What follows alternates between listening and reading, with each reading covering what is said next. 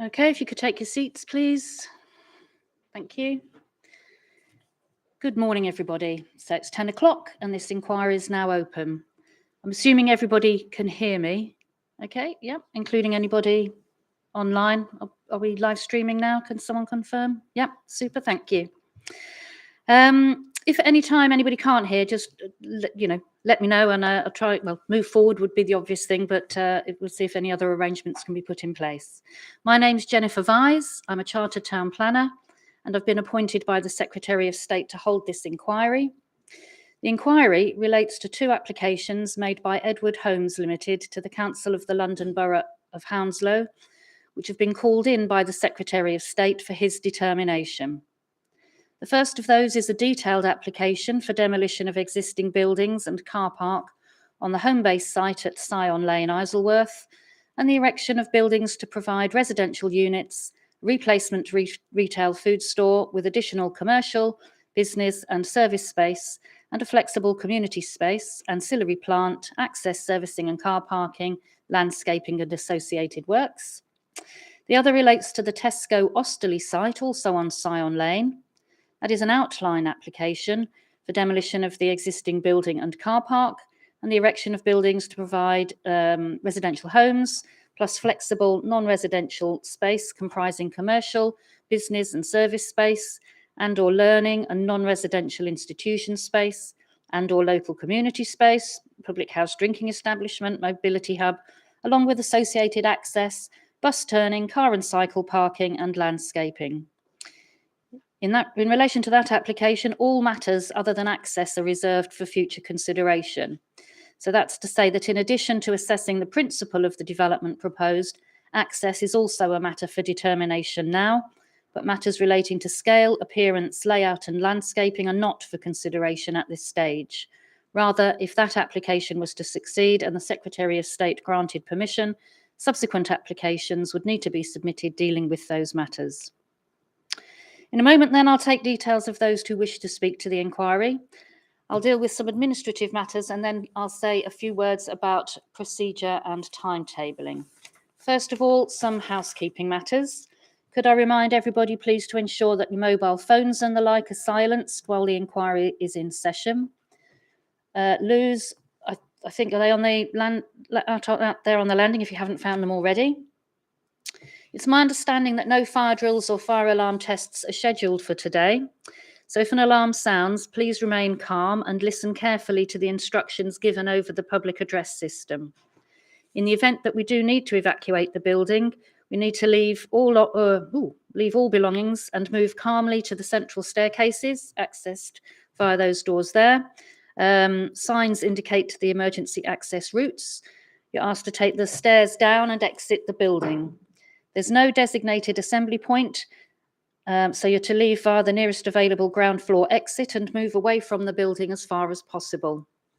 If you're unable to manage the stairs or require assistance evacuating, please use the evacuation help point located in the central lobby, just outside here, and notify security of your location, which is the 6th floor. You're to remain in the lobby by the call point, and a security officer or fire marshal will, I'm assured, come to you and evacuate you via the fire evacuation lift. On to attendances then. I need to record the names of those who wish to speak to the inquiry. Can I ask first who speaks for the applicant?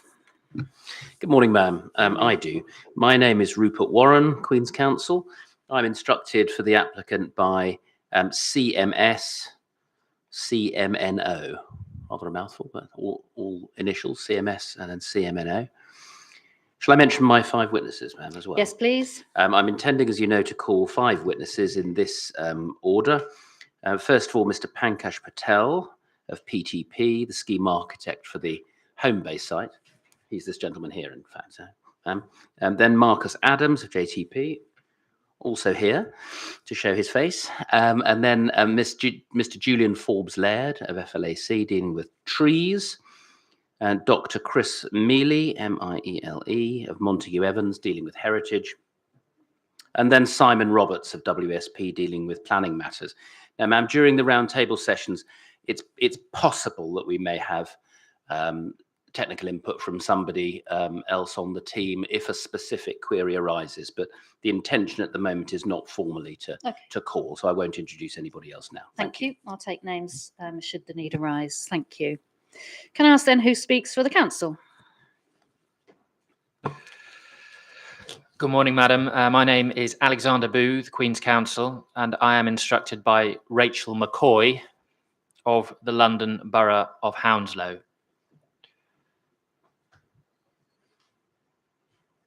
And Madam, in terms of the council's witnesses, I'm going to be calling firstly Mr. Ignace Froneman, who is sat here to my right, and he will be speaking to heritage matters. And then secondly, Mr. Nick Smith, sat on his left, who will be speaking to planning matters.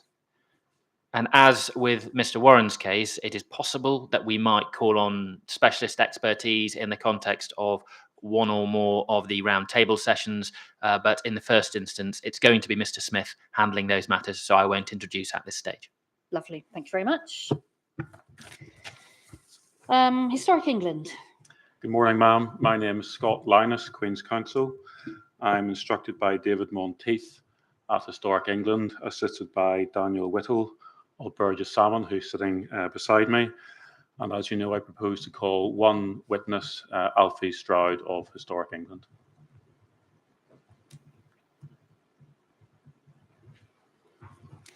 Thank you very much. Thank you, ma'am. And then Osterley and Wyke, or Wick, is it? Wyke. Wyke, Green Residents Association. Thank you. So my name's Barbara Striak. I'm a resident of Osterley, and I'm representing the Osterley and Wyke Green Residents Association, and I'm instructed by the local residents. And we will be calling one expert witness, Mike Spence of MS Environmental, on visualizations and TVIAs, townscape and visual impact assessments. And during the roundtable discussions, then we will be involving a number of local residents, but again, closer to the time, I'll be able to give the names. Thank you very much. Can I just check your position with the Residents Association? I'm a member. Just okay. And do you have authorisation? I'm assuming you do. I should have asked before when we had the case management conferences, authorisation to speak on their behalf. Yes, I hope so. Okay, thank you. Thank you very much. I can confirm then that I've allocated time later this morning and this afternoon for interested parties. That includes local residents to speak to the inquiry. I recognise, though, that some people may not be able to stay today. When I take your details, please let me know if that is the case and I can advise on other options. So I'll take details of those others who wish to speak in turn, and I'll need to know your name, whether you're representing anyone or any group, and if you have, do you have the authority to do so, whether you support or object to the development, and any time restrictions. I shall assume that you'll be happy to take questions on the evidence you give. You should also note that if you do speak, give evidence or ask questions during the inquiry, your name will be listed in my decision letter. Before I take names, I must just stress that if someone speaking before you has said what you want to say, it's sufficient for you to tell me that and your comments will be recorded. It's not helpful to me, and neither is it good use of inquiry time to hear the same points being made a number of times. In essence, I don't need to hear similar views more than once. So names I've already been given are Miranda Donaldson. Is she here? No. I think she's coming at 11:45. Oh, she is coming then. Okay. All right. Thank you. Mrs. Ulan. And I think she's coming this afternoon. Sorry, yes. Yeah, this afternoon. I've got that. Dr. Rutherford. We're not doing so. She's coming this afternoon. Okay. Mr. Firkins. Yep, you're here. Okay, I just need to, yep. And are you speaking in favour of or against? I'm speaking against. I'm speaking on behalf of the Hounslow Green Party and Brentford Voice, and I have authorisation to speak on their behalf. Thank you. Mr. Velut. He's coming this afternoon. Mr. Siddiqui. It's a good job I'm not a bingo caller, isn't it? Nobody would be winning anything. Councillor Lukey. Ah. And can I just check what capacity you're speaking in?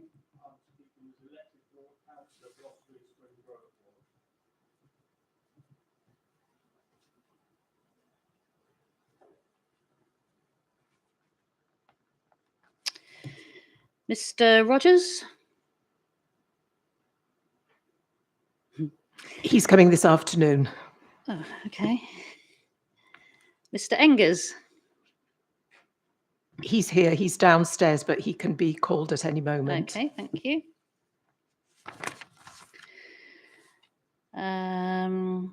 We've got Sally Smith from the Hounslow Chamber of Commerce. I think she's joining remotely this afternoon. Keith Garner. So I'm consultant to Q. I have a statement from Georgina Darragh, who is the World Heritage Site Coordinator. She may be here later, but it depends on the schedule.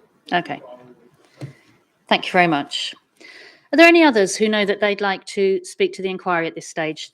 Thank you. I need your name, please. Gentleman there first. Sorry? I'm representing the White Gardens estate.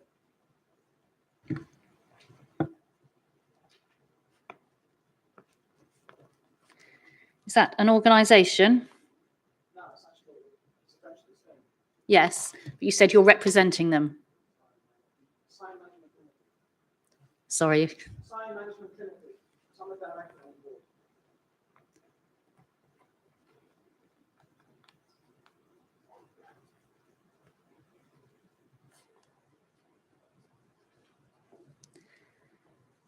Thank you very much.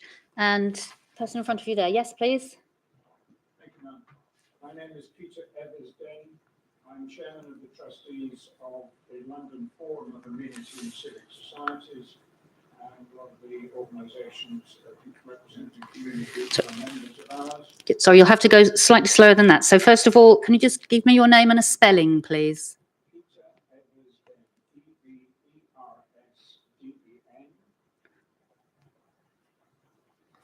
And you're the chair of the trustees of? The London Forum of Amenity and Civic Societies.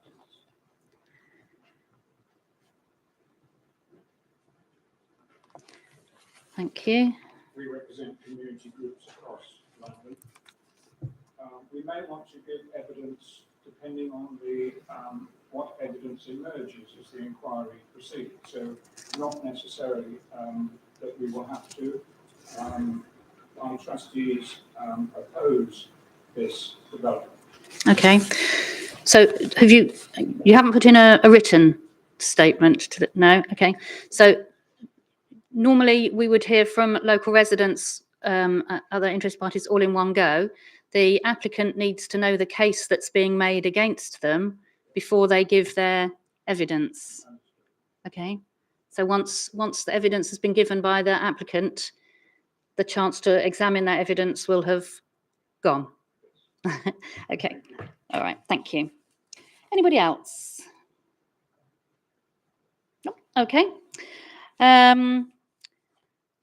So the inquiry is being live streamed, and from today onwards will be conducted on the Microsoft Teams platform, I think, yes? So other than the site visits, obviously.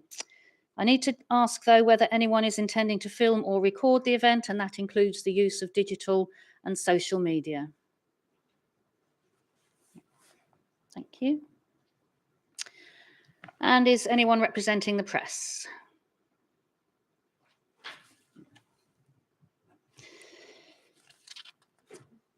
I have a copy of the council's original notification advising neighbours that the applications are to be the subject of an inquiry, together with the notification letter dated 23rd February announcing details of this inquiry.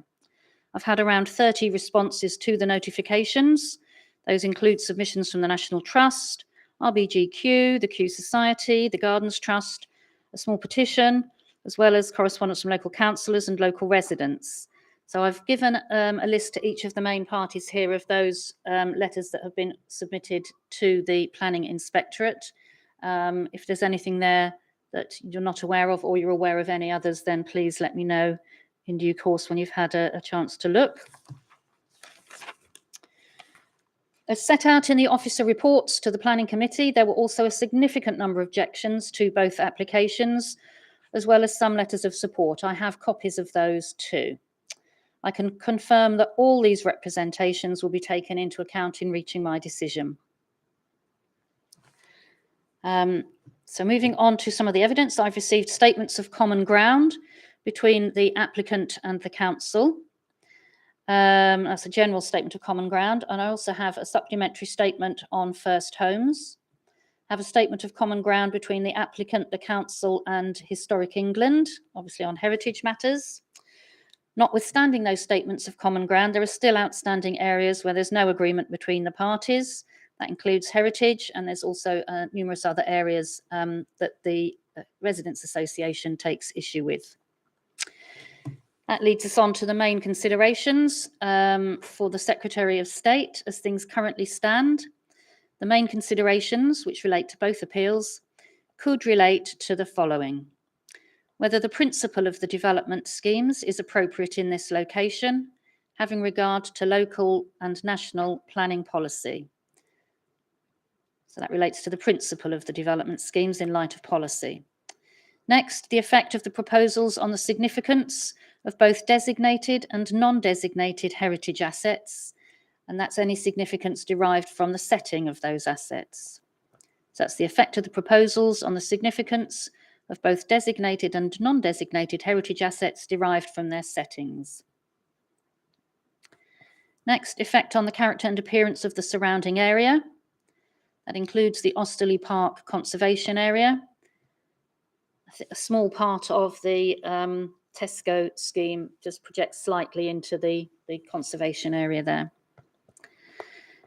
Next is the effect of the proposals on the living conditions of existing residents, and that's in terms of privacy, daylight, sunlight and overshadowing, outlook, and noise and disturbance. So that's the effect on living conditions of existing residents in terms of privacy, daylight, sunlight and overshadowing, outlook, and noise and disturbance. Next is the acceptability of living conditions for future residents in terms of outlook and amenity space provision. That's the living conditions of future residents, that's outlook and amenity space provision. Next, environmental impacts, including the Council's climate emergency status, carbon impacts, air quality, glare and wind climate. That's environmental impacts, including the Council's climate emergency status, carbon impacts, air quality, glare and wind climate.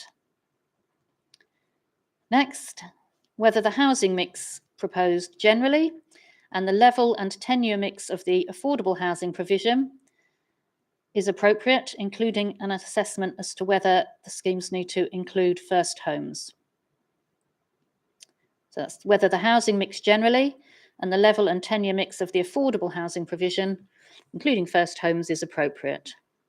Then lastly, effect on local infrastructure, including public transport, education provision, leisure provision, healthcare provision, emergency services, sewerage capacity and water supply. So that's public transport, education, leisure, healthcare, emergency services, sewerage capacity and water supply. So the Residents Association and other local residents raise additional issues, including effect on the safety and free flow of traffic on the local highway network, fear of crime, effect on biodiversity, and prematurity in relation to the emerging local plan review. So those other issues raised: effect on the safety and free flow of traffic on the local highway network, fear of crime, effect on biodiversity, and prematurity in relation to the emerging local plan review. So whether any of these matters are dealt with as main considerations in my eventual report will depend on the evidence as it emerges in due course. Moving on then to the inquiry programme. The inquiry is scheduled to last for up to 12 sitting days sitting for the remainder of this week, Tuesday to Friday next week, 30th of March, and the 25th to the 27th of April. The 28th, have I got that wrong? Sorry, ma'am, I think Monday afternoon. Monday, next week Monday is PM. On the afternoon, oh right, because it was in and then I thought it was taken out. No, I think it was just It's the just the morning. It's just morning. the morning that's been taken out. Okay. So it's Monday afternoon. Sorry. 28th of April is reserved in case of any overrun, but hopefully that won't be needed. It's anticipated that the accompanied site visit will take place over 2 days on the 28th and the 29th of March, and I'll come back to the details of that in a moment. Although we started at 10 o'clock today, I anticipate starting proceedings on subsequent sitting days at 9:30. I would anticipate that we should finish no later than around 4:30, possibly 5 o'clock on any day. We'll break for lunch each day for around 3/4 of an hour to an hour. It'll all depend on where we are with things and proceedings as we go along, with short breaks mid-morning and mid-afternoon. That applies today and also the virtual sitting, the not virtual sitting days, but they're however you want to call them, on the Teams platform. So for those of you who are not familiar with the process, on conclusion of my opening remarks today, I will invite the applicant, then the council, followed by Historic England and then the Residents Association, to each make a brief opening statement. This will help everyone understand the main arguments and help set the scene. I will then hear the evidence of those interested parties who wish to speak today. Depending on how long all that takes, we may hear this afternoon from the first of the applicant's witnesses, that's Mr. Patel, the architect for the Homebase scheme. Otherwise, we'll hear from him first thing tomorrow morning. Can I just intervene there, ma'am, briefly? I don't think any of us have been planning on Mr. Patel giving his evidence today. Okay. It's I think partly because we didn't know how long third parties would take, and partly dealing with it all in one go because he's going to do his PowerPoint presentation, etc. tomorrow morning. I know it was mooted as a possibility. Yes, and I think the parties have put their heads together and think that we should do that tomorrow morning. Okay, thank you very much. So we do have a running order for the inquiry, but the timing of any of those sessions is prone to change on a daily basis, depending on progress with the presentation of evidence in chief and cross-examination, as well as the roundtable sessions. The programme may speed up or may slow down. Hopefully not. I will review the following day's programme at the end of each day. So we have Miss Shuttleworth, who's agreed to be a point of contact for local residents. So if you want to take a note of, I'll give you the contact details. So anybody who's not here at the end of a day, wants to know what's happening the following day, can contact the council. The council has also agreed to put a note on a dedicated on their webpage to say what's happening the following day to keep people up to date as things move. So the contact details, if you've got a pen and paper ready, anybody who wants the details, it's Kiri, K-I-R-I, .Shuttleworth, SHUTTLEWORTH,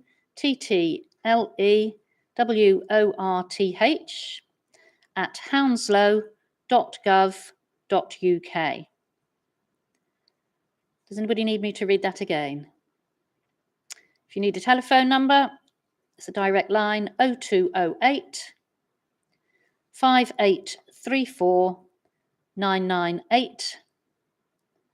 And as I say, a note of what's going to be happening tomorrow will be posted at the end of each day on www.hounslow.gov.uk. Thank you very much to the council for sorting that.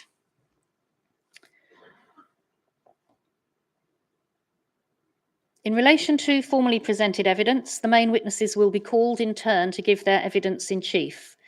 That evidence will be cross-examined by the opposing parties. Opposing interested parties, including local residents, will then have the opportunity to ask questions of the respective witnesses. So those objecting to the proposals will have the opportunity to ask questions of those presenting the case for the applicant and the council, whilst any supporters will have the opportunity to ask questions of Historic England and the Residents Association. I may also have some questions. As I hinted earlier, the inquiry will also include a number of roundtable sessions, which I will lead. These will cover effect on local infrastructure provision, including public transport, highways impacts, environmental impacts, character and appearance, housing mix, and living conditions for both existing and future residents. There will also be discussions on possible planning conditions were the applications to succeed and on the submitted planning obligations. Those discussions are normal practice, do not mean that I've made my mind up regarding my likely recommendations, and taking part in those discussions does not weaken the position of those opposing the developments, neither does it strengthen the applicant's case that planning permission should be granted. Rather, in the event that the applications were to succeed, any conditions imposed will have had the benefit of a discussion. The planning obligations also need to have been explored. If you think you might wish to take part in those discussions, that will be towards the end of the inquiry.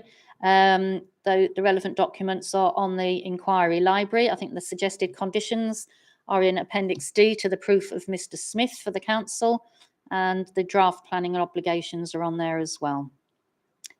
Lastly then, in terms of evidence, I'll hear from the applicant and then the council in relation to the planning balance. The inquiry will then conclude with closing submissions from the Residents Association, Historic England, the council, and lastly the applicant. Following those closing submissions and pending any applications for costs, I'll close the inquiry. No application for costs was anticipated by any party, although positions were reserved. Just a reminder in this regard that if any application is to be made, this should be done in writing before I close the inquiry. I also have the ability to initiate an award of costs, whether or not any application has been made by any party, if I consider that anyone's behaviour has been unreasonable, resulting in wasted or unnecessary costs. Were I to do this, it would follow a written process with the relevant party after the appeal decision is issued, but I'm sure I won't need to do that. I've already carried out a very extensive visit to the appeal site and the surroundings. I did that on an unaccompanied basis. I walked 11.5 miles to acquaint myself with the sites and their general surroundings in order to better follow the evidence. I will, however, be making an accompanied visit. As I mentioned earlier, that's anticipated, I'm much relieved, to take place over 2 days, namely the afternoon of Monday the 28th of March and then on Tuesday the 30th of March. The purpose of the accompanied visit is simply for me to see the appeal sites and the surrounding area in more detail. There'll be no opportunity during the visit to submit additional evidence or to make additional comments or observations, although participants can point out things that they want to draw my attention. So you can point something out to me, I just can't hear your views about it. Given the distance that the visits will need to cover and the difficulties in keeping a large walking group together, I would urge that you minimise the number of attendees if at all possible. Can I ask for an indication, please, as to who is likely to attend the visit? So on the part of the applicant.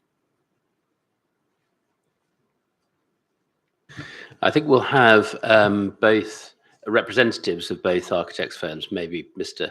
Patel and Mr. Adams, subject to availability. And it's almost certain either that Dr. Mealy or somebody from Montague Evans will come as well. So it's likely to be That's 3 to 4 maximum. Thank you. And for the council. Madam, for the council, Mr. Froneman will be attending, and another from the council. It may be Mr. Smith. It may, in fact, be Ms. Shuttleworth. Okay, so that's 2. Thank you very much. Historic England? 1 from us, Ma'am Alfie Stroud. Thank you. And for the Residents Association? Certainly myself, but I think quite a number of people would like to come along, so I think we might be asking for what the limit might be. Right, I won't put a limit on it, but I can't stress enough that I can't hear any views or comments. They'll just be absolutely following. So having a large entourage is it's hard to control, because people will want to point out things to me, and somebody might be right at the back and want to point something out, but I won't know that because I'll be at the front. So it makes it harder to control and for more people to be able to point out what they wanted. But as long as you're aware of that, that's fine. Also, you need to bear in mind the distance that we're going to need to have to cover. So they need to be fairly fit and have the time available to do that. Okay, thank you. All right. May I just add, sorry, I forgot Mr. Forbes-Laird, unforgivably. He'll be there as well. So it's Maybe 4 not to for the entire thing, but certainly as far as sign and so on. So it's 4 to 5. 4 to 5, yeah. So we've got 4 to 5 from you, 2 from the council, 1 from Heritage England, and an unspecified number at this stage. Okay, all right. Is there anybody else who knows that they'd like to attend the site visits?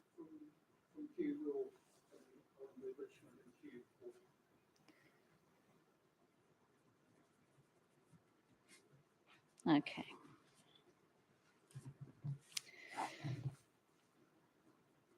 Thank you very much.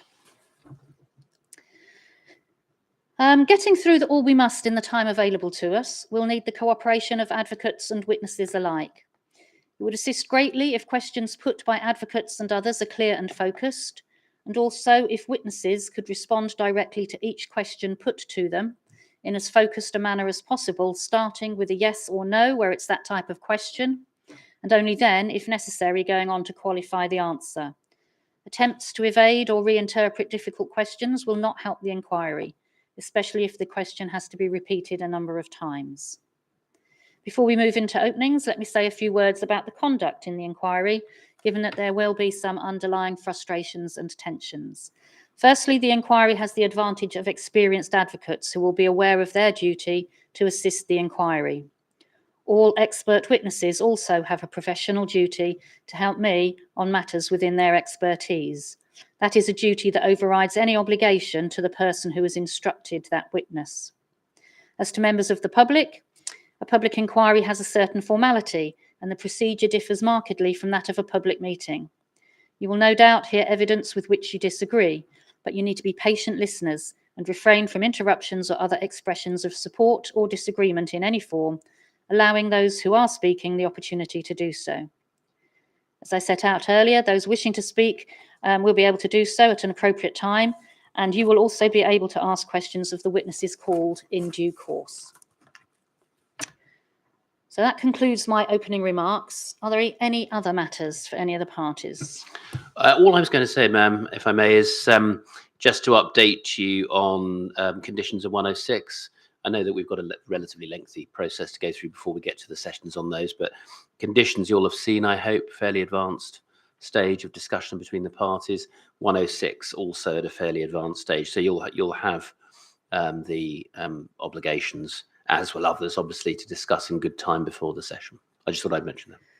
Yeah, so I do need, whenever sort of a final draft, particularly of conditions, is available, the sooner I get that, the better, so I can feed back on that too, so we don't, it's not wasted time, but make the best use of time in the inquiry programme when we come to discuss them, when they're more finely tuned. Thank you very much. Any other matters for any party before we move on? Yeah, Ma'am, you'll be aware that the Historic England Advice Note on Tall Buildings is a core document that's just been replaced last week. And what I propose to do is to circulate that. It can replace the existing core document, and it will be accompanied by a very short single sheet note explaining the extent to which paragraphs in Mr. Stroud's evidence which refer to that advice note have been superseded by new paragraphs in the new advice note. It doesn't affect anything Mr. Stroud says substantively in his evidence. It's just the references will be different. Yeah, I understand that. Thank you very much. Could you just give me the core document reference for the advice note, please? CD 1023, ma'am. 1023. Thank you very much. I'm told also that the Teams link, which I think is being used today as well, even though we're not on the Teams, is not working. So I don't know. I mean, I know that some people have, as it were, defaulted to the stream, but can I just raise that just in case the council has a means of fixing that readily before we go much further?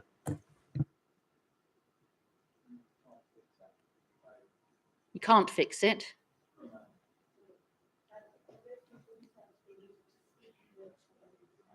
I can't hear you.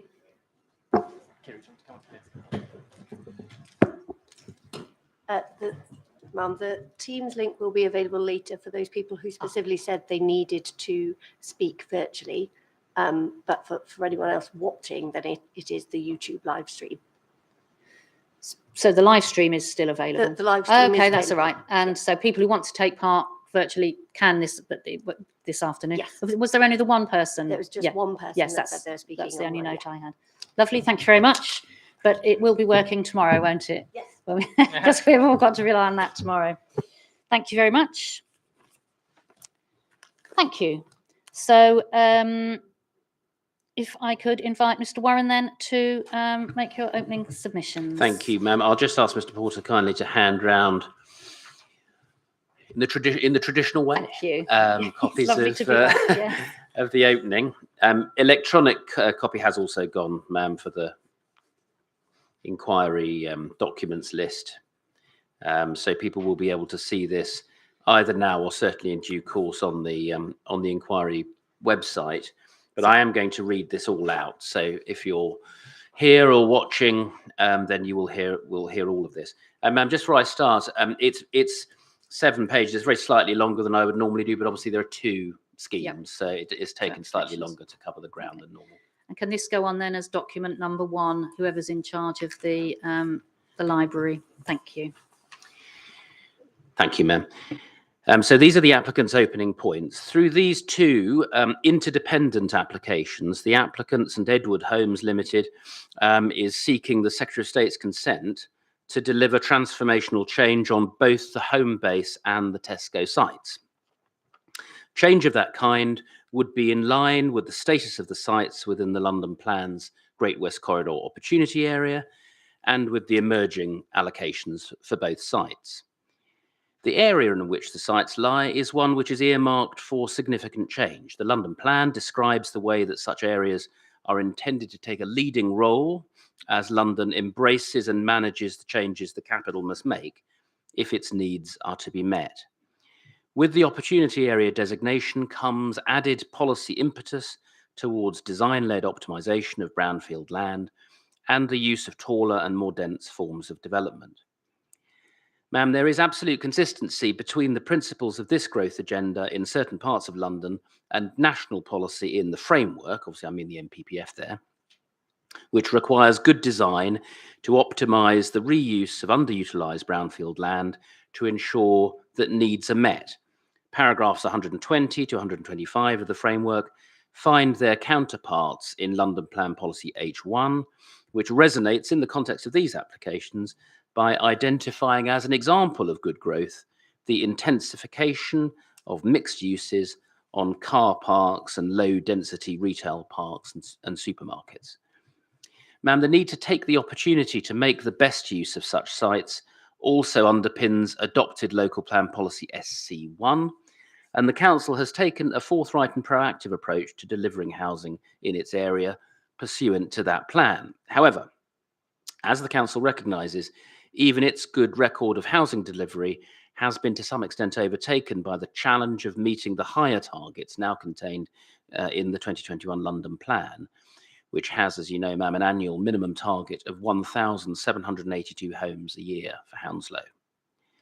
Coupled with the designation of areas in the London Plan itself, the Council has therefore sought to bring forward its local plan partial reviews, including the Great West Corridor local plan review, which is partway through its examination in public. That emerging plan identifies both of the sites in question as suitable for significant residential and mixed-use development, supporting the progress of individual schemes with an adopted master plan for the area dating from 2020. Of course, both the emerging plan and the evidence-based document, the master plan, are matters of relatively limited weight, but they are entirely consistent with the London Plan and with the framework. Syon Lane, which runs broadly north-south through the area, is an ancient thoroughfare, but has since the first half of the 20th century marked a clear point of transition in this part of London. To the west, the residential growth of London extends away. To the east, a major area of industrial and commercial development lining the Great West Road stretches to the edge of central London.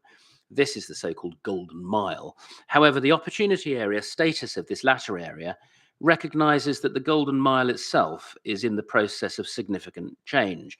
Indeed, the changes it's undergoing are very considerable and reflect a set of large-scale historical and socio-economic changes affecting London. First, ma'am, gone are many of the industrial uses. The Gillette factory use for instance, to be replaced with a range of commercial uses like Sky, which the market identifies as needed for the 21st century. Second, the bright line between the areas for homes on the one hand and often car-borne workplaces on the other is not consistent with sustainable development now. And that in part explains the drive to create within the Golden Mile an intensification of mixed-use development led by residential use. With a more mixed land use economy in this area of London, the aim is to create better places for people to live as well as work. Again, ma'am, the council's aims for the two sites in question are entirely in line with these ideas within the framework. Well-designed places for a wide spectrum of Londoners to live for the next century, rather than simply the delivery of abstract housing numbers or dry capacity exercises. Against that background, the Homebase site development designed by Patel Taylor would deliver 473 units, 35% of which would be affordable, indeed 38% by habitable room, over 150 affordable units. It would also provide a major new Tesco store of 10,500 square metres, along with community and flexible retail spaces. Buildings are proposed to be between 5 and 17 stories in height. The Homebase site's PTAL rating is currently 2 to 3, but it is close to the Syon Lane station with national rail connections to the centre of London. Mr. Patel's scheme would achieve, we say, ma'am, multiple beneficial outcomes. As well as the new food store for the area, the homes would be well designed, of mixed tenure, and benefit from a very exciting range of spaces for amenity and play situated above the store. The scheme would also address Syon Lane with excellent new activated frontages and is designed to frame the views of the Gillette Tower as one moves up the incline from the station by stepping back on the corner of the Great West Road and Syon Lane. It has been composed as a striking assembly of forms unified by an Art Deco aesthetic, which together would mark the junction from all directions, including on the main road, with a modulated range of taller components, 15 and 17 stories. The scheme would achieve, we say, ma'am, what London Plan Policies D3 and D9, amongst others, call for, namely design-led optimisation with a coherent rationale, which would enhance the spatial hierarchy of the area and aid legibility. The Tesco site, as you know, is rather larger and offers a rare opportunity to deliver a mixed-use scheme with around 1,670 units, of which 35% would be affordable. That equates to over 580 affordable homes. The benefits in terms of meeting housing needs of all kinds at such a substantial scale should not be underestimated. The scheme designed by JTP would be brought forward after the Homebase scheme and is in outline, as you said, ma'am, with a carefully considered design code to guide it. It would also provide a local or neighbourhood commercial centre or cluster and a range of detailed public and semi-public spaces for amenity and play. The contrast with the current poor townscape contribution of the site to Osterley would be marked. Having considered detailed officers' reports on the two applications in April of last year, the council resolved to grant them permission, and the GLA was content with that course of action, both procedurally and in terms of its substantive position on the schemes. And as you know, the Secretary of State called the applications in November 2021. The first main issue for the inquiry is the principle of the developments in this location. There is no question but that the sites are in principle suitable for design-led optimisation through high-density mixed-use development, including with tall buildings. The second issue, with which a considerable part of the inquiry is intended to be taken up, is the question of heritage and design.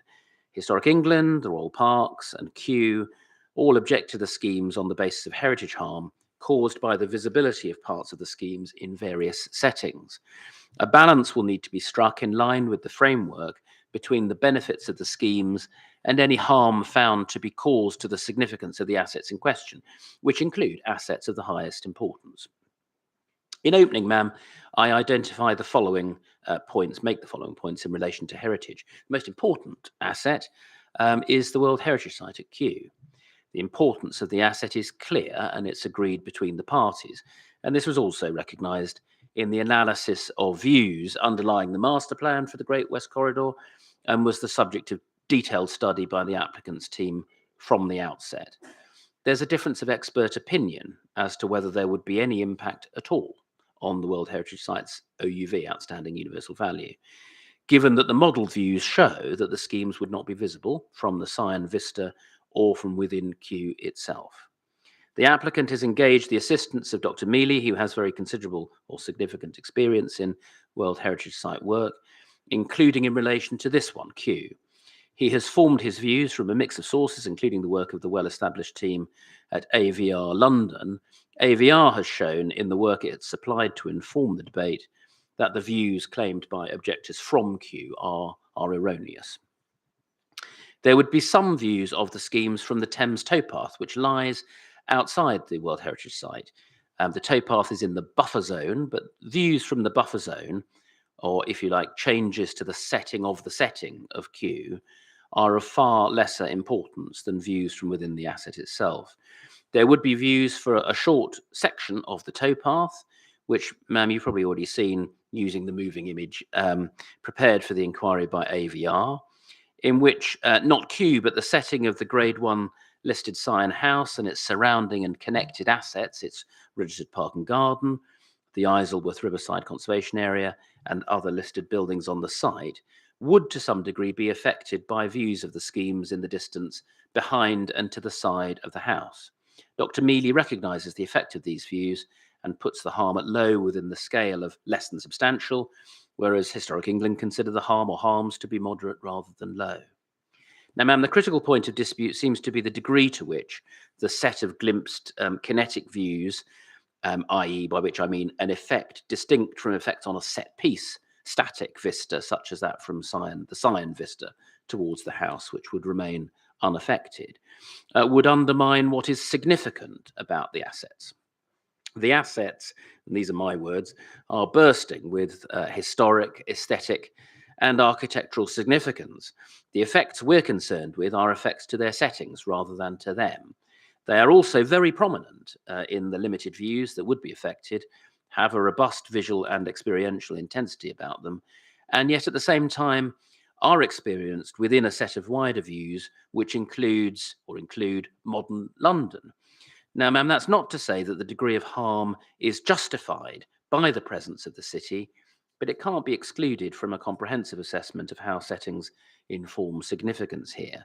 Dr. Mealy's view is that the adverse effects need to be seen proportionately, bearing in mind all of the relevant points. The set of assets, ma'am, at Osterley Park would be affected only to a very limited degree, the house not at all, the park only in medium distance views, which are characterised by the intriguing interplay already, ma'am, between the asset and modern London, which plays a very obvious role in its setting. That's not necessarily harmful, as Osterley's setting is that of an estate within or at least on the edge of London. Around the sites themselves is a set of listed buildings and the edge of the conservation area to the north. Actually, you're right, ma'am, partially included within the Tesco site. The settings of those assets will be changed by the scale and the height of the two schemes, but will not suffer anything more than very limited harm in terms of significance. The context, including the townscape in which they lie, is evolving rapidly. Witness the changes to the setting of the listed pavilion building, for instance, or the complete loss of use of the Gillette building, which houses what are essentially meanwhile uses while awaiting a redevelopment proposal. The changes to the settings of these assets will not undermine, we say, the architectural or historic importance they have, and would not affect their visual qualities any more than marginally. However, the set of heritage harms, even at a low level of less than substantial, have been given substantial weight by the applicant team in assessing the balance between the planning and design benefits and the conservation of the assets, a balance most clearly mandated by paragraph 202 of the framework. A degree of non-compliance with policies which are aimed at preserving heritage assets is understood as part of the overall assessment. So, ma'am, in striking the balance, the applicant team, in common with the GLA and the council, judged that meeting the needs of many, many families, couples and individuals across a wide socioeconomic spectrum in the years ahead, together with the scheme's local townscape and design benefits, would outweigh the harms caused by a degree of visibility in some parts of the historic environment, important though the historic environment undoubtedly is. Of course, the views of Historic England and of the other objectors have not been set aside, but it's important to register that in addition to the important differences of opinion, the critical balance in the end is a matter of planning, not simply focused on heritage. There's no difference in terms of the overall balance between the applicant and the council in this respect, despite the fact that the Hounslow Heritage Assessment is slightly more negative than that of Dr. Mealy. Both parties undertake the planning balance and reach the same conclusion. Now, ma'am, as for townscape more locally, the Residents' Association objects in a number of ways, but on essentially the same point, the juxtaposition in height and scale between the proposals and the context. Mr. Patel and Mr. Adams's evidence set out the care with which the schemes have been developed, including through a very high level of community and stakeholder engagement. That process is not one where all parties agree. And there are inevitably design and planning balance decisions with which some remain unhappy. But the evidence in this case, we say, ma'am, shows the lengths to which the concerns of local people have been recognised and taken into account. And that is something also recognised by the council. It is largely the Residents' Association which raises issues relating to the living conditions of those within as well as without the schemes. Detailed sunlight daylight studies have been carried out, and the results both on and off site are entirely acceptable, not justified simply by the need to take a flexible approach to such matters in opportunity areas, but acceptable on their own terms. The environment of both schemes would be very stimulating, but there would be sufficient amenity spaces of various different kinds and play spaces for younger children to meet all the objectives of policy and ensure a high quality residential environment. Off-site, the impacts in terms of relationships, views, overshadowing, and so on would be acceptable. The mix of the schemes would largely meet policy, and it's accepted by the council given the scale of the overall provision. And I've noted, ma'am, first homes you've seen have been the subject of recent exchanges, and we'll explore that if necessary further in the evidence. The applicant has attempted to deal compendiously in writing with the set of other points made by residents and others, and these will be explored in the round table sessions. There would, in short, be no unacceptable effects on air quality or on the objectives of energy and decarbonisation policy. There is agreed to be, subject in some instances to contributions to be delivered through the Section 106 obligation, sufficient underpinning infrastructure to enable the schemes to function well without detrimentally affecting the wider context in terms of public transport, education, leisure, healthcare, emergency services, or water supply. There are numerous pieces of the planning jigsaw that need to be assembled to ensure design-led optimisation on sites like this, and some are contested. But the overall proposition, ma'am, here in respect of both sites is very clear, and the applicant hopes that it's visible in the evidence and will be even clearer, I should say, at the end of the inquiry. Two schemes, very well designed in themselves, improving and not harming the local or immediate environment, and delivering really very large benefits in housing, affordable housing and townscape terms, benefits which would outweigh harm to the settings of important heritage assets set a little distance away. And so on that basis, ma'am, the applicant will in due course respectfully invite you to recommend to the Secretary of State that permission is granted for both schemes. Thank you very much. Mr. Booth. Thank you, Madam. Mr. Smith is going to hand round a written script. Thank you very much. This can go on the library as document 2. Thank you, Madam.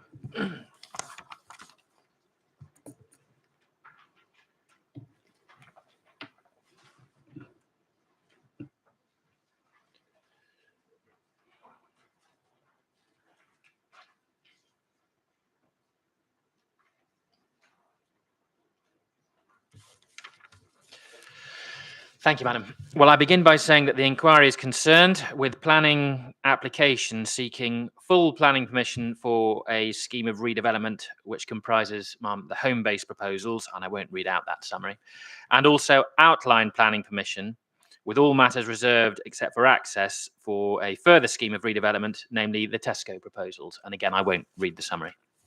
Ma'am, the application for the Tesco proposals was submitted to the council on the 18th September, that should read 2020, apologies, not 2019, with the application for Homebase following on the 22nd. The council's planning committee considered the applications at its meeting on the 8th of April 2021 and resolved to grant permission subject to completion of legal agreements. And ma'am, as you've already heard, by notice dated 24th November 2021, the Secretary of State directed that pursuant to Section 77, he would himself determine the applications following public inquiry. It is in that context that the applications now fall to be considered. Ma'am, the applicant and the council both appear at this inquiry in support of the proposals. However, other main participants, which have Rule 6 status at the inquiry, that is Historic England and Osterley and Wick Green Residents Association, together with other objectors, oppose the proposals. But before proceeding to the detail of the dispute between the parties, it is important first to step back and consider the extent to which those parties are in fact in dispute and the scope of the evidence which they adduce. And ma'am, in this regard, the position is essentially threefold in that, first, there is no material dispute between the applicant and the council. Whilst they may disagree on certain points of detail, they are in substantive agreement, not only as to the merits of the proposals and the limited harms which they would cause, but also, ma'am, as to the fact that planning permission should be granted in respect of them. Second, while Historic England dispute the positions adopted by the council and the applicant in respect of the degree of harm which the proposals would cause to the significance of various heritage assets, they do not take issue with the detail of any of the other planning judgments reached by the council, or the applicant for that matter. Further, and entirely appropriately, given its function, Historic England does not express a decided view as to whether permission should be granted in respect of the applications, instead leaving the matter of planning balance to you, ma'am, and the Secretary of State. Thirdly, there is, of course, AUGRA. The association not only asserts that a greater level of harm would be caused to the significance of heritage assets than is acknowledged by either the applicant, the council, or Historic England, but also contends that the proposals would result in a series of other planning harms. Further, it disputes the scope of the benefits identified by the applicant and the council, and on this basis, AUGRA maintain that planning permission should be refused. It is in this context that these submissions turn briefly, ma'am, to summarise the position in respect of the proposals. At bottom, the most important output of the proposals will be housing. The Homebase proposals alone will deliver some 473 units, whilst the Tesco proposals will deliver up to 1,677. This is a matter of great significance given the pressing need for housing within Hounslow and indeed within London more generally. The borough has a good record of housing delivery, but the annual housing target within the London plan is now 1782 dwellings. In these circumstances, it is simply imperative that sustainable brownfield sites such as these come forward and are put to efficient use. In this regard, we say the density of the proposed development is ambitious but appropriate. The schemes successfully optimise the quantum of housing to be delivered whilst retaining a high quality of design. As regards the mix of dwellings, that proposed on the Homebase site is entirely suitable and contains a significant quantum of larger dwellings, whilst there is no reason why the outline proposals on the Tesco site cannot ultimately also be suitably tailored to meet the borough's needs. The very substantial volume of housing which these sites will deliver is identified in the council's trajectory and forms part of its planned delivery in the coming years. It is a very significant planning benefit. And further, quite apart from the housing position more generally, there is the specific issue of affordable housing to consider. And in this regard, the Homebase proposals will deliver some 164 units of affordable rent. That is a key priority of the council. The outline proposals on the Tesco site have not yet crystallised, but on the assumption that the full quantum of 1677 dwellings is delivered, then 583 further affordable units will be delivered. And both of those represent 35%, as you've heard, ma'am, provision by unit. I've referenced First Homes in the footnote there, Mum. I won't read that, but obviously we'll get into that issue later on. Such very significant provision of affordable housing is itself a matter of very great importance in the current housing and economic climate. Of course, it is right to note that neither the Homebase nor the Tesco site is allocated for any specific purpose in the local plan. However, there is no bar within the local plan to the sites coming forward. And crucially, the London plan identifies both as falling within a designated opportunity area and thus marks them as being suitable for significant intensification of development. In addition, emerging policy in the form of the Site Allocations Local Plan Review and Great West Corridor Local Plan Review provides further support for development, identifying both sites as being suitable for significant residential-led mixed-use development, and also, Ma'am, for tall buildings. The SALPR and the GWCLPR do not comprise part of the development plan, and at the present time, only limited weight should be attributed to such emerging policy.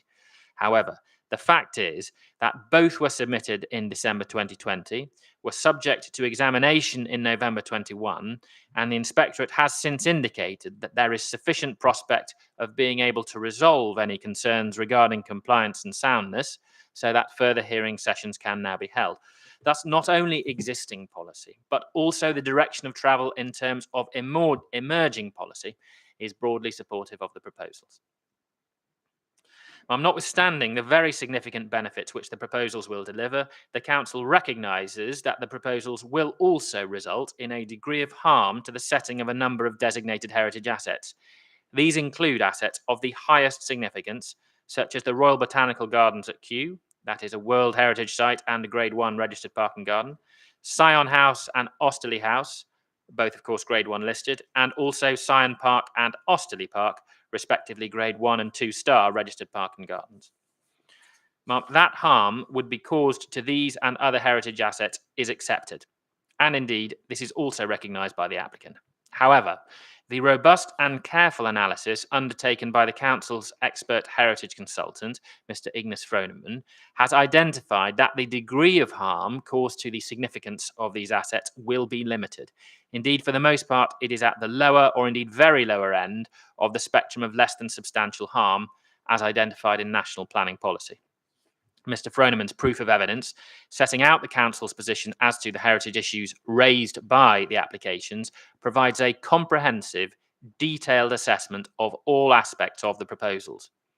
However, his view as to the impacts on the headline assets, if I may call them, may essentially be summarised as being that the proposals would result in harm at the lower end of less than substantial to the Royal Botanical Gardens, Syon House and the Registered Park and Garden, and Osterley House registered park and garden, whilst causing no harm whatsoever to the Grade 1 listed Osterley House.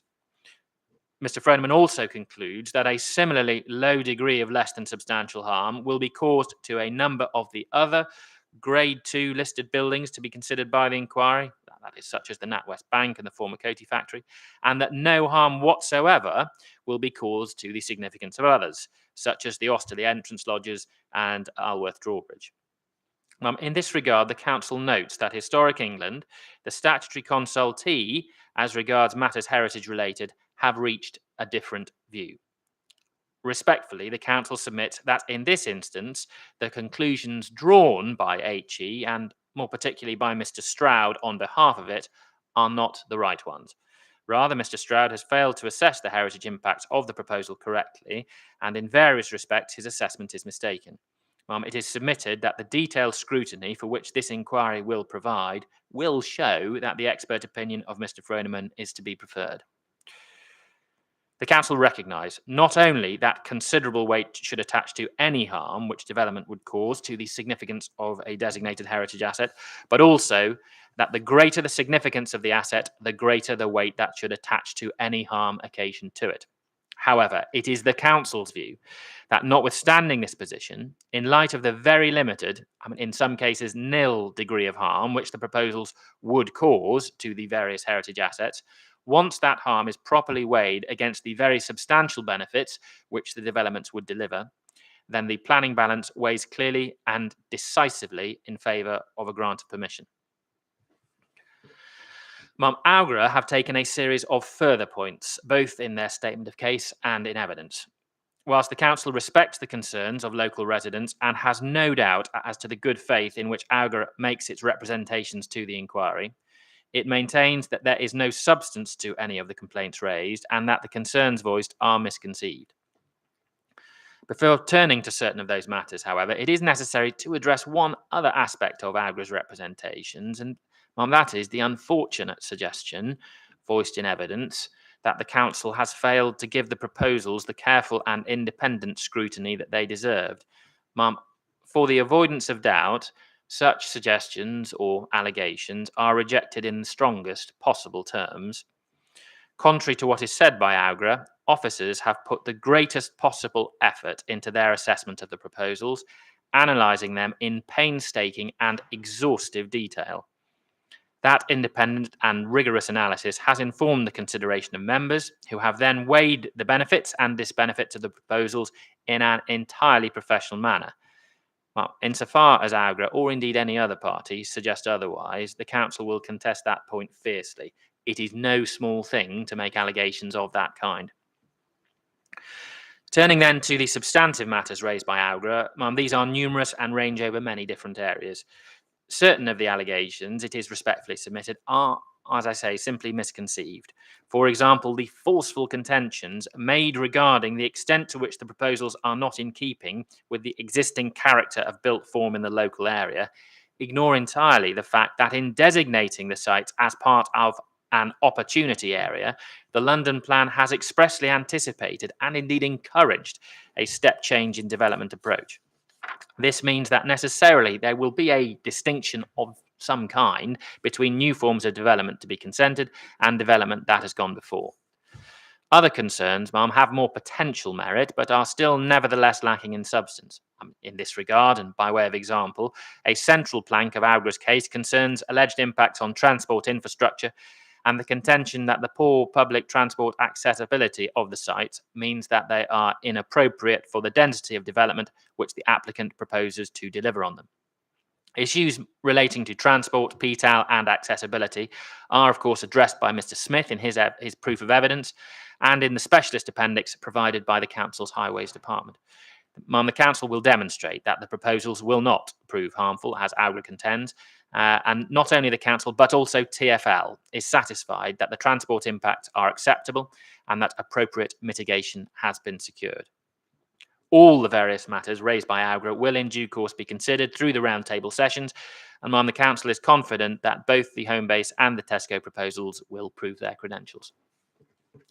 Lastly, in closing, there is clearly much ground for the inquiry to cover, not least in terms of the myriad heritage assets which are in scope.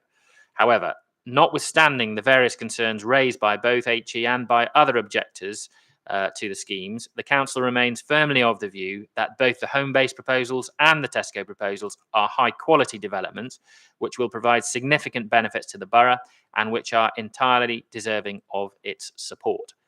In summary, the proposals comprise development which accord with both the development plan and with national policy, and in due course the Council will ask that you, recommend to the Secretary of State that he grant planning permission in respect of both the applications in accordance with the statutory direction comprised in the 2004 Act. Unless I can assist you further, those are my opening submissions. Thank you very much. Just a quick question about the planning obligations. Have we had a SIL compliance statement yet? There is a SIL compliance statement. You don't have it. That was provided to the applicant by the council for discussion. We've just received some further comments back from the applicant, and we ourselves are considering those, but we will get you that document within the next day or so, if that's Lovely. okay. Thank you very much.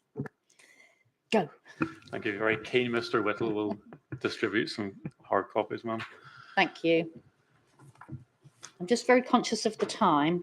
I'm happy to break if you would prefer a break now, ma'am. How long do you think this will take? 15 minutes. If we take this and then we'll break afterwards and then resume at 1:45 for the, I can't remember what the person's name is, Ms. Donaldson, before we hear then from Augra's openings, if that's okay with everybody.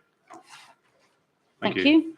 Ma'am, there is no doubt that the proposals in this case would provide for very substantial new development, in particular housing, within a designated opportunity area in London, but they are at their heart asking for serious permanent harm to be caused across a wide area that's replete with heritage designations, including assets of the greatest importance, which hold a special place in our national culture. Historic England is the lead body for the heritage sector and the government's principal advisor on historic environment. As a statutory consultee and with a specialist role, its views should be given considerable weight, and there must be cogent and compelling reasons for departing from them. It appears at this inquiry to explain why the applicant and the council have, in differing ways, underplayed both the breadth and depth of harm held in prospect by these schemes. The sheer extent of that harm to a multiplicity of heritage assets prompts the immediate issue of organising how these impacts are to be presented, but it's possible to group them broadly under the shorthand of Sion, Kew, Austerley and others, with the last heading referring in particular to a series of mostly Grade 2 listed buildings in the vicinity of application sites. In some cases, the same harm is carried across more than one related heritage designation. And these submissions and openings set the scene for the detailed evidence and submissions that will be heard in due course on the assets which sit within each grouping. Dealing first with Sion, Sion House Grade 1 and the Park Grade 1 RPG is one of the very finest aristocratic estates in London, recognised as worthy of the highest protection in our national planning system. Occupying the grounds of a prestigious Bridgetine Abbey founded by Henry V in 1415, the park and the house, built after dissolution, have for over 400 years been in the ownership of the Percy family, whose national profile among the senior ranks of the English nobility associated the estate with major figures and moments in our history. Generations of cultured occupation has bestowed a jewel of a house in a wider estate of great architectural and design richness.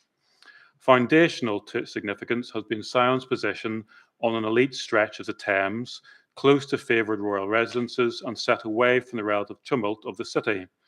By the 18th century, its significance was confirmed by the celebrity of its setting in an Arcadian Thames landscape that was seminal to the painting and wider culture of the time, by a chapter of interventions that bore the unmistakable genius of Capability Brown and Robert Adam, and by its privileged position opposite the seat of the monarchs at Kew. Here, the major contribution of setting is the sense or illusion of location within a wider expanse of garden or idyll which moved beyond fixed land boundaries. The river edge of the park is deliberately open and exposed under Brown's design, and the house and park have for centuries now been intended to be seen from renowned views across the Thames, including from Kew, where Brown's later work reinforced the connection between the landscapes of the respective estates. Views from the eastern bank, as well as from Kew itself, possess a profound beauty and remarkably intact historical character, which allows them to powerfully capture the significance of the park and house by conveying past experiences as well as artistic associations deriving from scenes at Canaletto and many others depicted here. The western parkland may be more traditionally bound by walls and tree planting, but when their screening is combined with valuable views of extensive open land, they foster the idea and ideal of a pastoral world apart. The sense of this remains strong today, despite occasional glimpses of other tall modern buildings and the more recent introduction of the garden centre and hotel to the north. In these ways, setting, uninterrupted by any strong perception of modern built development, is integral to the exceptional heritage significance of these places, as well as this part of the Isleworth Conservation Area.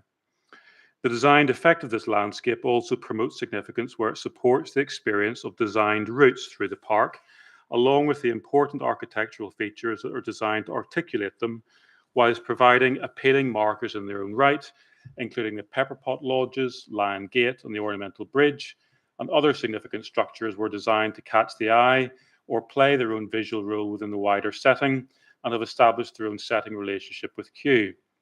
In this context, ma'am, the proposals here would cause serious adverse effects on the park and house.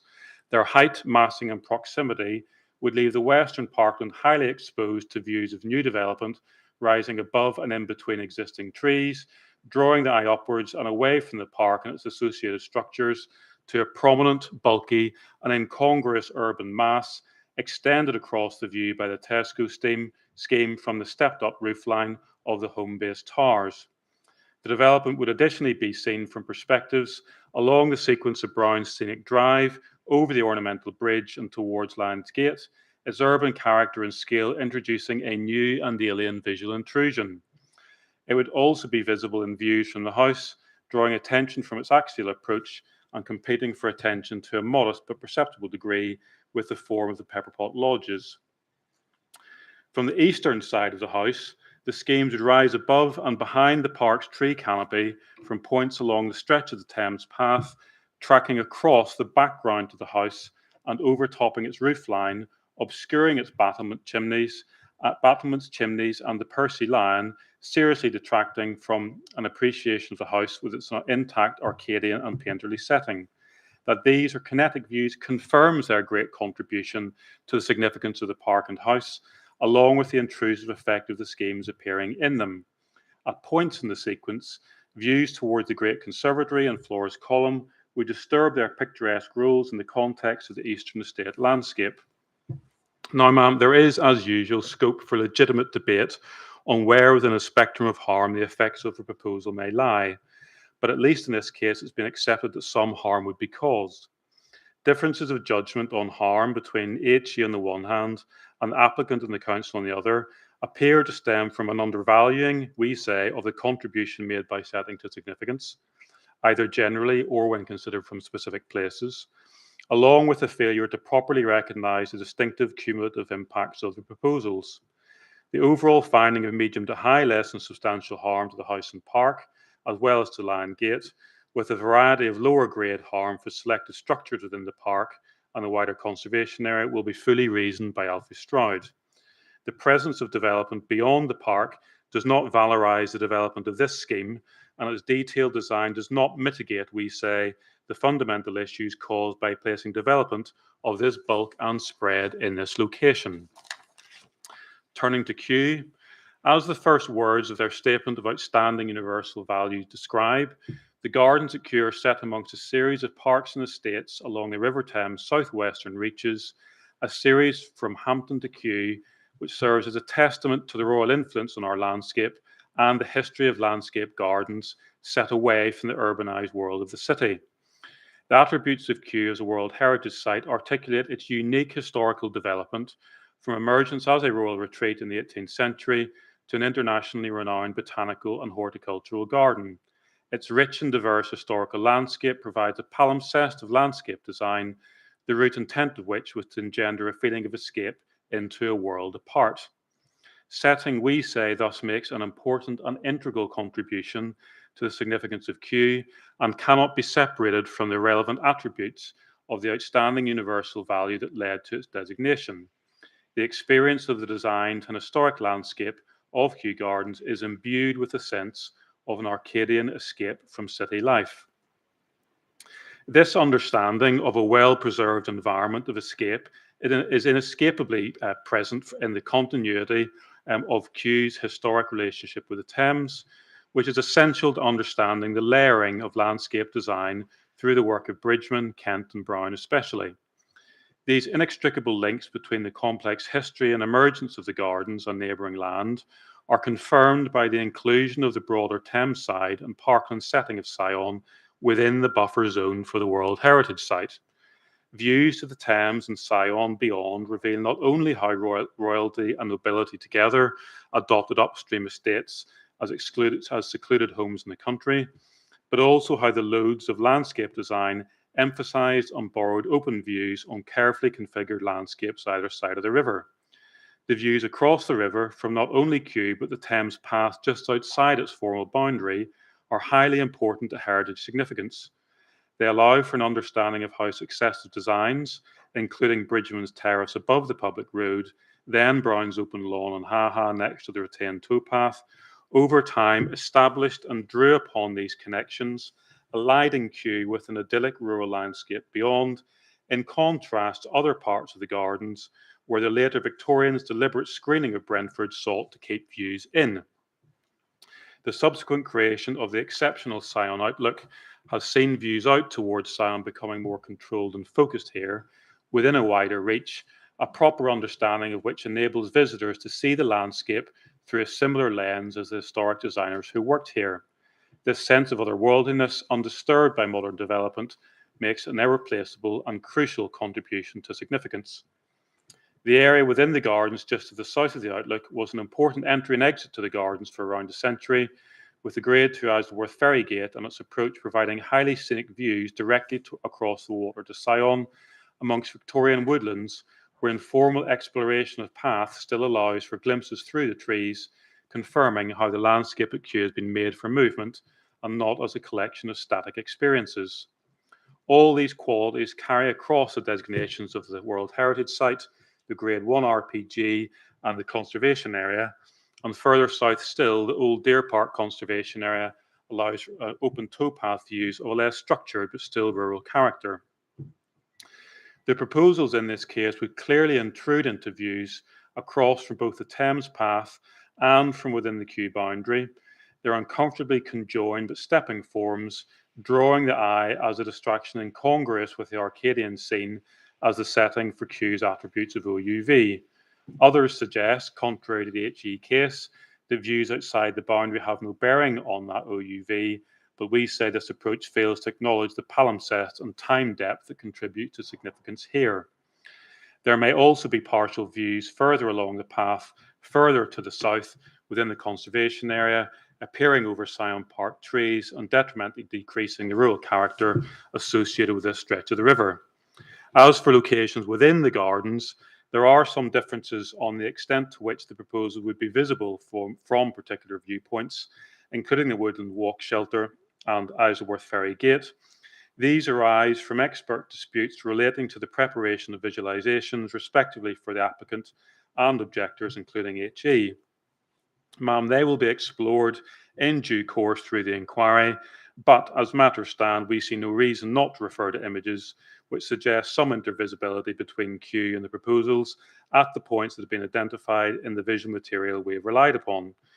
But insofar as there are wider points of dispute on the proper methodology to follow, we must remember that the visual material is an aid to assessment only, and that final judgments must be informed by a thorough site visit.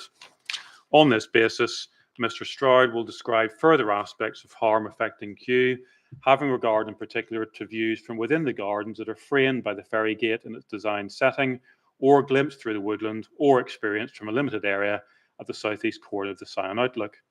There is no suggestion that these are all the most important in Kew, or that the proposals would be as prominent as they are in other views, but it's wrong to dismiss them out of hand, and contrary to the assertions of the applicant in particular, they would reveal a degree of harm given their novel incursion above the Sion tree line or into other views which still resonate with the sense of an intact pastoral landscape that's crucial to significance.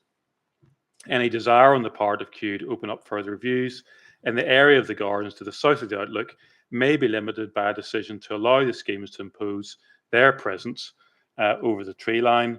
And furthermore, whilst trees across the river in Sion substantially screen views from the Sion outlook generally, we do have some residual concern that the potential loss of screening through storms or scrub management relating to the SSSI designation within Sion Park would, if it came to pass, have a potentially severe effect on this highly significant view.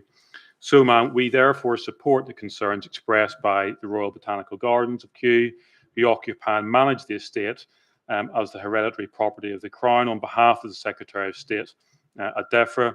As statutory custodians of the gardens, they have submitted cogent written objections supported by the Gardens Trust, an important statutory consultee for registered parks and gardens, whose objection rightly extends to the harmful effects of the scheme on Sion, as well as Austerley, to which I briefly now turn. Austerley House and Park is an archetypal survival of a country house, displaying the skill of an exceptional architect, Adam, in a largely contemporary parkland with historic pastoral character rooted in the English landscape garden tradition. Here again, we say setting plays a central role in the appreciation of significance. Views from the eastern part of the parkland take in some detracting suburban development behind peripheral vegetation, but they allow for a strong sense of designed and open-skied rurality within an enclosed estate, including from locations on or near the Victorian South Drive. The drive is not original to the parkland, but the views there are important nonetheless for revealing the historic development of the estate and allowing the wider expanse of the park to be appreciated. Verdant views south along the stretch of the original carriage drive towards the gate piers and lodges at White Green do not take in the house to which the drive connects, but help reveal the function of these structures in enclosing the estate within the wider illusion of rurality that's central to the character of the park. There are also views from points in the carriage drive that approaches the house, which reinforce the sense of an extensive, more rural landscape within an historic estate setting, undisturbed by substantial development beyond.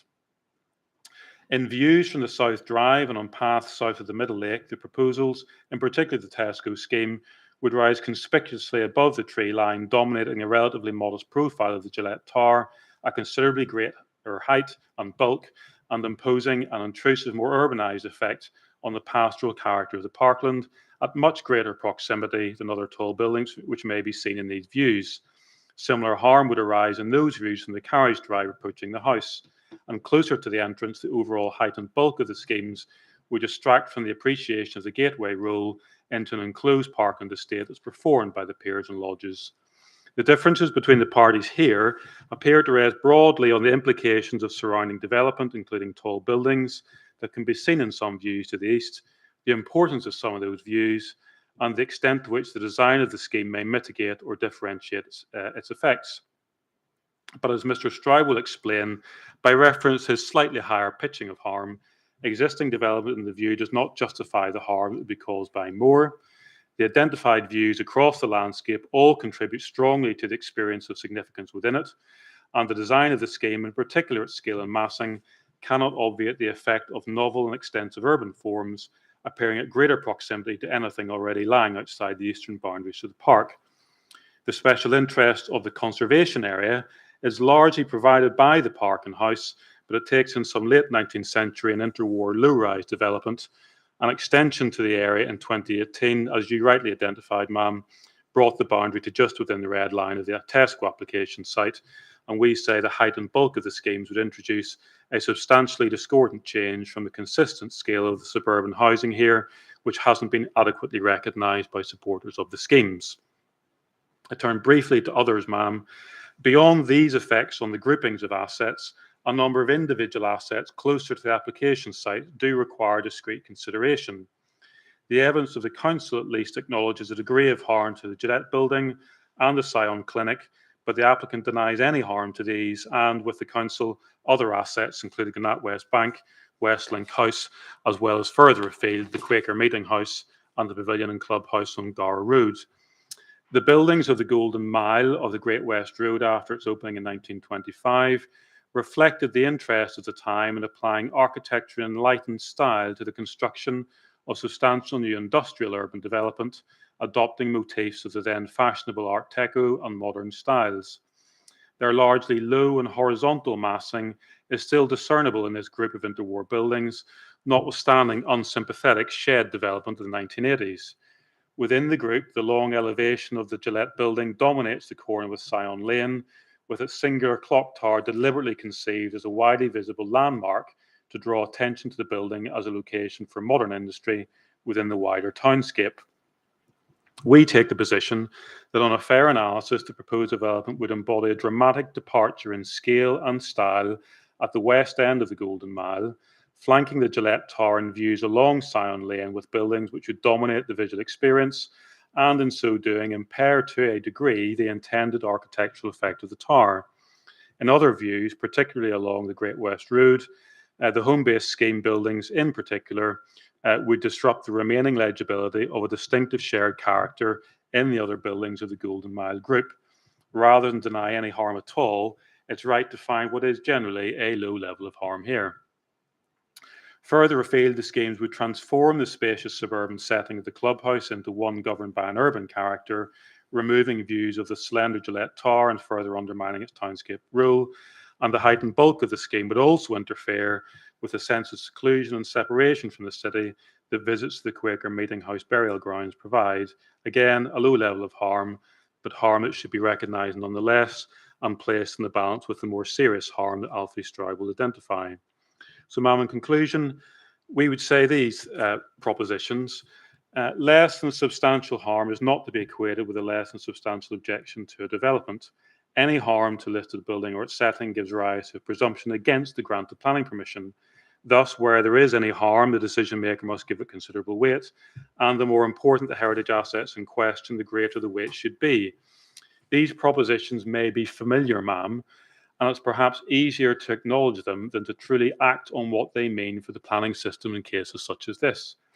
It's crucial in this case to appreciate not only the wide-ranging effects of these schemes, but the rarity and importance of some of the heritage assets at a national and international register that these proposals are asking to be harmed. That harm is serious and should be accorded very considerable weight.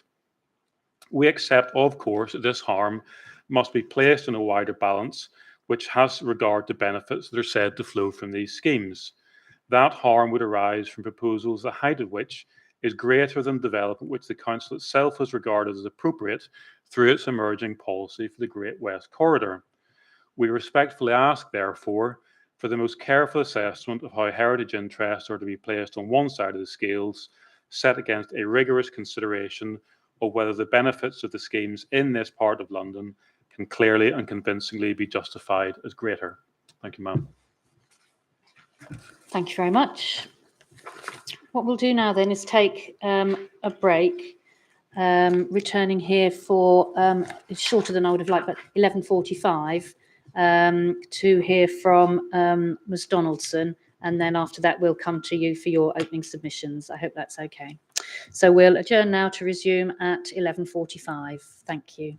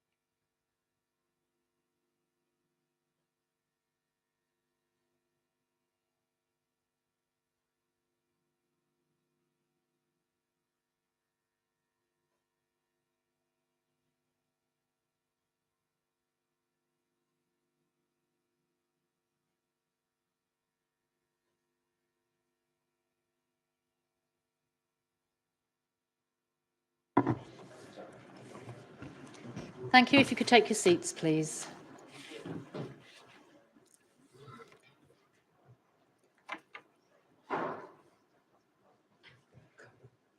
Thank you very much. So, Ms Donaldson, welcome. Do you have a written statement that everybody has copies of, or you just... No, I don't. I have bought one copy, but I've... Okay. Okay, can perhaps someone from the council photocopy that for us, please?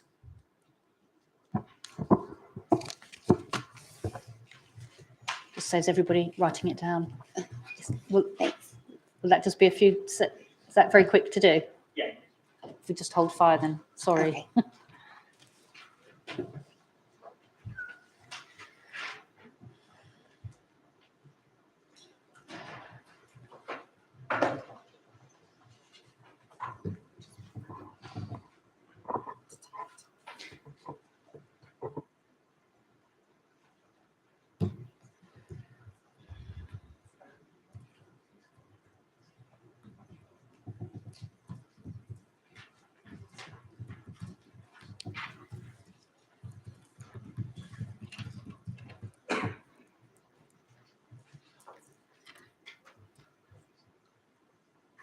Perhaps I know you're pressed for time. Do you want to make a start? And we'll catch up with you as soon as we can. Thank you. My name is Miranda Donaldson. I have lived in Northumberland Gardens for 3 years with my partner and now child, where we purchased our first home on the first floor of one of the masonettes directly opposite and facing the Homebase site.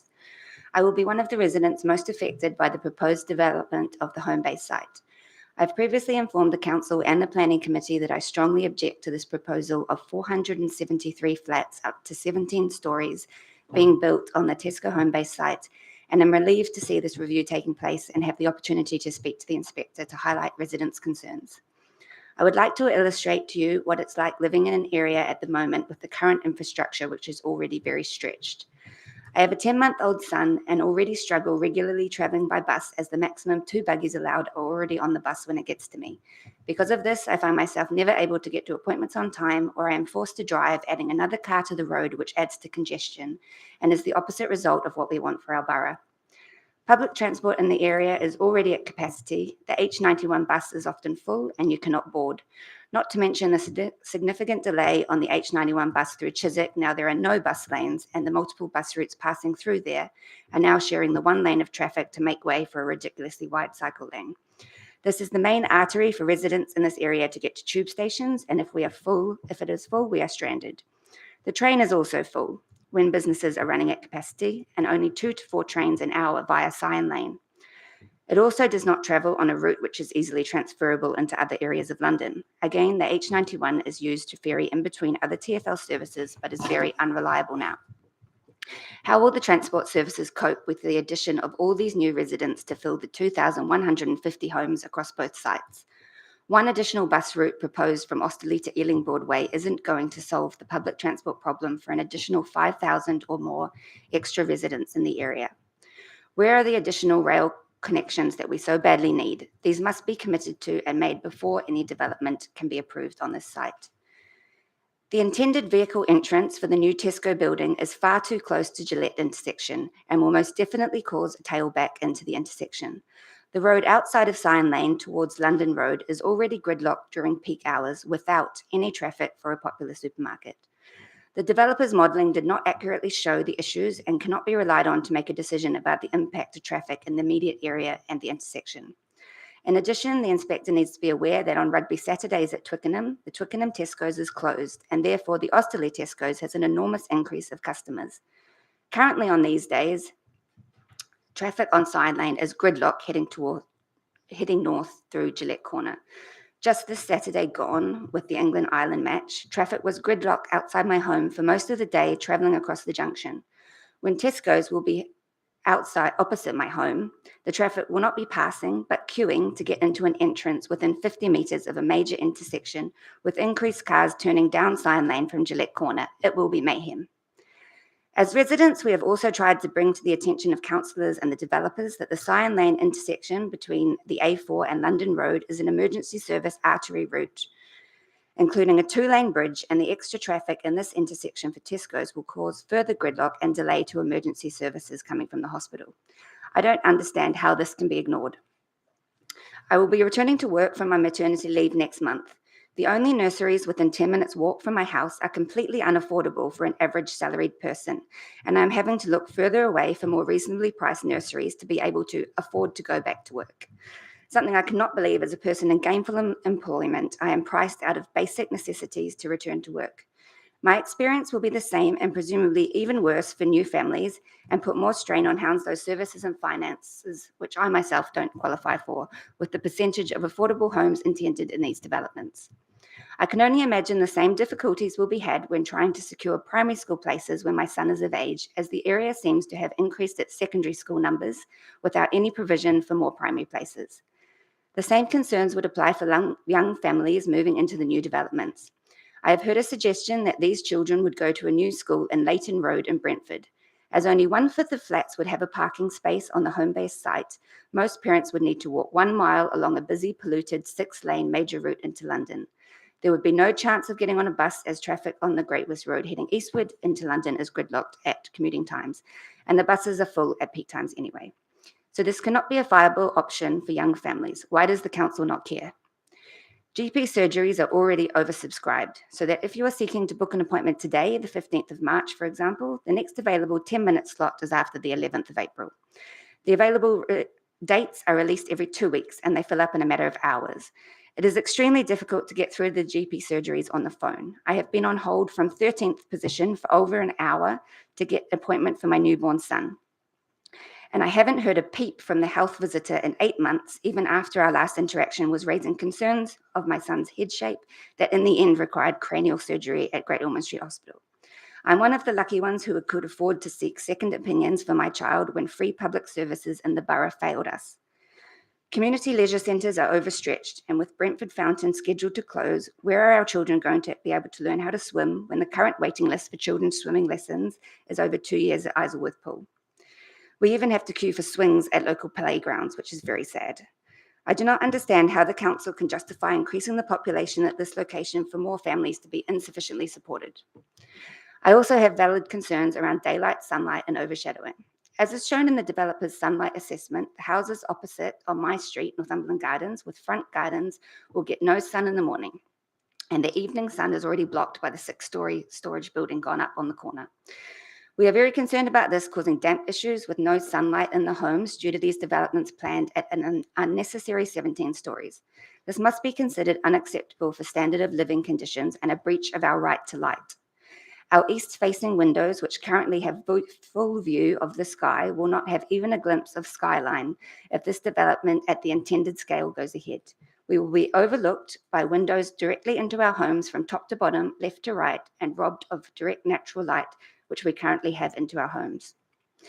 No attempt has been made to reduce the heights despite many residents, according to Barclays St Edward's own poor consultation data, expressing this as a concern. I was involved in the community liaison group meetings from the outset and attended exhibitions and saw firsthand giving up my time on many weekends and evenings did not result in any improvements to the plan for the area, as the developers repeatedly showed PowerPoint after PowerPoint of the same plans with no integrated feedback from residents or the community.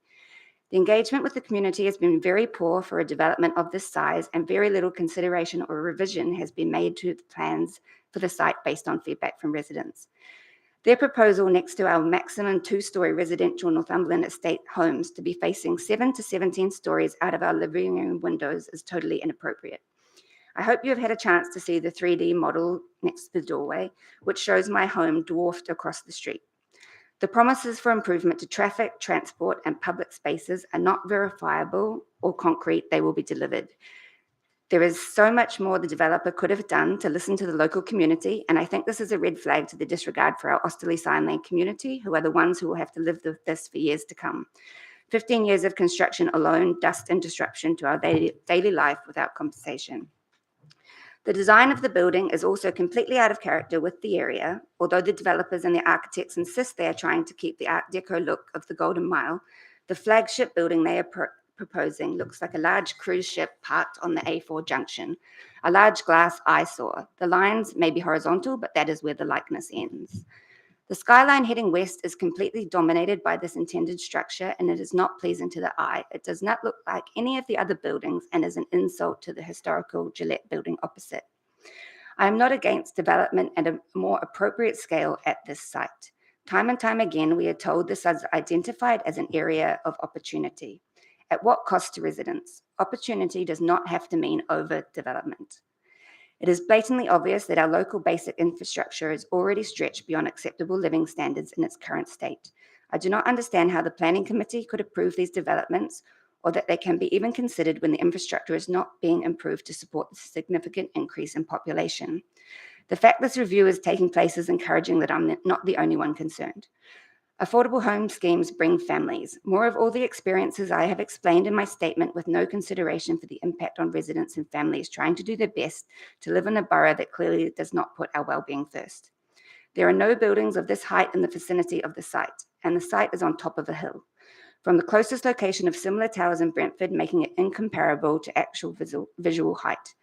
It also will completely tower over and detract from the listed Gillette Tower, which is a historical landmark to this area, which otherwise is completely residential, not a transport hub or town centre. I implore the inspector by way of this review to take all of these very real issues into consideration for the Osterley-Cyan Lane area and its residents and community for our future and reject the application. We cannot have these 15 years of construction in our community to at the end ruin the landscape and crush the infrastructure even more to line the developers' pockets. These sites should be used to build modest homes for people desiring to own or occupy to be part of a community, to provide affordable houses for those in need and for those to get on the property ladder through government schemes. There is no need for 17-storey buildings opposite our 2-storey residential estate with barely enough infrastructure to support our current local population. It would be irresponsible to allow this scale of overdevelopment to go ahead. Thank you again for the opportunity to speak and for listening to residents' concerns where they have previously been ignored. Thank you. Thank you. I said at the outset, okay, there's no, people just should come and be able to say what they need to say. I can't hear expressions of support or otherwise. I'm afraid it's not a public meeting, it's a public inquiry. If you just hold fire just a moment. Do you have any questions for Ms Donaldson? I don't, ma'am, because obviously we're going to revisit, I think, all of the points that were made in the roundtable sessions. I think more than one of those later in the inquiry. Thank you. Mr Booth? No, Madam, the same position for the council. Thank you. Okay. Thank you very much. Thank you. Thank you. So, Ms Striak, then, I think you're going to give us the opening submissions for the Residents' Association. Oh. Okay, I just need the one for me. Okay. Okay, I just need the one. If you want to, some others might like to share. If other people, thank you.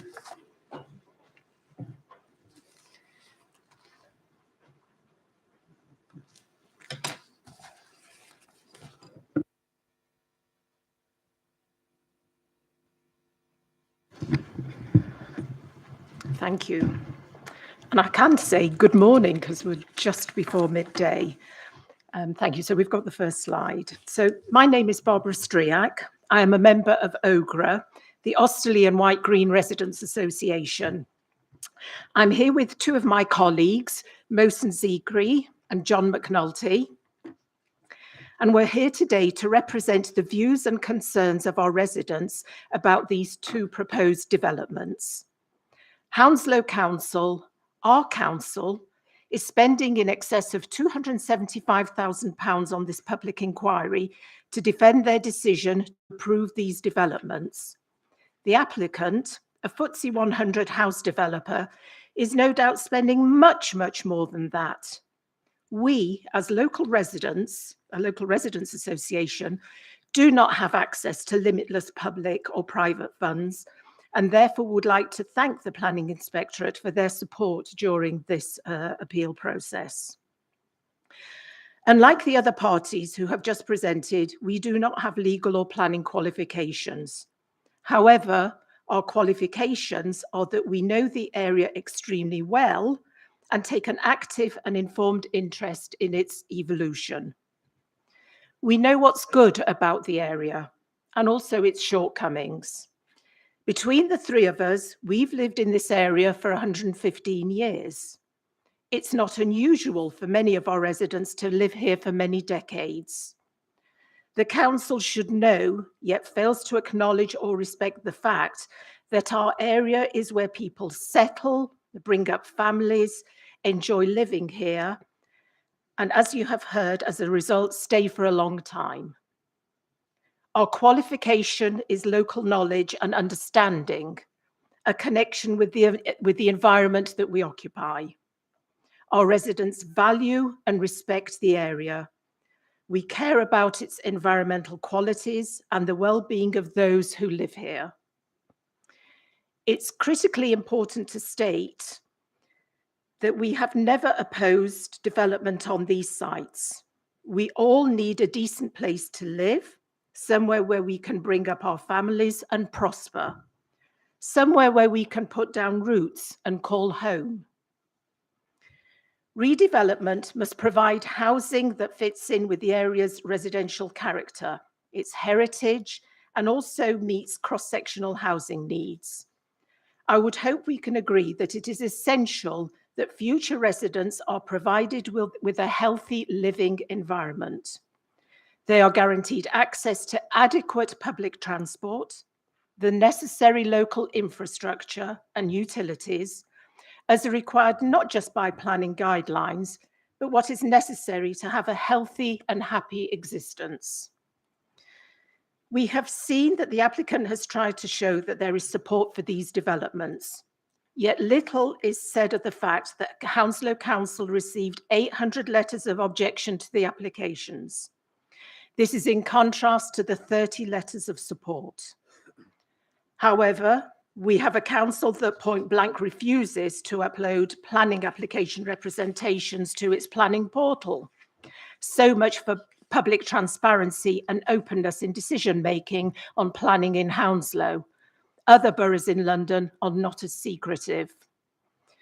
After the planning applications were approved by Hounslow and before they were referred to the Mayor of London, OGRA started a petition opposing the developments and requesting the Mayor of London and later the Secretary of State to overturn the decision. In less than 3 weeks, we collected almost 4,500 signatures. And this is the petition. We are happy for anyone to conduct a postcode analysis of the signatories. Any such analysis will show the objections are from residents. This contrasts with the applicant's opaque claims of support. Let's turn to the merits of these planning applications and residents' concerns. Firstly, OGRA agrees that Hounslow needs homes that meet Hounslow's needs. Hounslow's housing strategy states that there is serious overcrowding and that the biggest need is for larger family homes with 3 or more bedrooms. Despite both the council and applicant knowing this, only 14% of homes on the Homebase site would have 3 or more bedrooms, and only 19% on the Tesco site. So much for new housing being developed for local need. Again, we must all accept the learning lessons from the pandemic that show that we want more flexibility in our lives and a greater focus on health and well-being. Modern homes need more space to allow people to work from home. They also need access to good quality outdoor space for the positive benefits it brings to health and well-being. These 2 developments don't provide either. Secondly, the developments will detrimentally affect the area. There is nothing remotely approaching the proposed height, massing, and density of these buildings in the area. The proposed 7 tower blocks on the Homebase site and 9 tower blocks on the Tesco site, plus infills, will have a detrimental effect on surroundings. They will overpower and intimidate due to their mass, bulk, and height. They will cause permanent damage to heritage assets. The adverse effects they will cause include irreversible harm due to loss of daylight, sunlight, and overshadowing.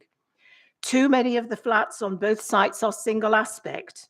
Many are northwest facing, and most have poor ventilation and risk overheating. The distances between some of the blocks on the Homebase site are below the minimum required of 18 metres, leading to loss of privacy.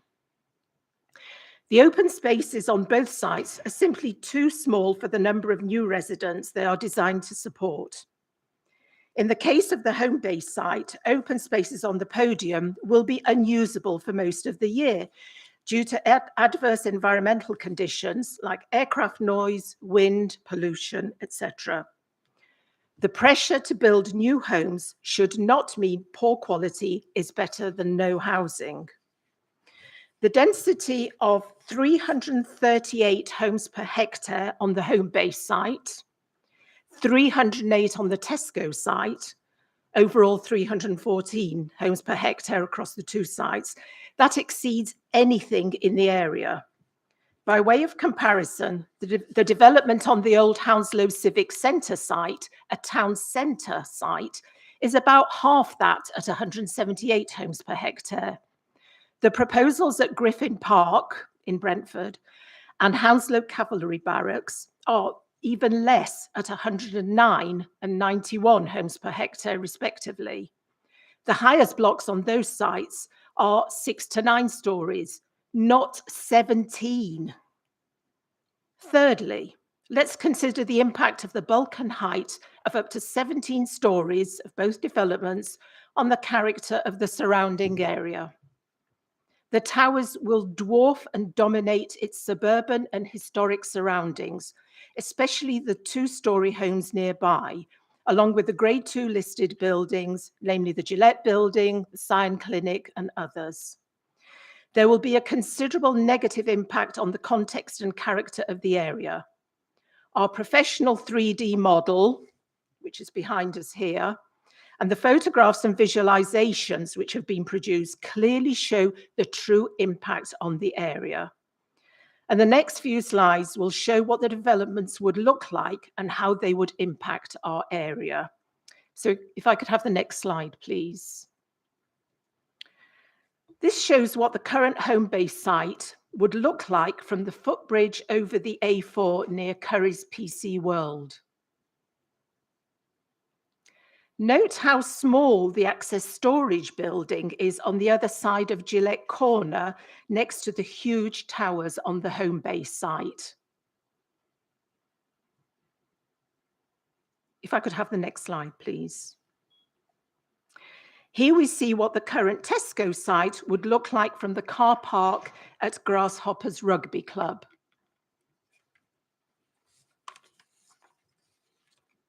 And if I could have the next slide, please.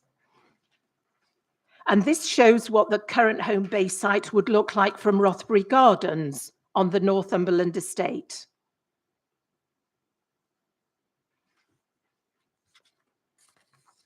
And the next slide, please. And this development shows what the current Homebase site would look like from Almond Grove on the Trees estate, south of the current site on the other side of the railway line. And the next slide, please. And here we see the developments of the on the current Homebase site, towering over the Lion Gate from the viewpoint by the fisheries in Scion Park. Thank you. If I can have the next slide, please. So the inquiry will hear our evidence on impact. In their report to the Planning Committee, Hounslow planning officers failed to respond adequately to numerous carefully researched planning objections from local residents, local societies, and Hounslow's own design review panel. These objections point to a series of irreversible harms which would outweigh possible benefits. The views of Hounslow's design review panel reflect our views, but were ignored by the planning officers and the Planning Committee.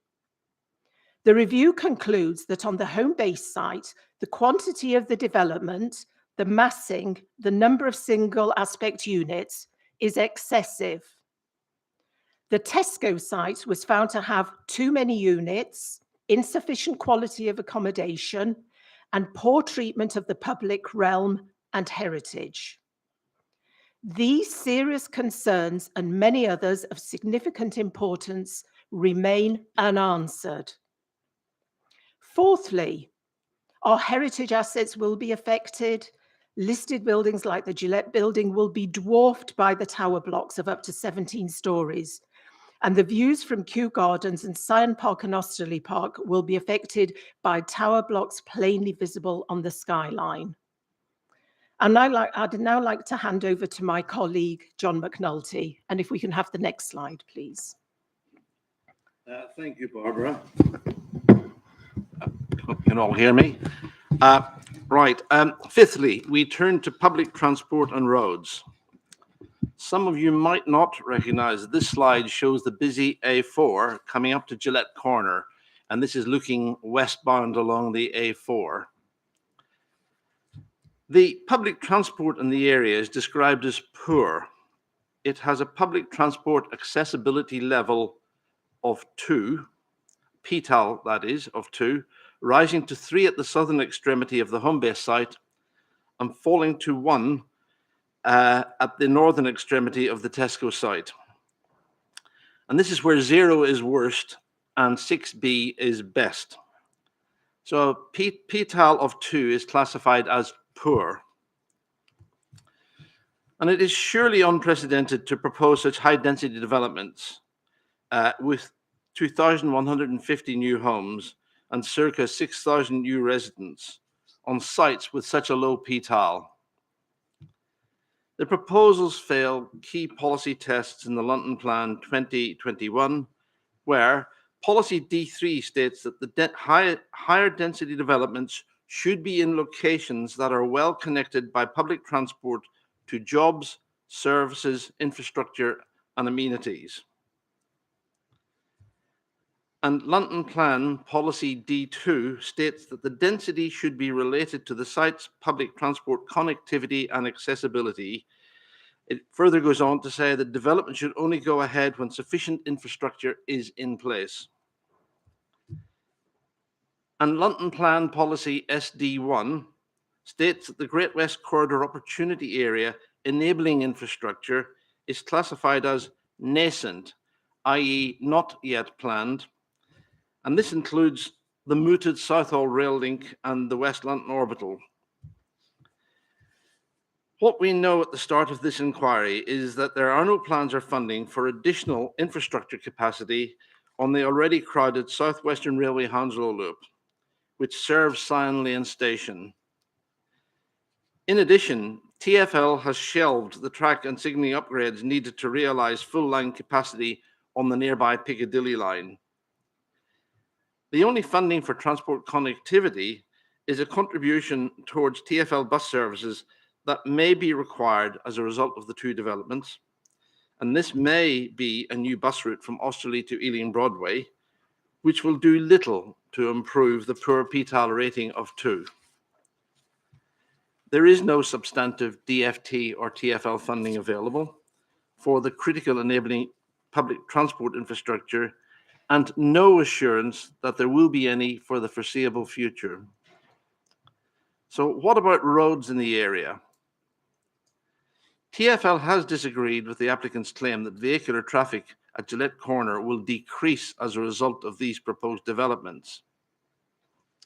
The proposals do little to mitigate impacts on vehicular traffic flows at this congested and dangerous junction, apart from an additional A4 eastbound right turn, which is to provide access to the Homebase site.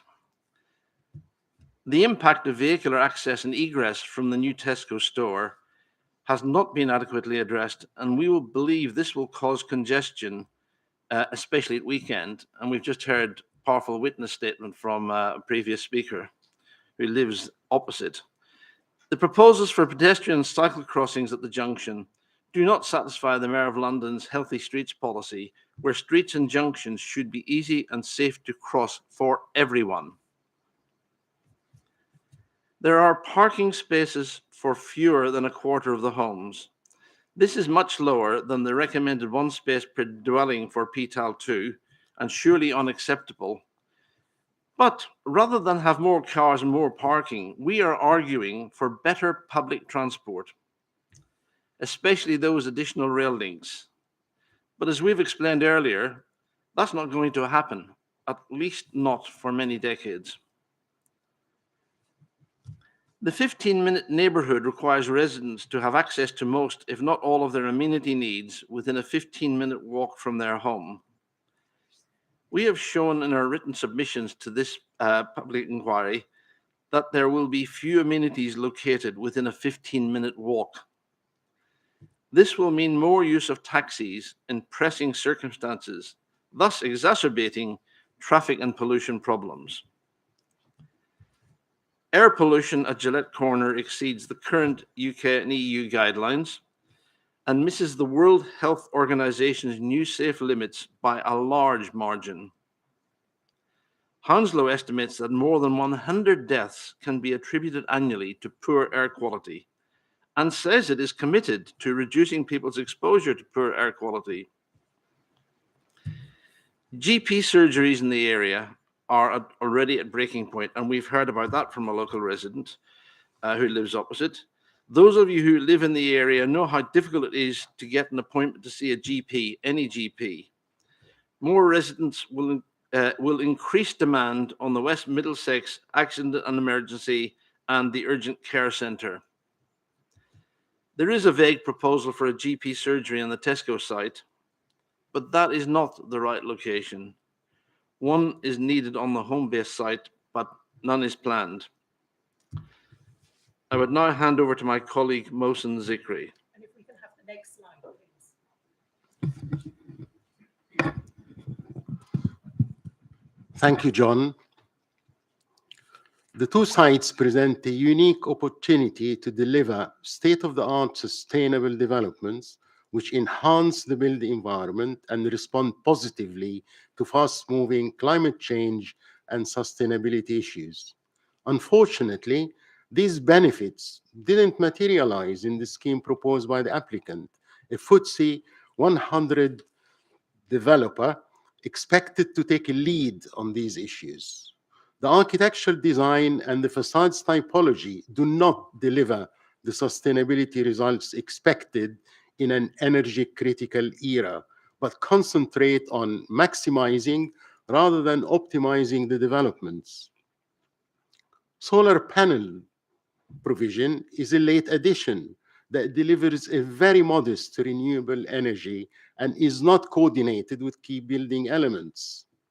Fossil fuels and non-renewable energy sources are used in large proportions for heating and hot water, with gas boilers proposed despite the fact they're banned by 2025.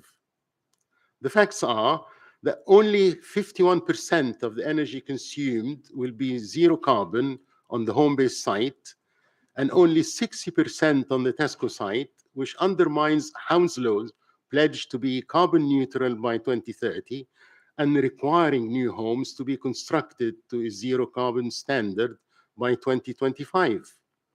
The shortfall in reducing carbon emission would be mitigated by paying into the carbon offset fund, a cheaper approach that should only be used in special circumstances and is difficult to justify in an energy critical era.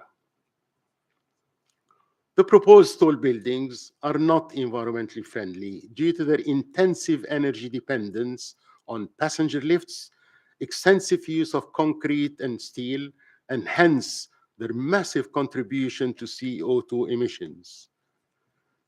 Unfortunately, there's no effective plan that's been advanced for future proofing to further reduce carbon emission as required by the London Plan, other than heavy reliance on grid decarbonization by others. In summary,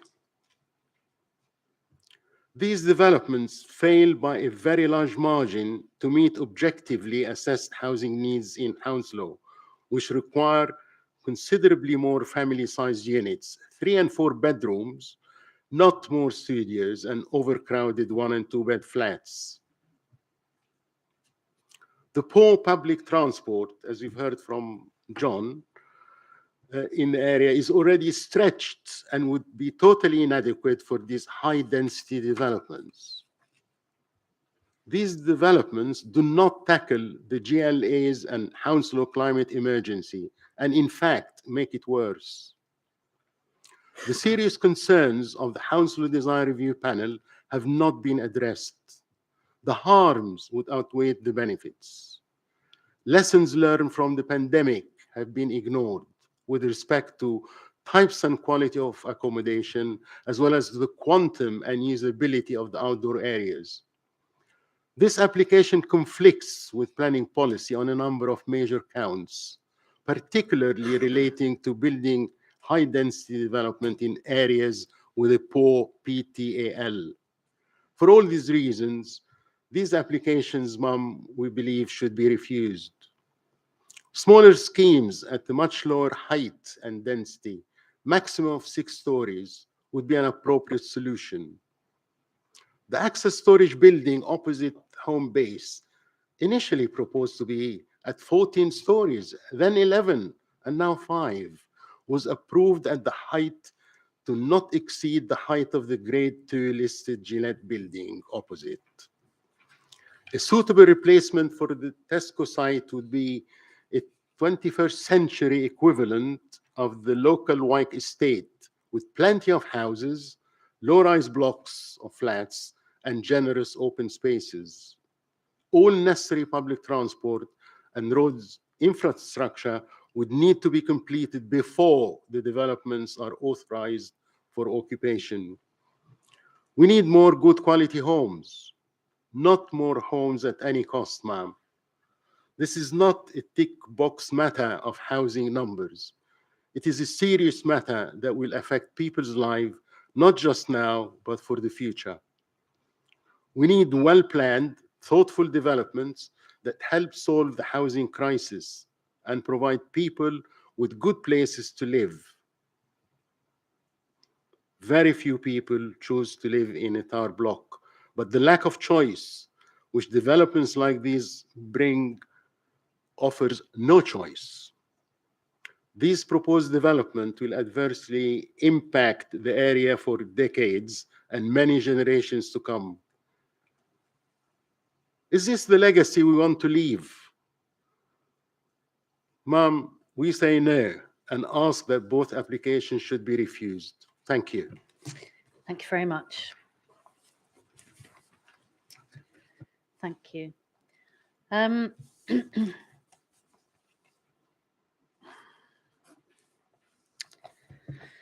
So we'll move on then to, I'm looking to break for lunch around about the 1 o'clock point. So, Mr. Siddiqui, do you want to come to the front?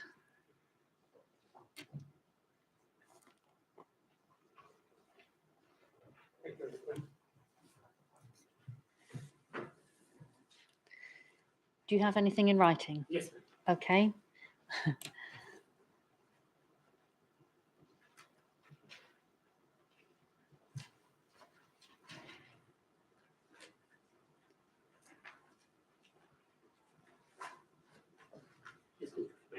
It's all right. Just while Mr. Siddiqui's finding his document, I'm numbering it right. Am I the residence opening number 5? Yes.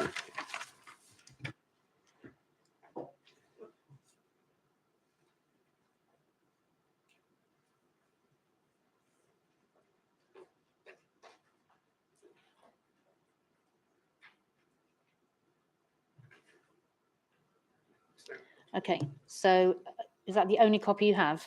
I've got a couple of copies, yeah. 3 copies. Okay, it would be helpful to have those so we can. Yeah. Yep. Share it with you.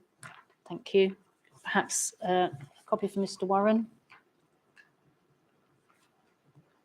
Then perhaps can we get other copies made afterwards? There isn't a, well, do you want to take mine and photocopy that for the others? Yeah.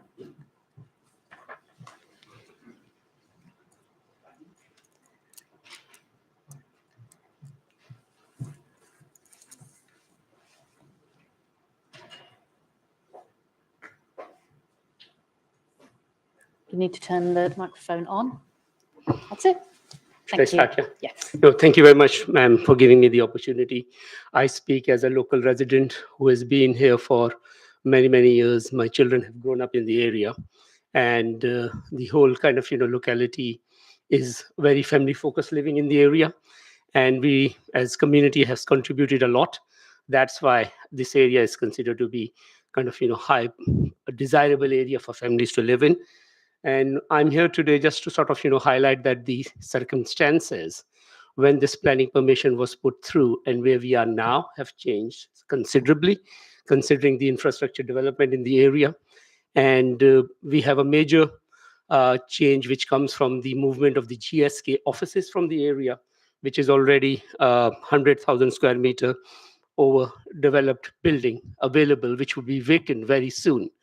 And I just feel that considering the demands in terms of the development, housing requirements, and as a local resident, we don't oppose that. But the thing is, we need to be planning a little bit more intelligently what we do in the area. If we have an existing sort of, infrastructure available, which I've detailed in my paper, basically, which offers a very, I would say, economically viable conversion into residential, as a residential site. The area is, as I said, 100,000 square meters. 78% of that is already landscaped with the GSK, the way they've done it. Its height is around 71 meter, and it's a 16-floor high building. So we are looking at a significant amount of investment being made in a building which will be vacant. And ma'am, I would add here is that the way people work is changing. So if we consider that somebody else would occupy that big building, probably I think there's only 3% chance if any big company would come in and occupy, because people are working from home, and that's an established fact. A lot of us are here probably taking their time off from their work and working from home and managing to sort of join this meeting. So that's a fact of life, and we need to sort of plan according to that. The building is offered 1,055 cars car parking. I'm just emphasizing that it's a huge piece of kind of infrastructure available. So that is something which needs to be considered in terms of planning for future of Hounslow, because it offers a solution which is economically viable, environmentally sort of friendly, and also I think it keeps the location keeps the nature of the kind of of the neighborhood. Also, I think it's sympathetic to that. So I think that's an consideration which needs to be done. And also, I would highlight that the GSK headquarters, when they were built through an architectural process where the reconfiguration of the building was considered as a paramount consideration. So I would sort of emphasize the fact that this is not a office building which cannot be kind of changed easily. The construction, it's called some technical word is there, contingency design. So it's based on that sort of principle of architecture, so that it helps basically kind of change the usage of the infrastructure very well. Because I just feel it would be disservice to the residents of Hounslow Borough, where we would start developing tower blocks from scratch, and the amount of greenhouse gas emissions which it would produce is unimaginable. Think of how much cement would be required, how much steel would be required, which would be transported to this area day in and day out. Unnecessarily, where half a mile from the sites, you can already find a building which have taken all that environmental impact, and it's there basically. So it just sort of seems like not considering the different options available, and just kind of focusing on starting a huge tower block from scratch feels like sort of I think in terms of forward planning, it doesn't seem like that the consideration has been made enough. And situation has changed, As we speak now, GSK has already made statement. They've already bought a huge site in Weybridge where they've started construction. There's already the planning discussions are in motion there. So they will be out from here from mid of 2022, 23. The building will be vacant. There's no use for that building anymore. Offices are not going to come back. There's no multinational which would take on that risk. I work in the city, and I can tell you that, everybody is considering how to cut down their fixed expenses. So this is sort of, no-brainer, basically, as far as the economics is concerned. Environmental case I've put forward already, basically. And I think it also sort of, saves us, basically, providing a timely solution to the housing needs which Hounslow has. So I think that's probably, I won't emphasize anymore. These are the points I wanted to make. I've put it in my paper. And if there are, any further questions, I'm here, please. Questions? Mr. Booth? No, ma'am. Thank you very much. Thank you. Thank you very much. Thank you very much, ma'am, you. for giving me the opportunity. My pleasure. Thank you.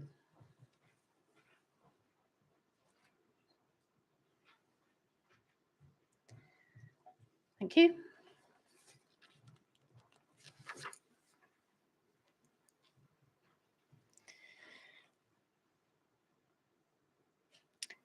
Councillor Lukey.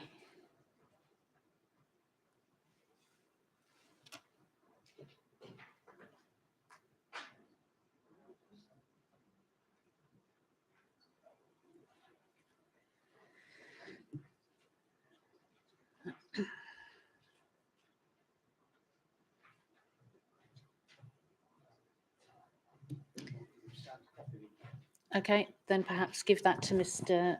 Warren, and then I'll take one later. Mr. Warren here. You've okay. Oh, he's got a spare one for you.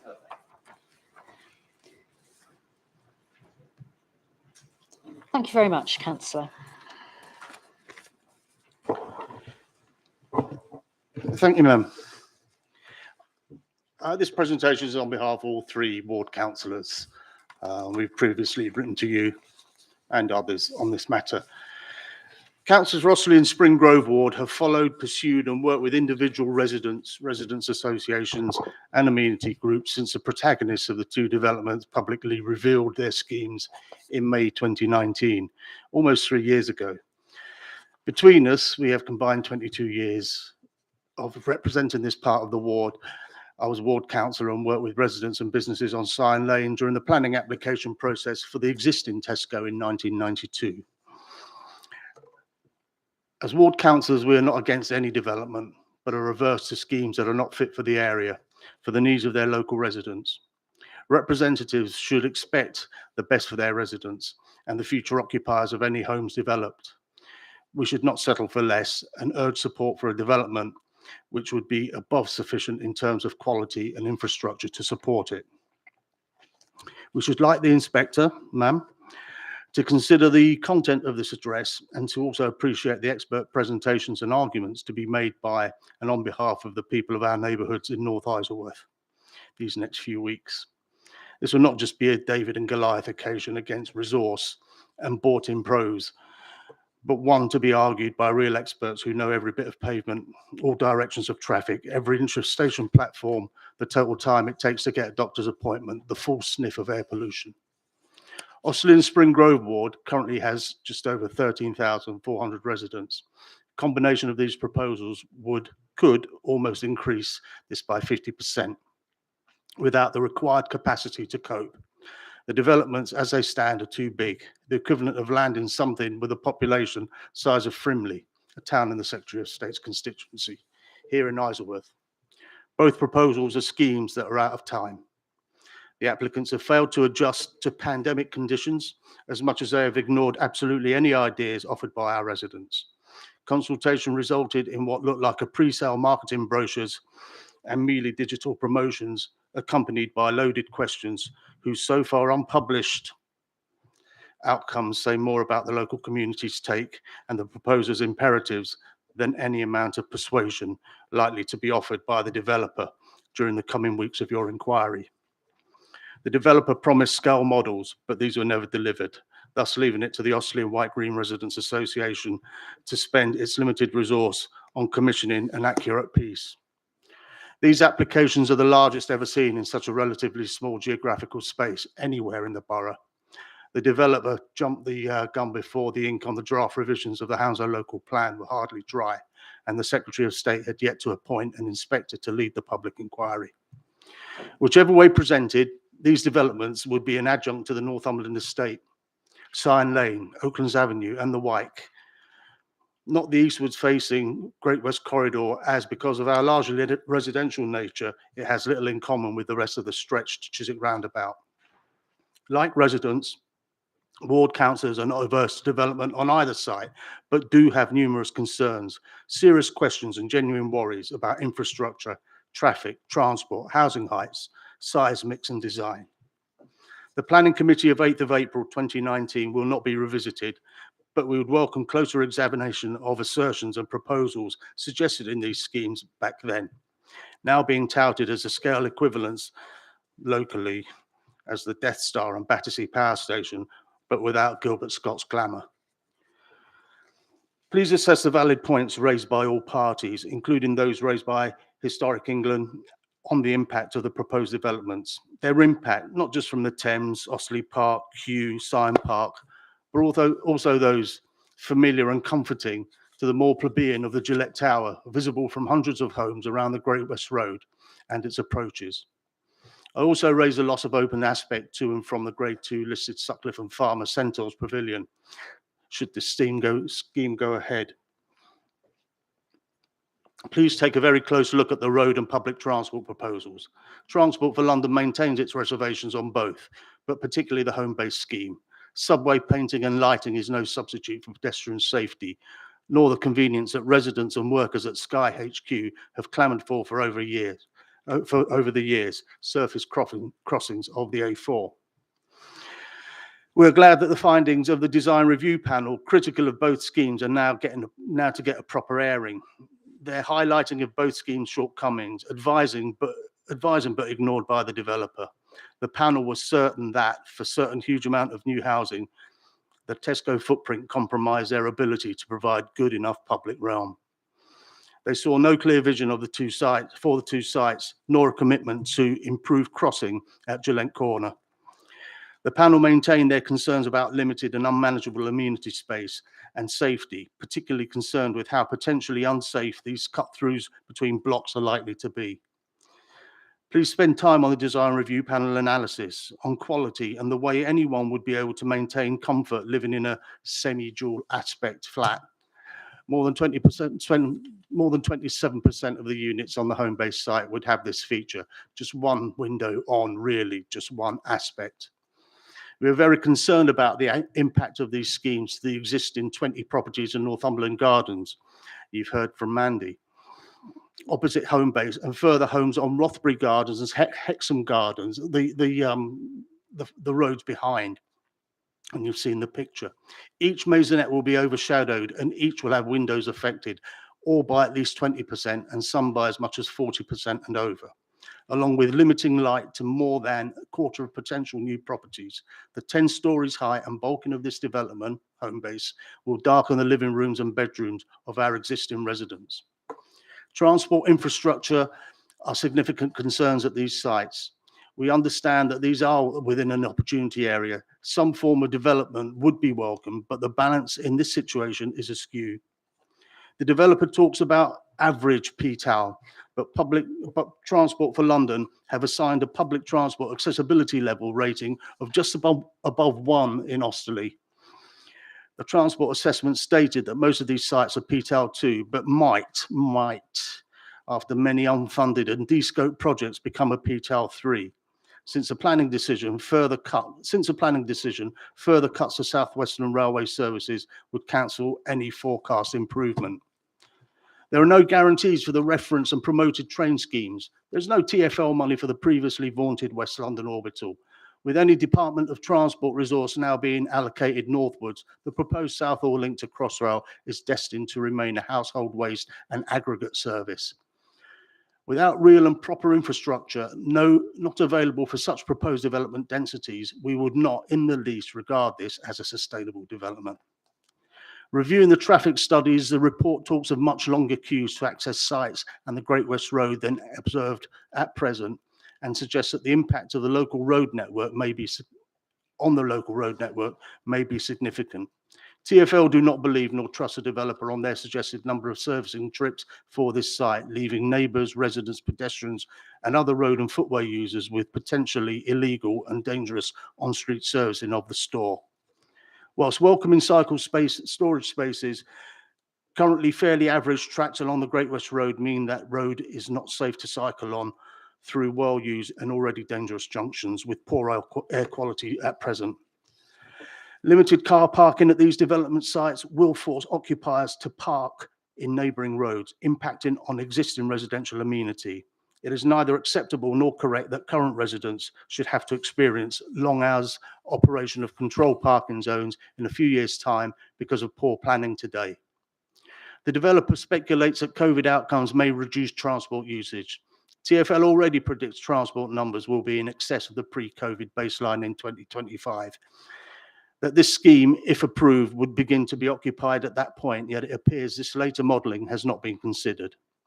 Traffic reports were carried out in pre-COVID scenarios. Car use has shot up dramatically in the past year, so this modelling no longer paints true and accurate picture of the local road network and its air quality.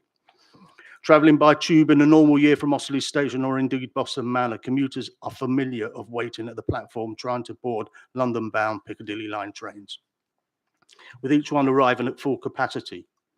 That baseline is estimated to increase with a potential of 4,000 people trying to get on, or similarly travelling towards Waterloo from Cyan Lane. It's been suggested the community infrastructure levy will help pay for the services required to compensate for shortfall in transport, health, recreational provision over and above the meagre elements offered within the applications. Whilst this is aspirational, it is often not realised in practice. At paragraph 11.5 of the Homebase site report, the SIL amounts, community infrastructure levy amounts quoted for are 11.1 million for Hounslow, 4.2 million for the mayor. Never ever enough to pay for safe, healthy and sustainable neighbourhoods. The second report quotes an estimated 21.2 million for Hounslow, 9.3 for London for the current Tesco site, but this will be piecemeal and not guaranteed. Some form of development of these sites could be acceptable. However, we have not been presented with any proper idea of the infrastructure required to support these. The developer cites a 15-minute neighbourhood without any proper research and evidence. Osterley Tube, 22 minutes walk. Boston Manor, 32. Nearest doctors, 25 to 30. Nearest dentist, 18. That's if you can get an appointment, as all these are oversubscribed. In 2025, no councillor would honestly be able to begin to tell their constituents why they cannot get a GP appointment or school place because this inadequate scheme did not provide the proper infrastructure. The developer proposes a significant under-provision of communal amenity space at Homebase of just below 5,000 square metres, considerably below the benchmark standard. This under-provision is considered acceptable purely because of the need to fit in a supermarket. Too much in too small a space to the detriment of future occupiers.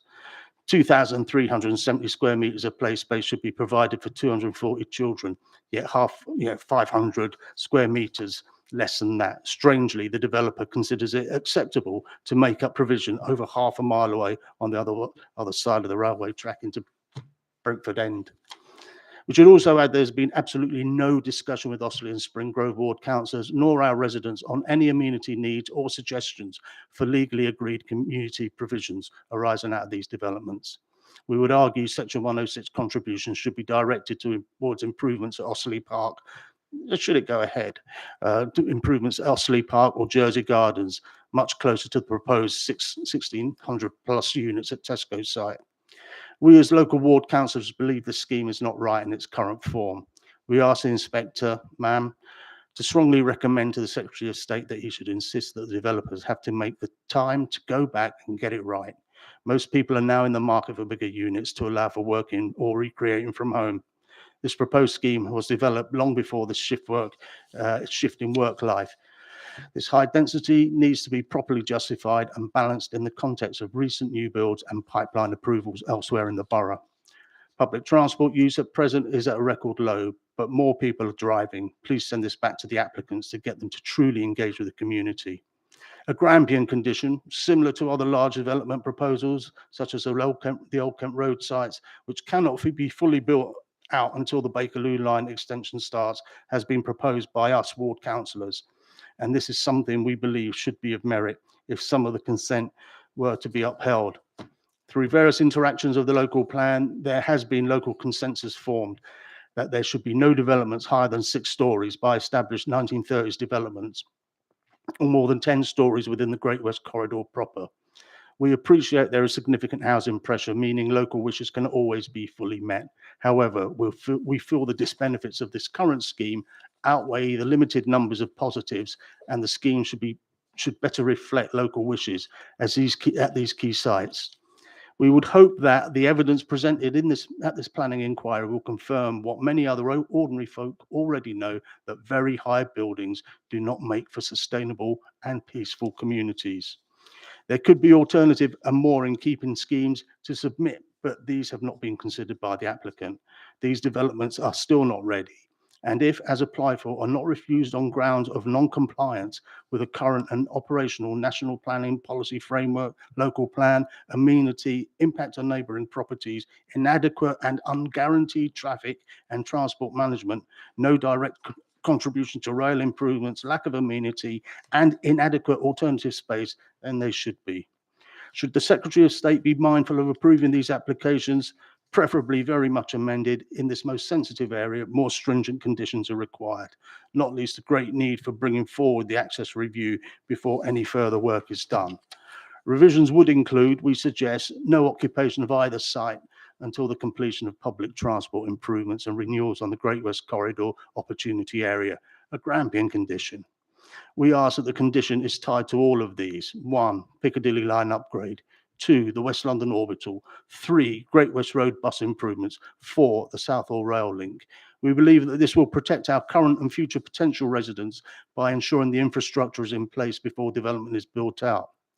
2, installation of TfL and Hounslow Highway junction works at Gillette Corner, Wood Lane, Bush Corner and Thornbury Road.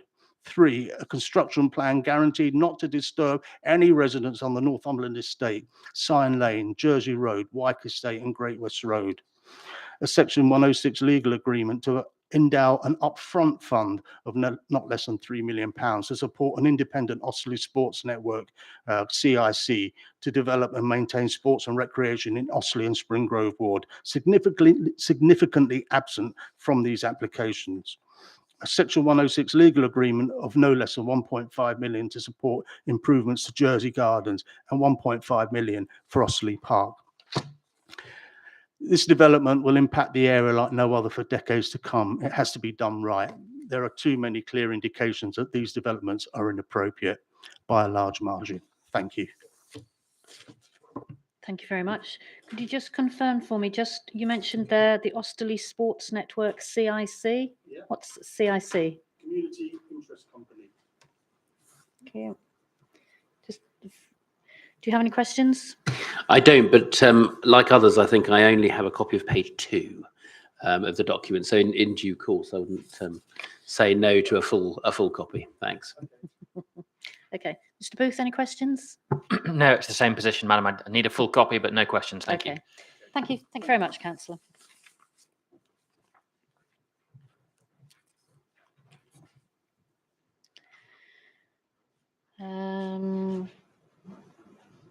Mr. Engers.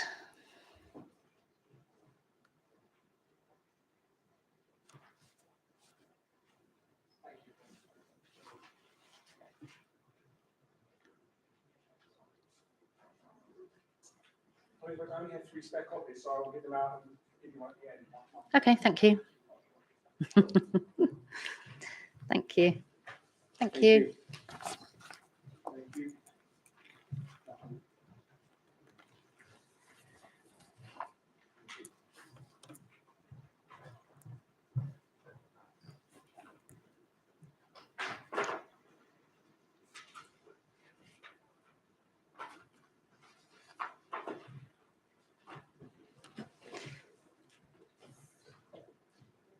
It's the middle button at the bottom. Perfect.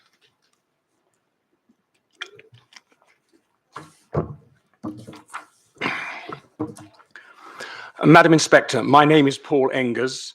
I'm a member of OGRA and the nominated street rep for Oaklands Avenue, and it is in this latter capacity that I'm speaking this afternoon. Firstly, I would like to thank you for presenting us with this opportunity. I am aware that granting this request is discretionary, and I'm most grateful. There is almost unanimous agreement amongst the residents of Oaklands Avenue that this borough is failing to provide sufficient family-sized homes for rental or purchase, and that large brownfield sites must be spearheading the requirement for these properties. However, there is universal concurrence amongst our community that the proposed development is not going to resolve any of the key requirements for our borough, and that the council tax revenue from these new properties has proven too much of a sweetener for our council to vigorously and objectively scrutinise. My community is stable with an average tenancy of 19 years. The bucolic environment of this verdant suburbia, patently not lost on the prospective developer's marketing team, has encouraged many young families to choose Osterley and White Green as an idyllic location in which to raise their families. Some of those parents have decided to stay on and enjoy their retirement, appreciative of the area's relative peace and easy access to several London parks. I was determined to ensure that every resident had the opportunity to articulate their feelings towards these proposals, and was delighted that a significant number took the time and effort to respond to my request. Of the 59 households in the road, 43 responded directly. Perhaps unsurprisingly, given the lead-in time and polarity of this development, everyone who replied had an opinion on the scheme. All 43 respondents stated that they were aware of and in opposition to the developer's plans. 40 of the respondents are concerned with the potential impact of traffic congestion if the development proceeds and the ward population increases by more than 40%. Residents are aware of the curbs imposed on parking spaces at Syon Lane North, but believe that new residents will most probably bring their vehicles and attempt to park in the neighbourhood. Significant increases in traffic over the past decade has seen the introduction of a controlled parking zone, a CPZ, in Oaklands Avenue. More than half of respondents have indicated concern that the development and associated increase in traffic may have unintended consequences for the safety and security of pedestrians, particularly school pupils. The establishment of 2 new secondary schools in the immediate vicinity have already compounded a pre-existing traffic problem. More than 80% of tenants are concerned about the number of prospective new residents and are unable to comprehend why such vast numbers are required, other than to maximise profit at the expense of engulfing our existing properties with a Gorman-Gast vision of the future. There is also a belief amongst some residents that this development, should it be granted permission, will set a precedent for future inappropriate developments in typically low-rise suburban communities across this borough. Noise pollution, both during construction and after completion, is another concern for our community, all but 8 respondents citing the blight of excessive noise as a significant concern, especially at Syon Lane North, where most likely a decade will pass between the demolition and final completion. There are grave concerns over the effect this disruptive tumult will have on the health and well-being of our community. Of the 4 most common anxieties cited by my fellow residents, 3/4 mentioned air pollution as a primary concern. The vastness of the construction compound, dust, and particulates associated with demolition and construction over a 10-year period has created uncertainty for the residents of Oaklands Avenue. With the exception of their 3 ward councillors, they do not understand why the London Borough of Hounslow has neither listened to their concerns nor acknowledged their grievances. They feel that this process is a fait accompli, with only the minutiae to be decided between council and developer in private discussions. Madam Inspector, in the interest of fairness, before I briefly highlight other concerns from my community, I shall mention the neutral and positive comments I have received from my fellow residents. One resident mentioned the possibility of less traffic in Syon Lane North if the new Tesco were to be constructed south of Gillette Corner. One resident thought either the developer or the council might fund a swimming pool for the increasing population. One resident thought the development may bring in public investment. However, it's important to state all 3 of these residents are against the development. In my final minutes, I shall briefly highlight some other concerns cited by my neighbours. There has been significant concern over the possibility of properties at the southern end of Oaklands Avenue experiencing shadowing from the tallest towers, particularly from those residents whose properties back onto McFarlane Lane. Concern over potential light pollution, both during and after construction, and the existential threat to the conservation area by high-density development. Concern from several residents from the impact of such high-density construction will significantly impact their ability of residents to move. Concern over the displacement of the not insubstantial rodent population during construction from the Tesco perimeter to neighbouring properties. It has also been commented upon that the water feature at the heart of Syon Lane North may become more popular with a resident rat population than new Syon Lane North tenants. On behalf of the residents of Oaklands Avenue, Madam Inspector, thank you so much for this opportunity.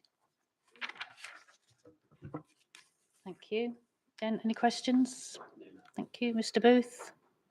I'm just one matter. Mhm. Thank you. Mr. Engers, good afternoon. Good afternoon.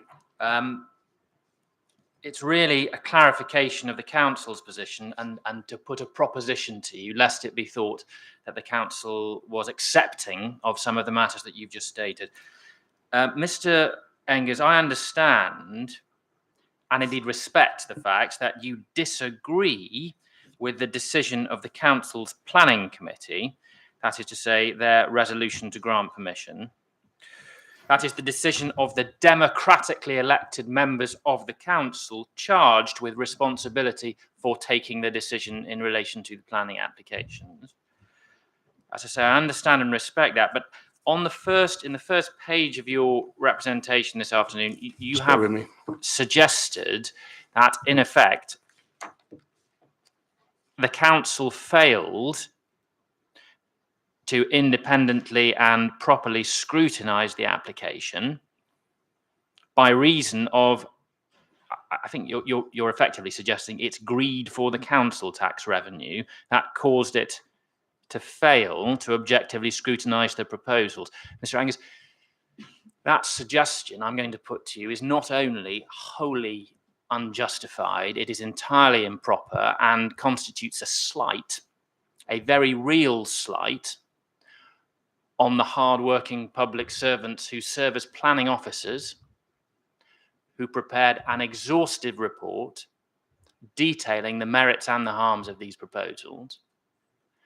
And it also constitutes a slight on the good faith of the members, the democratically elected members who sit on that planning committee. So I'm going to put to you in the clearest of terms that your proposition, and I can see it here, your proposition is fundamentally and robustly rejected by this council.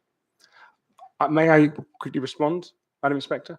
Thank you. So I acknowledge everything that you have said, sir. I would just like to point out that I took on, as I mentioned in my first paragraph, I've taken on the position presenting as a member of the street rep for Oaklands Avenue and representing all the households. And so all the information I'm presenting today has been collated by myself from questionnaires that have come back to me. So whilst I am most definitely against this scheme, all the information in this presentation that I've given this afternoon has come from questionnaires, and it's not necessarily my personal views. Thank you. Did you have a question? Well, I suppose there's a question in Yes. light of that. Just so I'm clear then, Mr. Engers, is it your personal view that the council tax revenue from these new properties has proven too much of a sweetener for our council to vigorously and objectively scrutinise? I mean, if it isn't your view, then I needn't press the point. Is that your view? That is not my view. That is the view of 2 or 3 individuals who responded to the questionnaire, sir. Thank you very much, Mr. Engers. You're most welcome. Thank you. Thank you, Mr. Engers.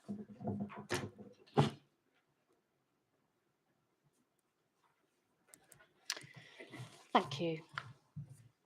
Okay, there we go, 1 o'clock. Given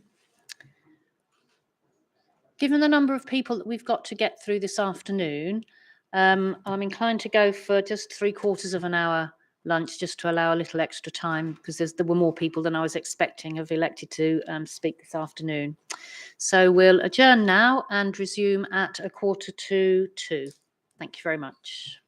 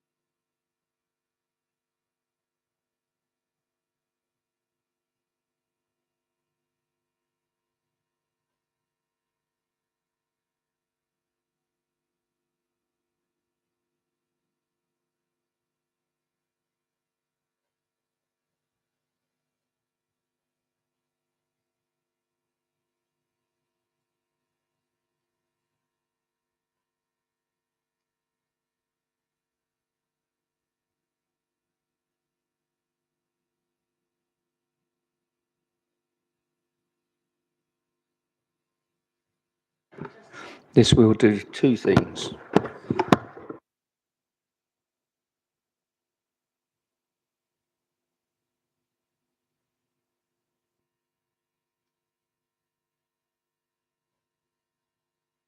Press that when they're talking.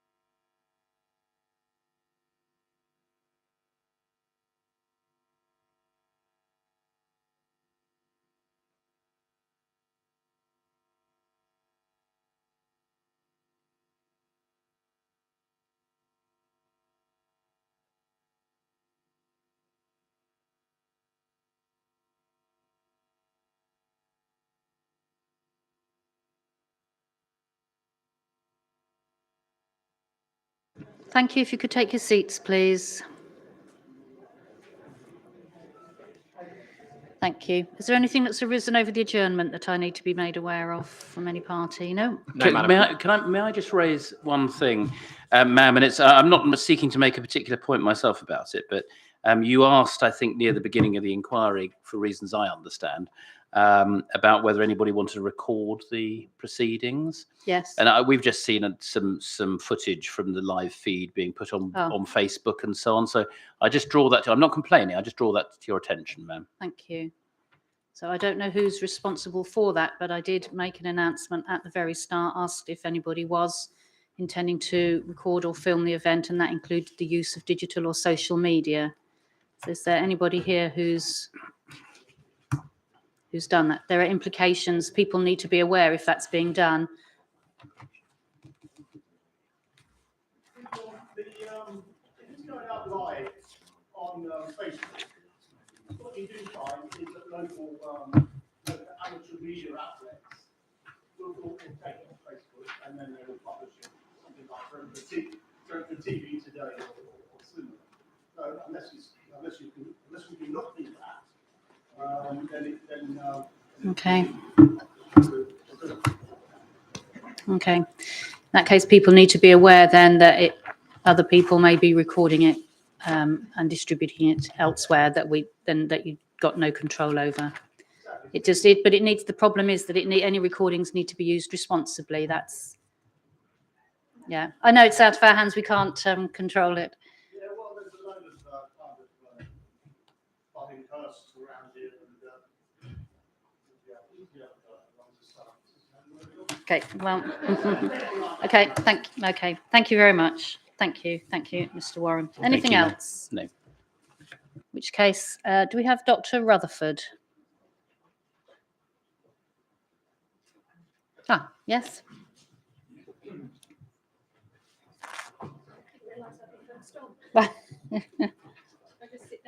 Okay, do you have copies of written statement? Yes, one of the staff has taken them for Copying. Okay, thank you very much. Could I just ask if anybody else who'll be speaking this afternoon has statements and doesn't have copies, could you perhaps liaise with the council now to have copies so that we're not having to wait for them to be done on an ad hoc basis? Thank you. It's okay. Thank you. Doctor, you need to turn your microphone on. It's the middle button on the bottom. Thank you very much. Well, good afternoon. I am Dr. Sarah Rutherford, a professional historic environment conservation consultant.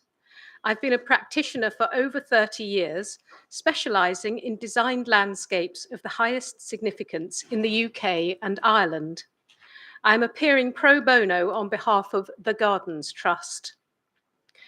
The Gardens Trust is the leading scholarly organisation dedicated to the history and conservation of designed landscapes internationally for over 55 years. It has an international understanding of this discipline and the wider context of England's designed historic landscapes. The Gardens Trust is the statutory consultee for development affecting sites included by Historic England on its Register of Parks and Gardens of Special Historic Interest in England. As such, it has a long-standing and unique expertise in assessing proposals for change within nationally and internationally significant historic designed landscapes. 3 registered parks and gardens of national and, in the case of Sion and Kew, international significance will be affected. Osterley Park, Grade 2 star, Sion Park, Grade 1, and additionally part of the Royal Botanic Gardens Kew World Heritage Site Buffer Zone, and the Royal Botanic Gardens Kew, Grade 1 and a World Heritage Site.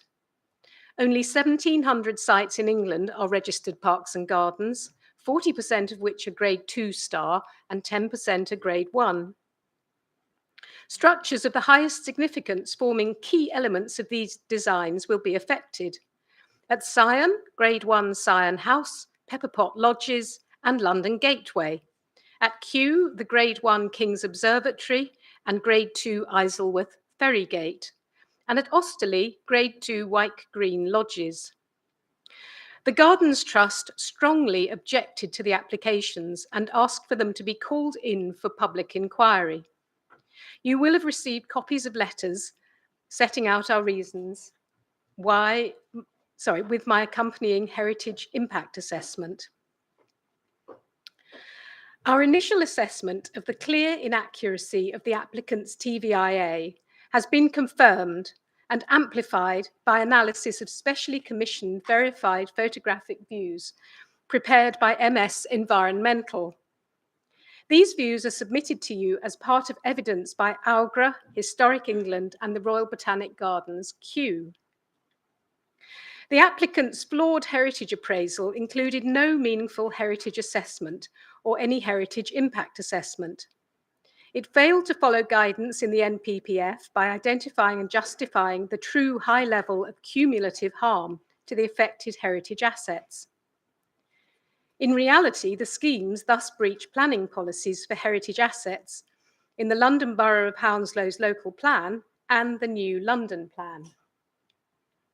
Subsequent appraisal evidence submitted by the applicant ignores or inaccurately dismisses the main damaging effects to heritage assets. My 2021 and 22 heritage impact assessments, carried out using a transparent and accepted methodology, remain valid in their assessments of the level of harm to the main heritage assets relating to the designed landscapes. The Gardens Trust does not have the resources to engage as a Rule 6 party, much though it would have wished to. Even so, it has reviewed as far as it can the historic environment information submitted by the Rule 6 parties for this inquiry. The huge amount of resources committed by the applicant in its desperation to obtain permission by generating an enormous and overly detailed amount of rebuttal material cannot overcome our main objection. We fully support the indisputable reasons of other objectors on heritage grounds. As a group, we play national roles in the conservation of the historic environment for future generations against the relentless and widespread depredations of profit-led developments. The weight and professional expertise of the united opinion of this group of foremost heritage bodies, including Historic England, the Royal Botanic Gardens, Kew, and the National Trust, as well as the Gardens Trust, clearly demonstrates objectively and without financial drivers why this application is unacceptable. Indeed, we've all been forced to expend inordinate amounts of precious time and resources in order to counter this egregious proposal. Our summary of objection is that the applications will cause an unacceptably damaging cumulative magnitude of harm to the views of and from three of the most important designed landscapes in England and to key listed structures within those designs. These are unique, irreplaceable, and highly significant heritage assets. Despite 19th century modifications, key 18th century views survive to a great degree from the sectors of these sites which will be affected and are seminal to their character and significance. We have a duty to preserve their outstanding significances for future generations. Our objection is based on the following three aspects of the effects of the proposal.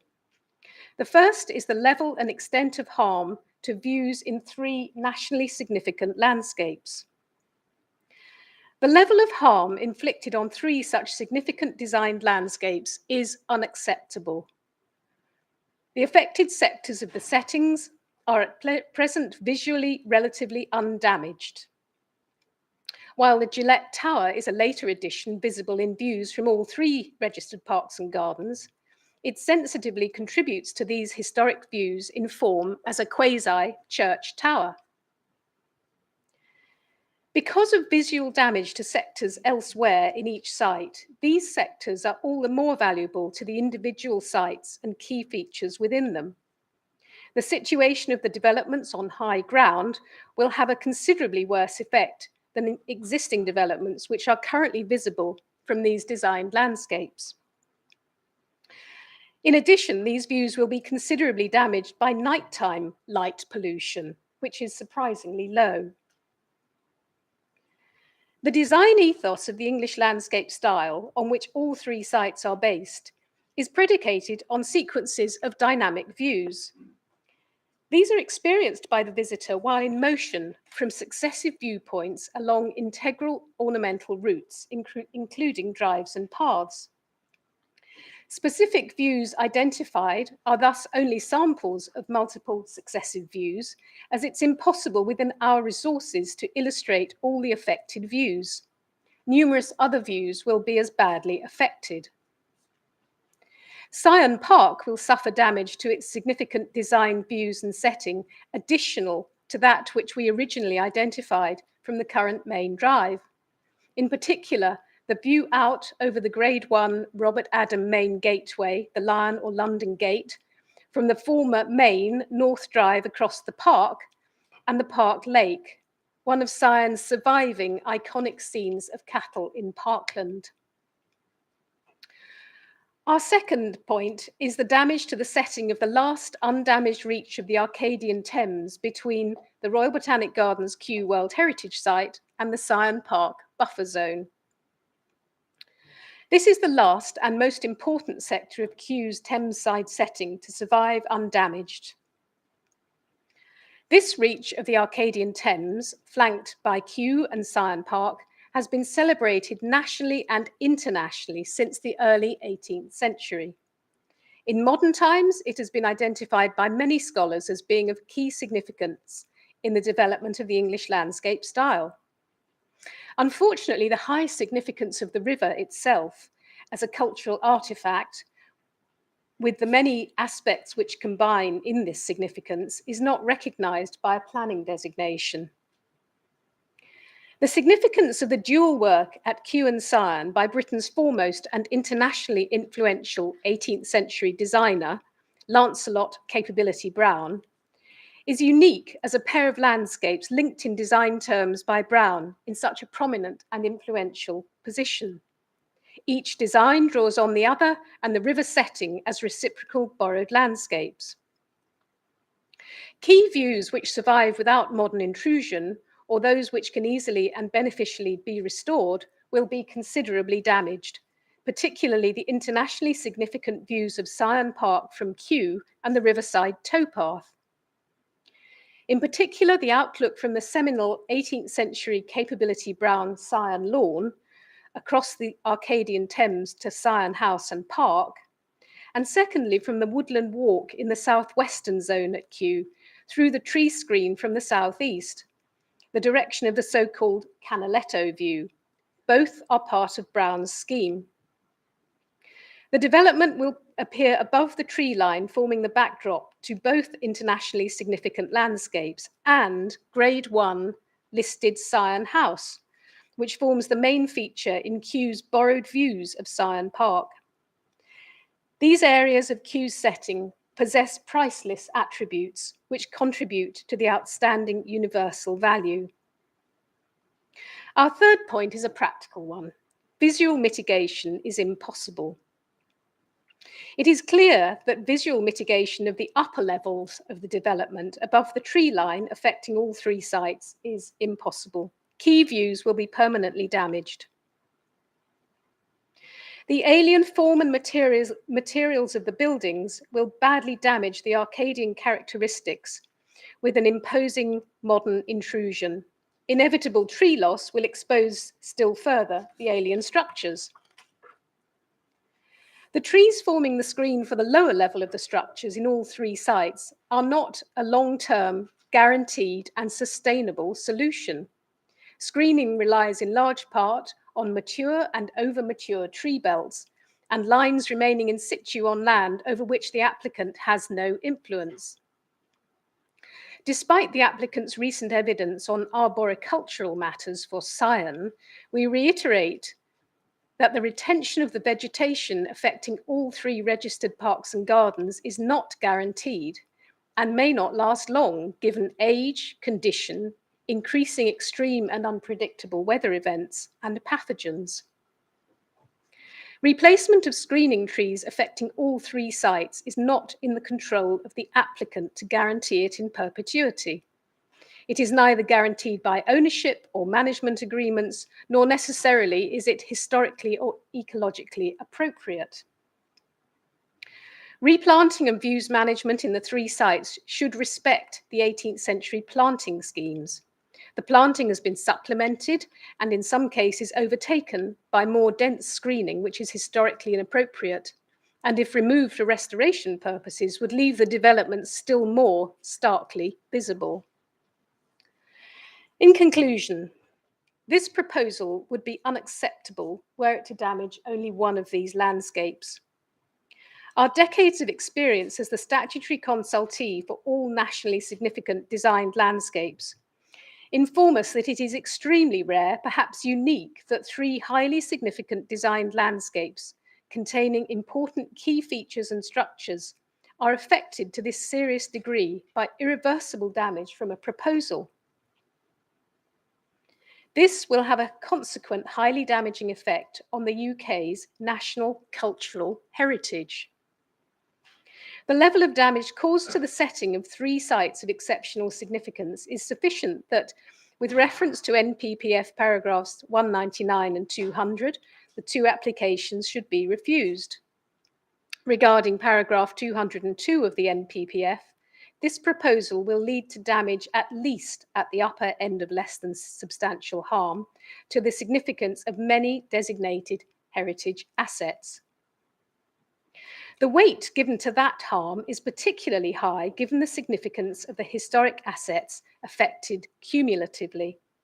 A previous inquiry decision set out that when a proposal affects a number of heritage assets, damage of less than substantial harm incurred by individual assets can, indeed should, be given more cumulative weight in the overall planning balance. The overall public benefits do not outweigh the harm identified by a weighty and nationally expert group of objectors, including the Gardens Trust, to this unique and irreplaceable ensemble of nationally and internationally significant heritage assets. We have clearly demonstrated with our fellow objectors that the proposed schemes would have a materially and unacceptably harmful impact on these immensely valuable heritage assets, in contravention of various levels of planning regulation. Thank you. Any questions? Ma'am, for reasons you'll appreciate, I'm going to cross-examine on all of those matters with Historic England's witness probably next week. So whilst we obviously disagree with what Dr. Rutherford has said, Dr. Mealy will be our witness and I will cross-examine on those points. We've also, of course, got MS Environmental, I think, later on this week on the specific point about accuracy of the images. So I'll reserve our points for then. Thank you. Okay, thank you very much. Mr. Booth? Again, mirroring Mr. Warren. Madam, thank you. Thank you. Thank you very much. Thank you, Matt.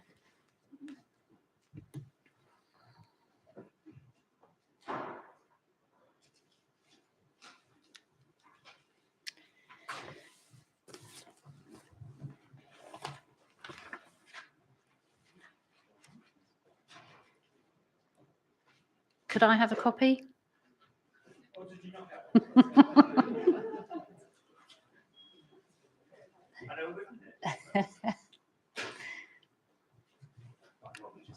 Thank you very much. Thank you.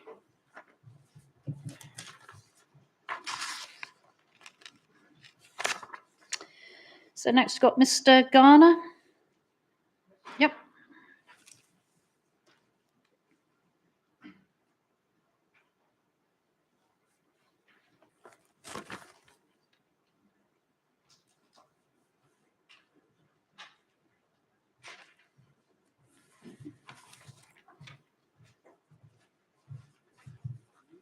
Thank you.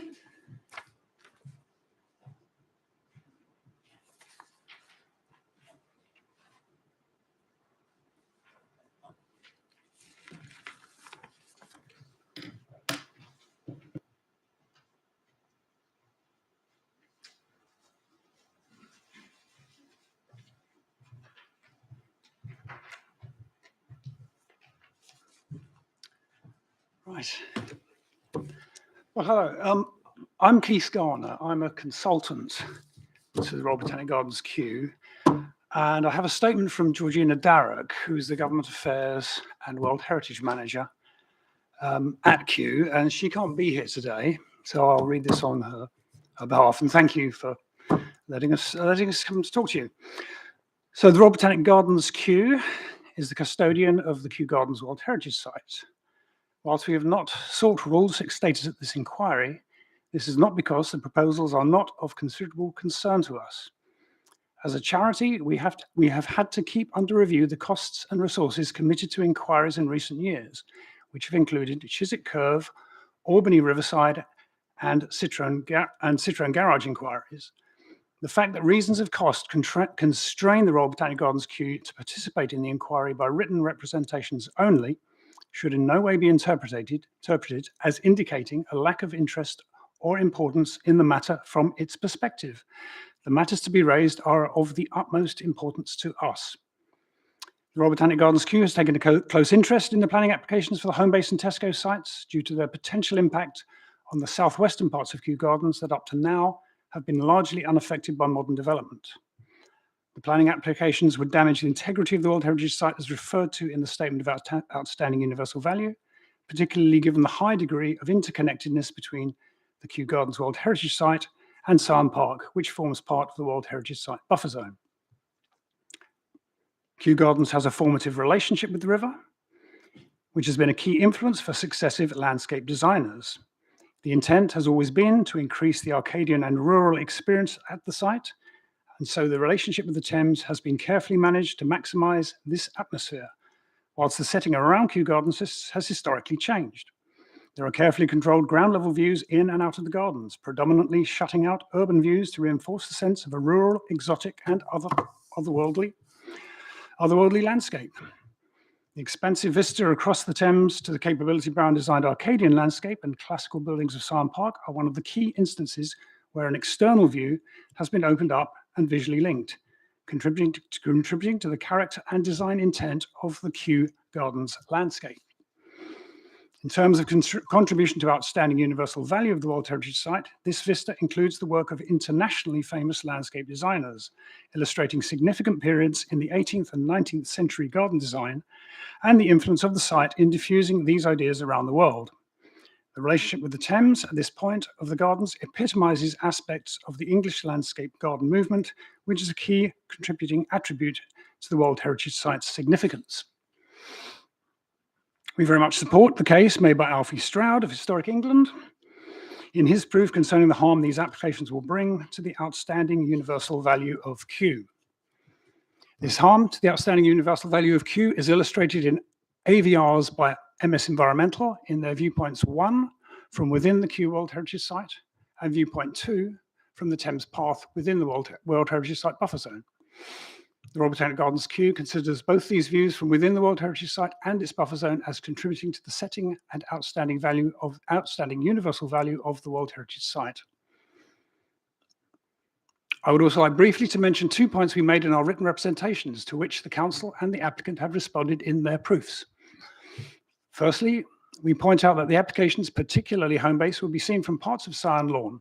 We further point out that the applications will be seen from all parts of Sarn Lawn if the trees in the SSI immediately opposite Sarn Lawn are lost due to storm or disease. Having reviewed all the evidence, we note that the Council's heritage witness, Mr. Froneman, and the applicant's arboriculture witness, Mr. Forbes-Laird, both concede this point. The Royal Botanic Gardens Kew lost approximately 15 trees in the February storms this year, alongside multiple trees receiving canopy damage.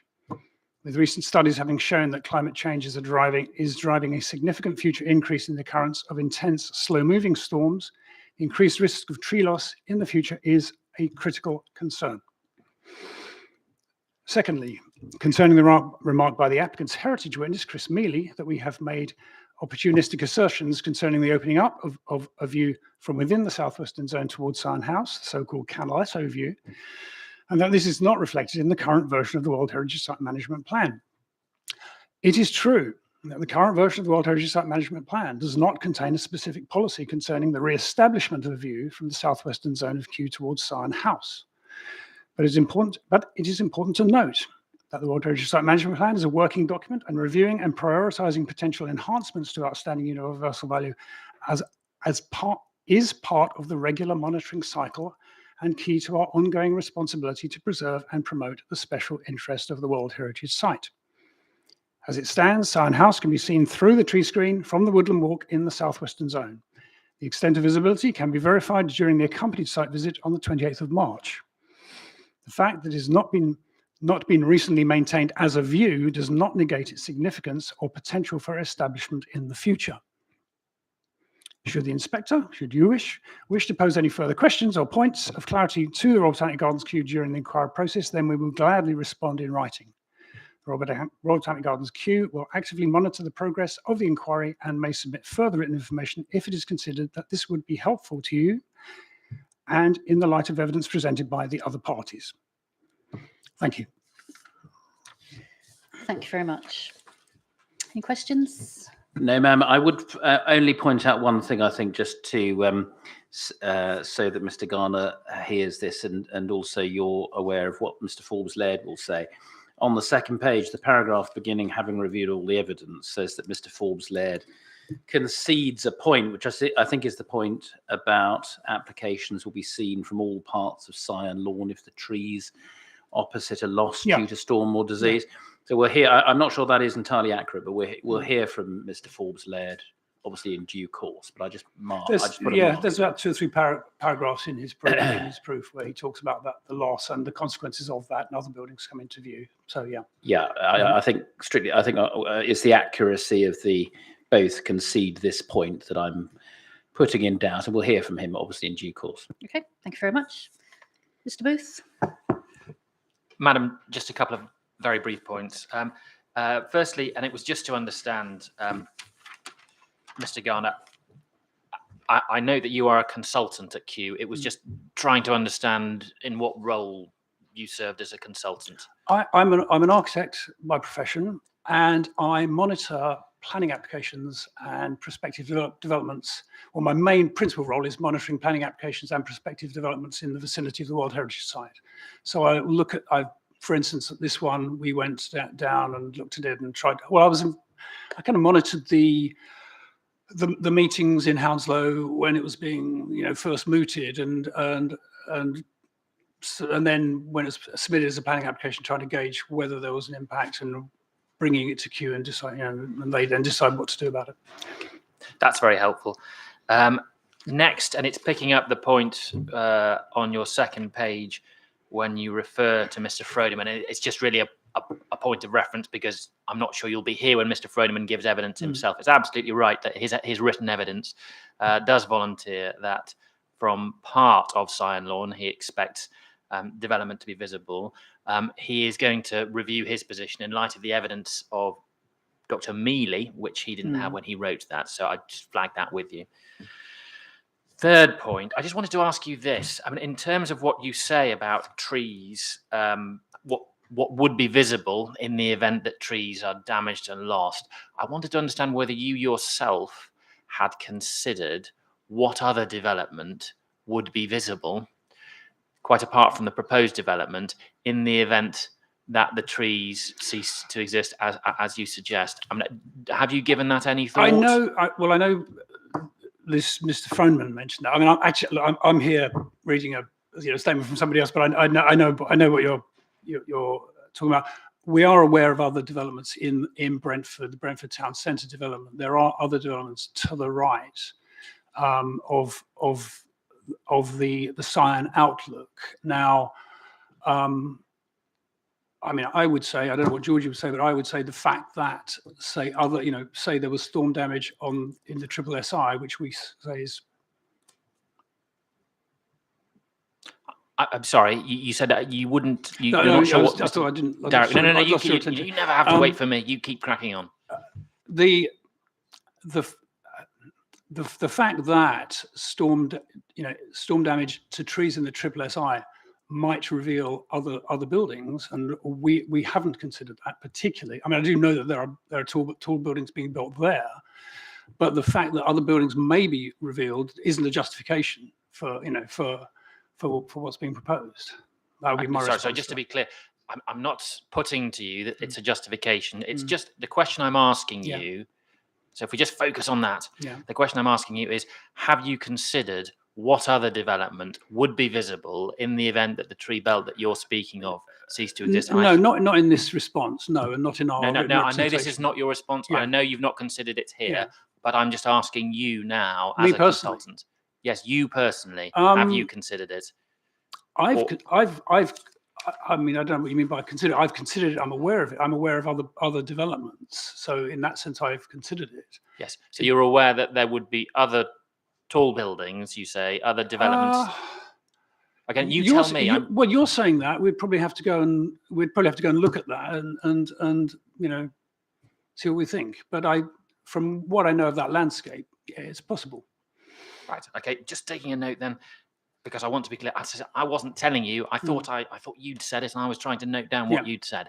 I think you're saying that you are aware of other developments in Brentford town centre, was it, that would be visible in the event that that tree belt wasn't there?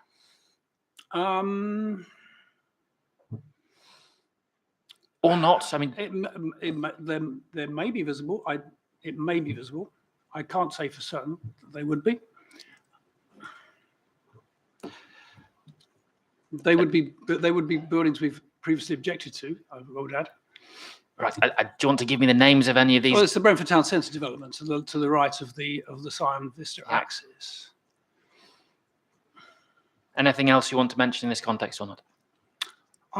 In response to your question, no, I think that's the main one that we would think of. I mean, the written representation mentions GSK, which is seen in a sort of partial and glimpsed views at the moment.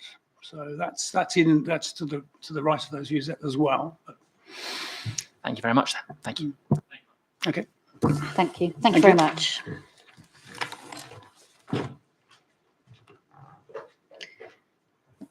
Okay, Mr. Velout, am I pronouncing that correctly?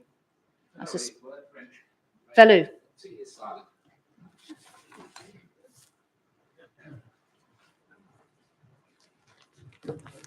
I've got a printed copy of my statement for you, and it's a slightly adjusted version of what I sent through in January. Have you got the copies? Electronic versions were sent out last night through the council at about 8 o'clock last night. Have they not been received?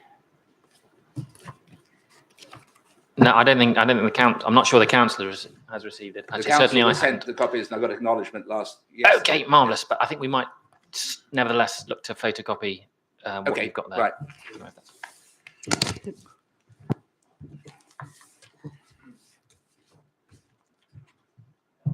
Thank you. Thank you very much.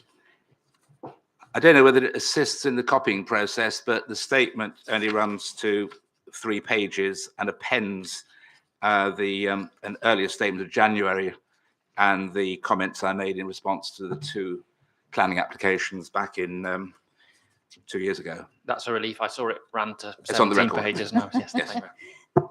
Okay, thank you very much. Thank you, madam. My name is Paul Veloet. I'm a chartered architect based in Twickenham with strong family associations with Brentford and the Isleworth areas extending back to over 150 years. As the former regional architect and assistant regional director for English Heritage London region between 1991 and 2004, I was involved in the consideration of proposed alterations to the listed Gillette building, and as a senior associate for conservation and planning with the architectural practice HOK Architects between 2005 and 2011, I was a member of the team who secured planning permission and listed building consent for the conservation-based conversion of the Gillette building in 2007 and 2010, and I think it's been a further renewal since then. And in subsequent years, I represented Brentford Community Council in their opposition to oversized development proposals affecting the setting and the significance of the Gillette building. I attach details of my professional qualifications experience at the end of this submission. In April 21, I spoke at Hounslow Council's planning committee meeting at which the applications were considered. And I spoke in support of the representations submitted by the Osterley and White Green Residents Association and the then Brentford Community Council. specifically in relation to the potential harm to the settings and significance of nearby designated and non-designated heritage assets resulting from each of the two proposed developments, wholly contrary to the relevant policies contained in the then NPPF, the then London Plan, and the Hounslow Local Plan relating to context, character, heritage, architectural quality, and tall buildings. My comments were drawn from the two formal objections to the respective applications that I had submitted to the Council early in November 2020. And those are attached to the document which you'll have. This statement focuses on the potential impact of the proposals on the significance of both designated and non-designated heritage assets located in the vicinity of the application sites. It is submitted in support of the case presented to the inquiry by the Osterley and White Green Residents Association and comprises substantially the statement which I submitted to the Inspector on the 14th of January this year, to which I attached copies of the representations which I had submitted to the Council in November 20. I attach these once again. However, this statement also takes into account a careful review of the evidence submitted relating to potential impact of the proposals, as modestly amended, on the settings and the significance of both designated and non-designated heritage assets in the vicinity of the application sites, submitted by the relevant parties to the inquiry, including the rebuttal proofs. From a careful assessment of the very extensive illustrative material submitted by the applicants in support of the original applications and by the applicants and other parties to this inquiry, I am firmly of the view that both sets of proposals, by virtue of their locations in relation to nearby heritage assets and their excessive heights and bulk, will have seriously damaging impacts on the settings and significance of nearby listed buildings, including the Gillette Building, the former National Provincial Bank, the former Coty Factory, now Zion Clinic on Great West Road, the former University College School Old Boys Club Sports Stand, now Gold's Pavilion and Clubhouse, and on the settings and thereby the significance of the Oaklands Avenue and Zion Lane character area within the Osterley Park Conservation Area, and the Northumberland Avenue area of special character. The nature and level of potential impact of the proposed development of the existing Homebase site on these assets will be different to the nature and level of potential impact of the proposed development on the existing Tesco site on these assets. This will clearly relate to the relationship and proximity of the respective development sites to the individual heritage assets. In my judgment, the immediate and wider settings of each of these heritage assets play an essential role in shaping their particular significance, which we are commended to sustain. In my judgment, whilst at the application stage,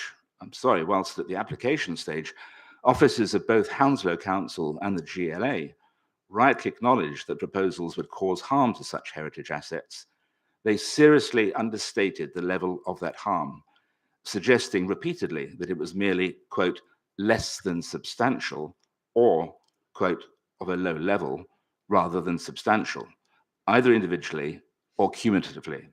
And accordingly, in reaching conclusions in balancing potential harm against potential benefits, they misdirected themselves and members of the planning committee towards the lesser test set out in paragraph 196 of the NPPF, as it was in 2018, now paragraph 202 of the NPPF, rather than to the very much more rigorous test under paragraph 195 of the NPPF 2018, now paragraph 201 of the NPPF, which states very clearly that local planning authorities should refuse consent unless it can be demonstrated that the substantial harm is necessary to achieve substantial public benefits that outweigh that harm, unquote. Even if the level of harm resulting to the settings and the significance of each of the nearby listed buildings and structures and the conservation area as designated heritage assets was considered to be only, quote, less than substantial, the cumulative effect of each or both of the proposed developments would, in my judgment, be substantial in the sense envisaged in paragraph 018 of the NPPG of July 2019, and is explored most usefully in the Court of Appeal judgment City and Country Bramshill Limited versus the Secretary of State for Housing, Communities and Government. Importantly, too, The proposed developments, by virtue of their particular locations and excessive heights and bulk, would fail, quote, to preserve the settings of each of the respective listed buildings and structures, contrary to section 66(1) of the Planning, Listed Buildings and Conservation Areas Act 1990, and would result in harm to the significance of the respective heritage assets without clear and convincing justification, contrary to paragraph 200 of the NPPF of July 2021. I do not believe that the publication of the present London Plan in 2021 and the substantially revised version of the NPPF in July 21 changes the relevant policy base for consideration of developments affecting designated or non-designated heritage assets to any significant degree that would change the views which I conveyed in my submissions to the Council back in November 2020. In conclusion, I remain firmly of the view that each of the proposed developments, by virtue of their locations, excessive heights and bulk, will have highly damaging impacts on the individual settings of nearby heritage assets, seriously harming their significance, given the very positive contribution that their respective settings make to the significance of each, and that the level of such harm is high up on the scale between substantial and less than substantial. As noted above, even if the level of harm resulting to the settings and thereby the significance of each of the nearby listed buildings and structures and the conservation area as designated heritage assets was considered to be only less than substantial, the cumulative effect of each or both of the proposed developments across the significance of all these heritage assets would, in my judgment, be substantial in the sense envisaged in paragraph 18 of the NPPG, and is neither balanced nor outweighed by the potential benefits that might accrue from one or both of the respective developments. Very happy to clarify those comments or to take any questions. Mr. Warren? May I just ask one question of clarification, Mr. Vellier? Good afternoon. I just wanted to understand clearly, please, the relationship that you've got with the Residents' Association, which is a Rule 6 party to the inquiry. Are you appearing for them? No, I'm not. I'm simply appearing on my own behalf, given my strong, lengthy local connections, but in support of what they have put in their case as being presented to this inquiry. I see. That's helpful. Thank you. I mean, other than that, I think, ma'am, even though Mr. Stroud doesn't allege substantial harm, I individually or cumulatively, the same ground will be covered in my cross-examination on those points. So I don't have any questions. Thank you very much. Mr. Booth? Nothing from me, ma'am. Okay. Thank you very much. Thank you. Apologies for not having copied out enough. Has everyone got enough copies now? Good.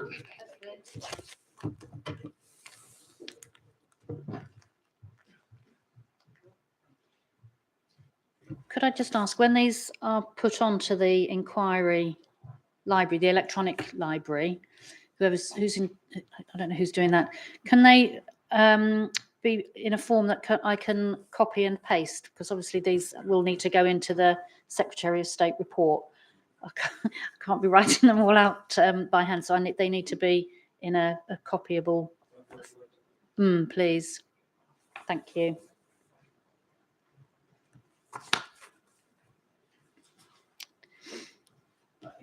I just say, ma'am, I think just to help that process, I think the only way that's really going to work is if the contributors who've spoken email the electronic copies in Word. Okay. Because we've only got access to copies of the PDFs, if you like.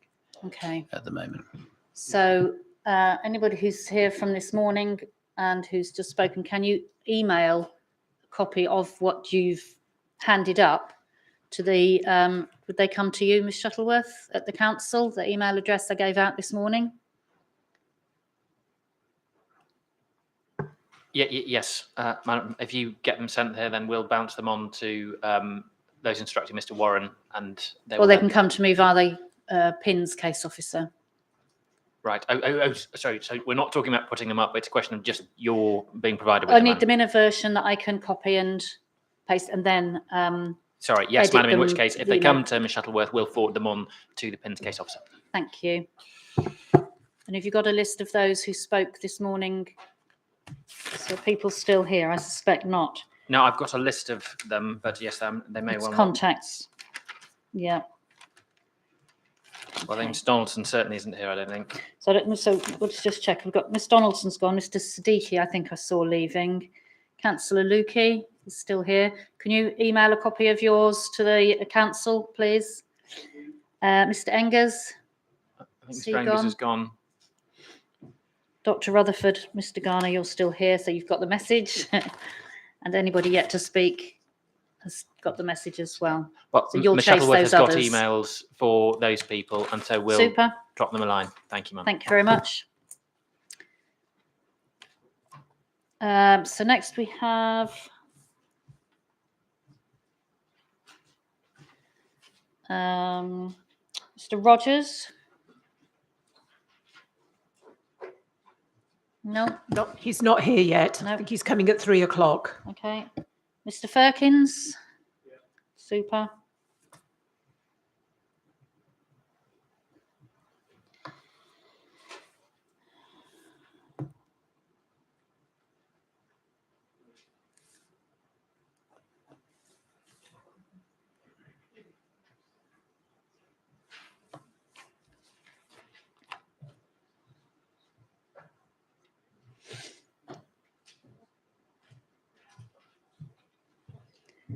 Thank you.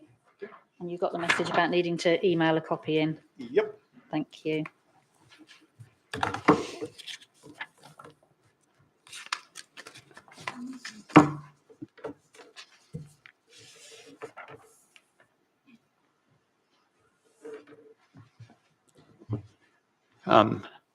Hello.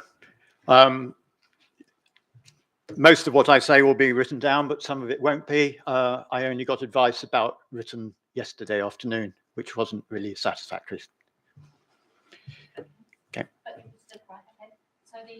So the advice was, if you wanted to come and speak and you were bringing us a written statement to speak from, then it's helpful to have a copy. I don't think this was well communicated in advance by the public inquiry. Okay. Okay. Thank you. We're in a climate emergency, and I support the environmental concerns being raised by the Austerley and White Green Residents Association in their documentation, particularly section 6A, environmental impact, energy, sustainable and air quality. In particular, I want to raise some issues further to their submission about the gas boilers. That's in section 3, the reuse rather than demolish, which is in section 9, the embodied emissions of the buildings, which is in their section 10, and the Mogden sewage works in section 11. I was present at the planning meeting last year, and I made the submission at that time about the gas boilers, for which I'm going to summarize what I said at that time. The officer's report to that meeting in April 2021 noted the objection to the use of the gas boiler, my objection and others to the gas boilers in the developments. The officer's report responded to say that the gas boilers were provided for backup only. But it went on to say that they were going to put in gas boilers for the peak capacity of the site, which didn't make a lot of sense. However, during the planning meeting, the position was shifted from the officer's report and the energy statement presented to say that they might be using these in a regular way when there's cold weather, which isn't when just for backup, it's for when there's, so they might be used at all times. It did not appear to me that there were sufficient conditions in the officer's report to that meeting that it wouldn't stop them from using gas boilers extensively by the wording and the explanation given. And so I would encourage, if you are going to allow this development, which I hope you're not, then you will put in further conditions on the use of these gas boilers, because there is in the energy statement about the be seen clause in the London plan that it should be measured as to how much they are used. So So I ask you not to allow the loopholes which could potentially allow extensive gas boiler use in these developments and should put in these conditions. So we've really got to, for the protection of the planet, put it in developments which do not use gas boilers at this point. My second point, which I'm going to expand slightly on what the OGRA have said, the Osterley and White Green Residents Association, is to talk about the existing buildings on the site. These existing buildings have been there for less than 40 years, and both sites are very much used by a lot of local people. Hounslow Council kind of recognises the problems to do with demolishing such buildings prematurely. And they're currently consulting on a character, context and design study supplementary planning document, which is this document's dated 12th of May 2021. And this states, first consider retrofit of existing buildings or reuse of substructures, superstructures. Now this makes a lot of sense to do this, but that is not what is being done here. It's more of demolish and rebuild, which does have very high climate impacts. The Royal Institute of British Architects also gives similar recommendations to be prioritising, looking at how existing buildings on a site can be used as opposed to demolishing. And I provided a link to a video which you might find helpful. So the other point to make is that that Hounslow Council and the planning officers and the seem to have something against DIY stores. And they have recently approved the 4th mile at Chiswick Roundabout, where they're going to get rid of one DIY store, and they're going to get rid of the second one here if this planning permission goes ahead. So I see a need for the current buildings is really the point there. The next point that I'm going to make is about the embodied emissions of the buildings. One of the earlier speakers said that it was an unimaginable amount of emissions, but I think that there's enough here to have some guidance of how much this is, and so we're going to tell you about that. We really need to know the whole life cycle carbon emissions for this development, not at some future point, but before it's given permission to be built, because as a previous speaker said, this is a very large amount of emissions. And there is a document, which I've given you the link to, where the guidance on this is set out. In the energy statement for the Homebase part of this development, the developer says the design is still in development. So a full WCCE, that's the whole life cycle carbon emissions assessment, will not be completed at present. They say it's in line with GLI guidance as a high-level assessment will be undertaken, which will demonstrate the expected carbon emissions based on the current design as the design develops. So will the assessment. In other words, we're being asked to approve this development without knowing what the impact of building it is, which is entirely unsatisfactory. The Mayor of London's guidance, for which I have given you the link, says that this needs to be done at the planning application submission stage. This would allow the councillors to assess whether this amount of carbon being emitted was really, really right for this development. But what we can tell from this is that the council have recently approved the 4th mile development. I don't know if you're familiar with it. It's at the Chiswick Roundabout, so it's the other end of the Golden Mile. And this is all in the context of many developments in this area. And the planning, the officers, together with the members of the planning committee, thought it was okay to allow a development that had 1.25 tons of carbon dioxide per square metre of development. Now, if you applied that, which they've allowed very recently in a planning development, to be applied to this development, then this comes to 200,000 tons of carbon dioxide equivalent in the construction phase alone. Now, this is a big number, so to try and put it into some context for you and for Hounslow Council, the current council emissions according to their Climate Emergency Action Plan, which you can link through from the electronic version I will send you, says that the council is emitting 50 kilotons of carbon dioxide per year. So the council is rightly trying to reduce these emissions of 50 kilotons of carbon dioxide per year down to zero by 2030. But meanwhile, this development, which may be approved by you as planning inspector, will deliver 4 years worth of emissions just in the construction. So if you're going to have a climate emergency action plan, you've really got to address it, not just in selected places where you choose to measure it, but across the whole of the council's activities and the whole of the borough's activities. I attended in this very room in November, one of your colleagues, we were doing a local plan review of the Great West Corridor, where I raised this very same thing.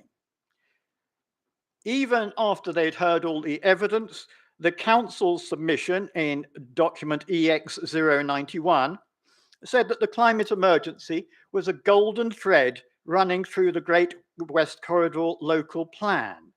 Now, a golden thread which allows such incredibly large amounts of emissions with no checks or balances on it at all, because we don't even get it presented at the time of the planning committee when the councillors are being asked to make decisions, is not a golden thread, or it's a golden thread which is so easily broken that it has no value whatsoever. Hounslow Council is currently consulting on its character, context and design study supplementary planning document, the one I've referred to you before. And this suggests that there's an upfront embodied carbon target of less than 500 kilograms of CO2 per square metre. Now that's 2.5 times less than what they've just allowed on the 4th mile. Now, I'd be very, if you are to allow this development to go forwards, I would hope that you would preempt this character, context and design study SPD being approved by the council and put a condition on the developer that they cannot go above 500 kilograms of CO2 per square metre. That would be a very good start, and it would probably completely make it impossible to do the sort of construction they're planning with large amounts of concrete and steel. And we really want these sort of conditions put on new developments. Otherwise, we're just exacerbating the climate emergency for which this country and among the rest of the world are not doing sufficient about to have very serious impacts. And then a last word on the Mogden sewage works. I don't know how much this has been presented by others, but Mogden Sewage Works regularly dumps untreated sewage into the River Thames. And I've given you a link where you can go and look at the storm flows from Mogden and see that this happened at least 15 times last year. And it very helpfully in the graphs shows when do they do a dump into the Thames and when do they, how heavy is the rain.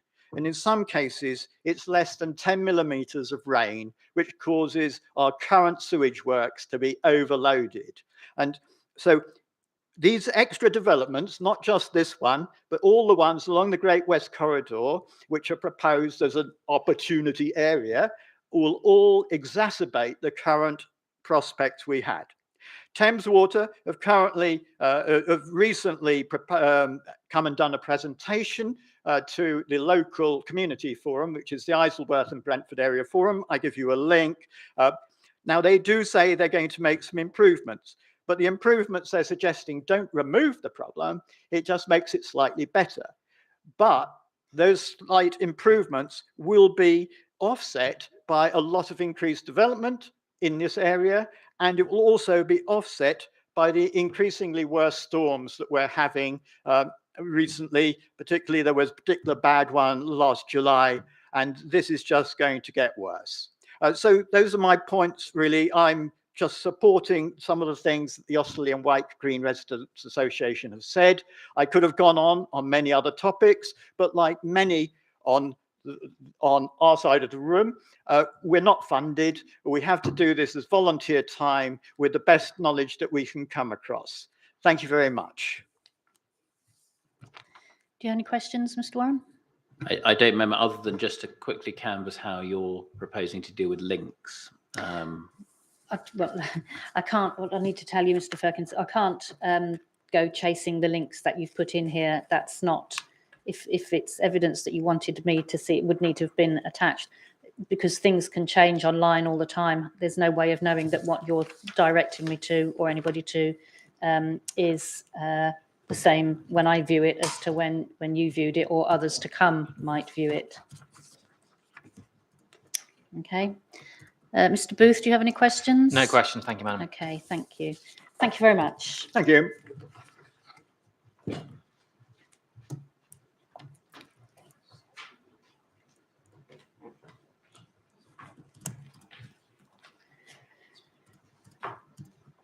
So we got, where are we?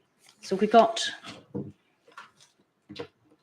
Mr. I've got Mr. Andreas, Mr. Eversden, Miss Ulan. They all still here? Yeah. So, and then is it just Miss Smith who's coming on at 3 o'clock? You've moved, yeah. Okay, so. I think Mr. Eversden isn't here. I think he's gone. Oh. Okay, he didn't indicate that he was time restricted when I asked. Did he leave a statement with anybody to? Is he coming back? Do we know? I don't think so. Okay, all right. Okay, so we'll hear from Mr. Andreas then.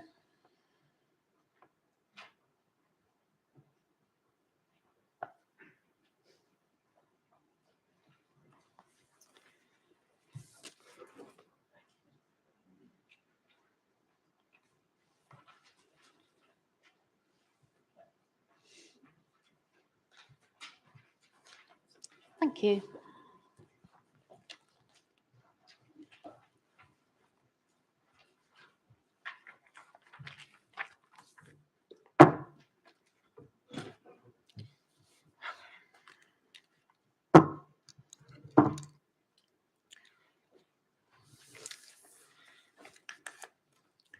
Right.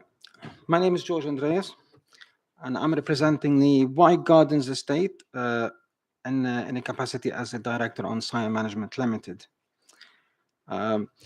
Obviously, I'm a volunteer, so I'm not being paid for this. I'd like to start by saying that we on the White Garden Estate fully support OGRA and the detailed arguments put forward, demonstrating that the proposals are unsuitable and unsustainable for both sides. Our objection is based around 4 key points, which I will now explain in turn. Point 1, invalidating the conservation area and ruining its surroundings. Our estate roughly occupies the same space as the Tesco site and is made of 179 dwellings, which I'm representing today. We have a great community, and the main reason for that is the varied mix of accommodation our estate provides, from studio flats, 1 and 2 bedroom flats, townhouses, 3-bedroom houses, and 4-bedroom houses. Some houses have also been successfully converted into high-quality multi-occupancy accommodations, so anybody can find a place to live on our estate. The White Gardens Estate falls within the Osterley Conservation Area, and generations of directors like me have worked extremely hard to preserve its character since the 80s when it was built.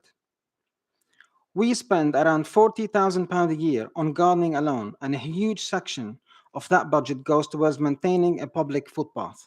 And I would like to repeat, a public footpath. This is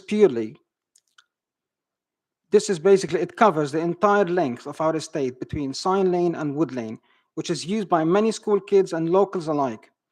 We put a huge effort and resources to maintain the semi-rural character of the area for all passers-by to enjoy. I would like to invite you all to come and visit our estate and see for yourself, madam. By allowing these 17 stories monstrosities on the edge of our estate, and specifically on the edge of a conservation area, you will be undermining what we have worked so hard to preserve for so many years, and you will make it impossible for current and future directives to maintain the character of our estate when we are simply looking up at the very tall buildings covering the skyline? Is this how we protect conservation areas and their future purpose? Now, point 2, loss of Tesco and parking space for the local schools. Now, most of the White Gardens estate residents walk to Tesco, so losing Tesco nearby will be affecting many residents, and some will be forced to using their cars. Other concern is the loss of parking for the 2 local schools, and specifically the Nishkam school, where most of the parents travel by car. If the Tesco car park goes, our estate will become, without a doubt, a drop-off zone to many desperate parents. Point 3, overdevelopment in a suburban environment. Our report, which was submitted to you, focused on the overdevelopment on both sides. The architectural concept and massing are out of scale for the suburban environment. The tower blocks, particularly on the Tesco site, are effectively creating the slums of tomorrow due to that heights, massing, density, closeness together, and lack of daylight. The plan for both Tesco and Homebase sites demonstrated distinct lack of basic planning and lack key features such as focal reference point to aid orientation for users and visitors. The unrealistic arrangements for servicing such many flats would reinforce the creation of the slums of tomorrow.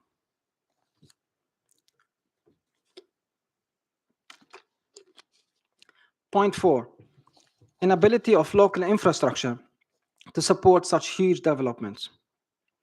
Only last week, a fire broke out on the 17th floor of a block of flats in Whitechapel, and it took 15 fire engines and 125 firefighters to extinguish it while debris is falling. This is just one example of the impact on resources these huge block of flats will have, resources which are very scarce in the current economic environment. These slums of tomorrow will become a huge burden on policing, which is already overstretched and with very limited resources. Let me tell you this, not even a single car or decent working bike is currently available to our local Safer Neighborhood Watch team to visit our ward. We currently don't have the necessary infrastructure to support this unrealistic increase in population, from congestion on our small village-like lanes, Zion and Wooden Lane, to public transport, to GP surgeries, to primary schools, and so on. In conclusions, we have explained the 4 reasons why I believe this development should not go ahead in its current form, which are invalidating the conservation area and ruining its surroundings, loss of Tesco and parking space of the local schools, overdevelopment in a suburban environment, inability of local infrastructure to support such huge developments. We want to be very clear that we are not against development and acknowledge the need for housing, but we are for sustainable up to 6-story mixed housing. Why can't we build places that resemble our estate? Why can't we build sustainable housing while preserving the character of our area and within its infrastructure capacity? Why have we not learned from the pandemic and lockdown that green and open spaces are essential? The ones on our estate, for instance, have provided a safe and healthy environment for the community.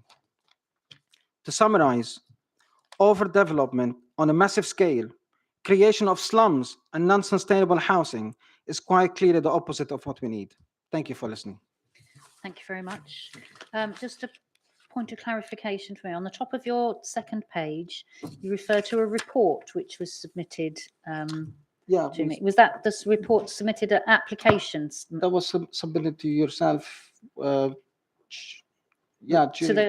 by Sign Management Limited. Who would it have come from? Sign Management Limited. There's not a name. You sent it to the Planning Inspectorate? Yes, it was. Charles Saunders. It was sent by Charles Saunders. Got it. You got it? Yeah. It was a name. Everything's listed by a name. Okay. I just wanted to make sure I'd got it. Sure. Okay. Any questions from you, Mr. Warren? Mr. Booth? No, madam, thank you. Thank you very much. Thank you. Thank you.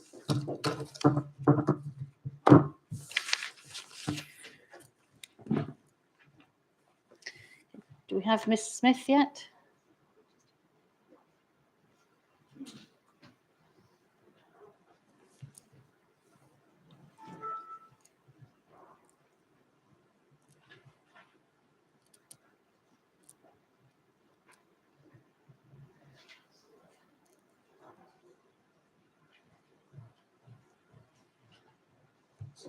So, okay, thank you.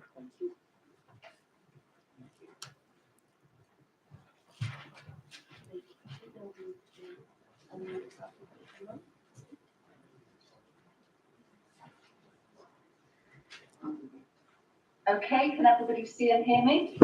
Yes, we can, thank you. Yes, we can, thank you. Excellent. I'm so sorry that I can't be with you in person. Excellent.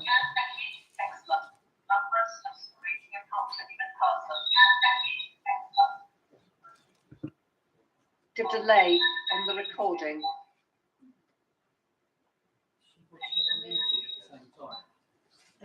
Ma'am, I think she's watching it on YouTube. It might be worthwhile switching Yes, up. I am. Hold on, let me Yes, just it might be worth switching up. Oh. Super, yeah.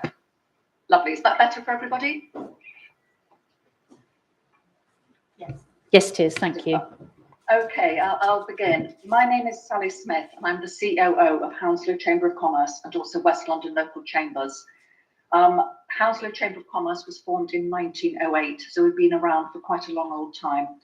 We represent the businesses in Hounslow and surrounding areas, and we have a database of 8,000 businesses and a membership of just under 500. We support the 2 planning applications relating to the regeneration of the Osterley Place and Scion Garden sites.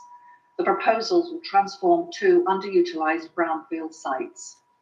They will deliver up to 2,150 much needed homes, with 35% being affordable.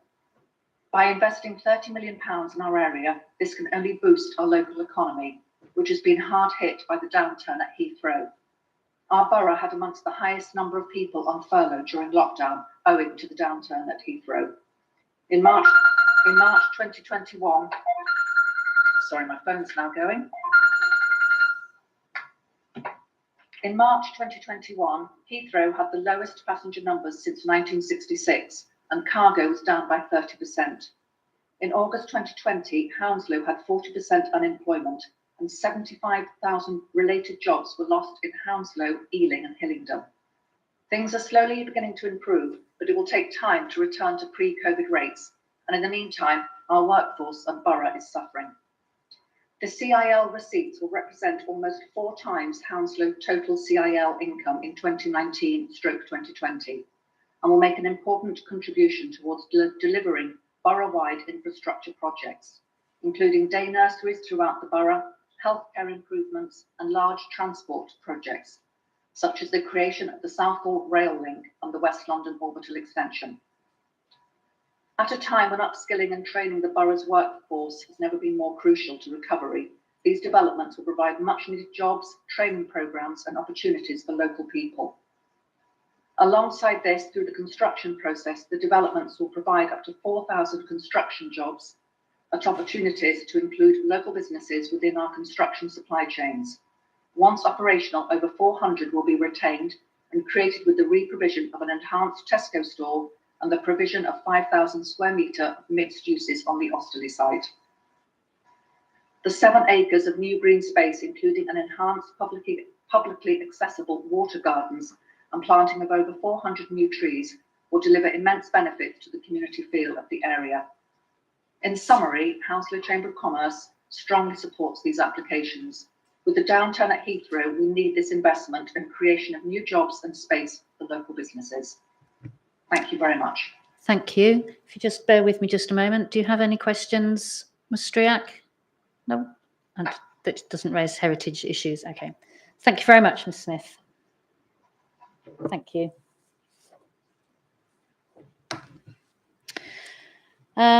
So, Ms. Ulan then, if I pronounced that correctly.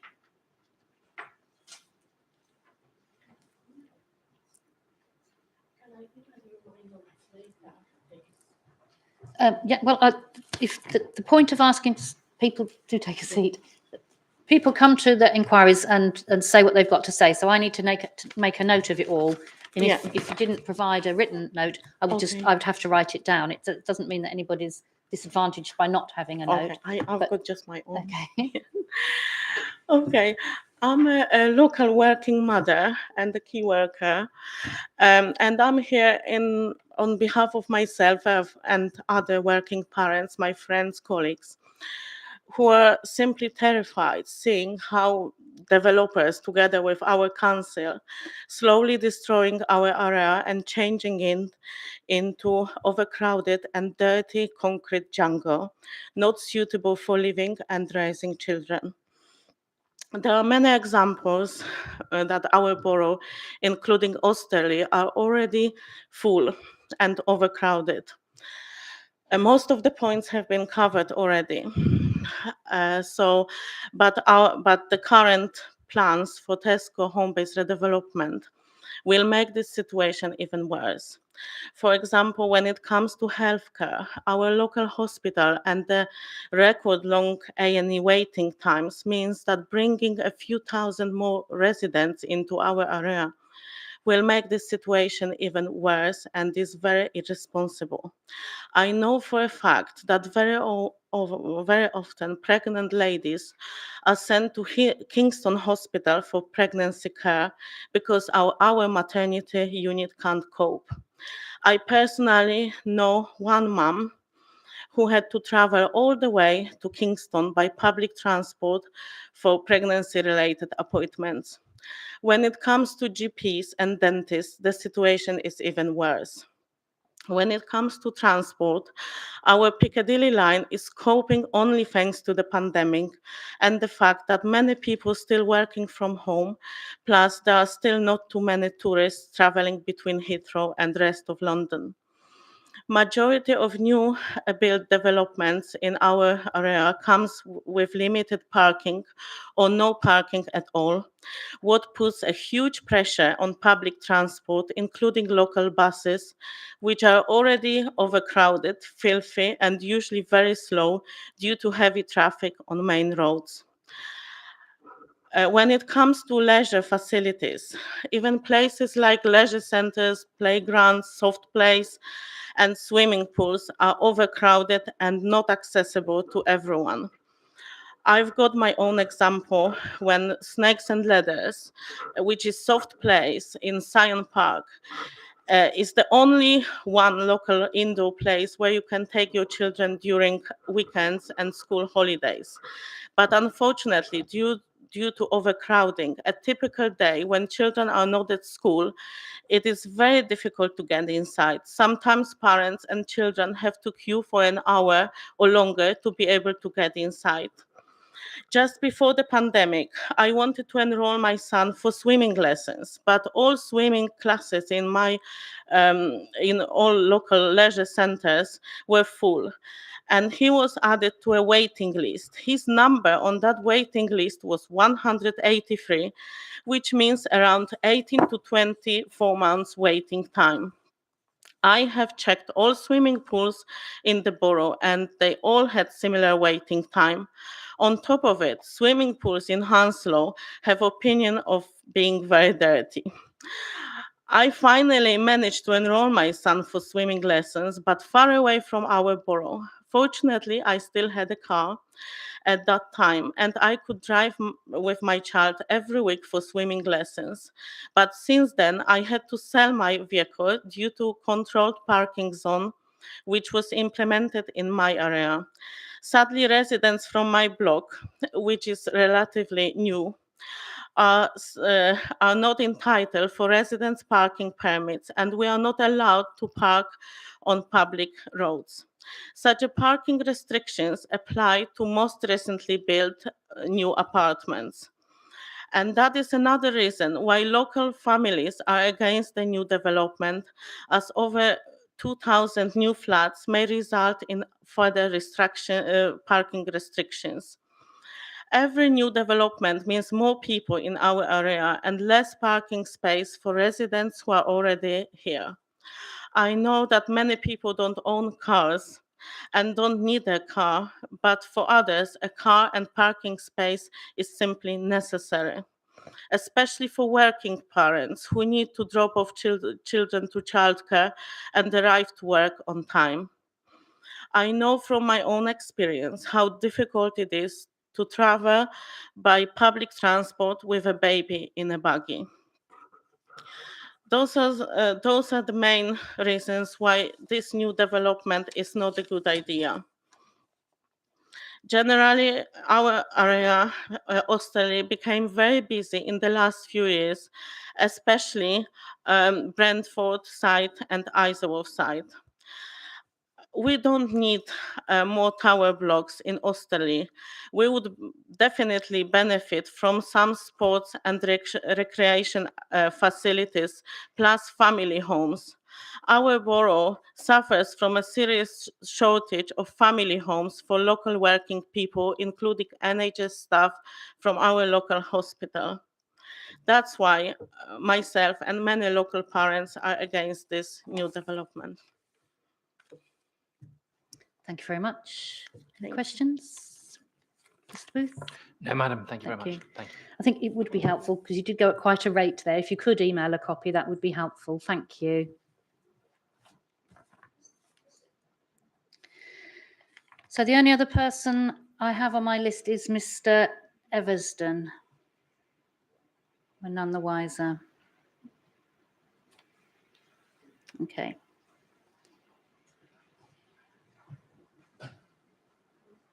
Did we? And Mr. Rogers, who's here. I'm so sorry.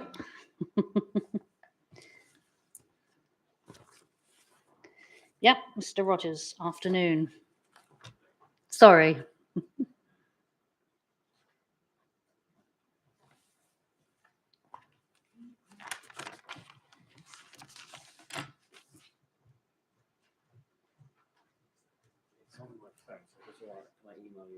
Yep.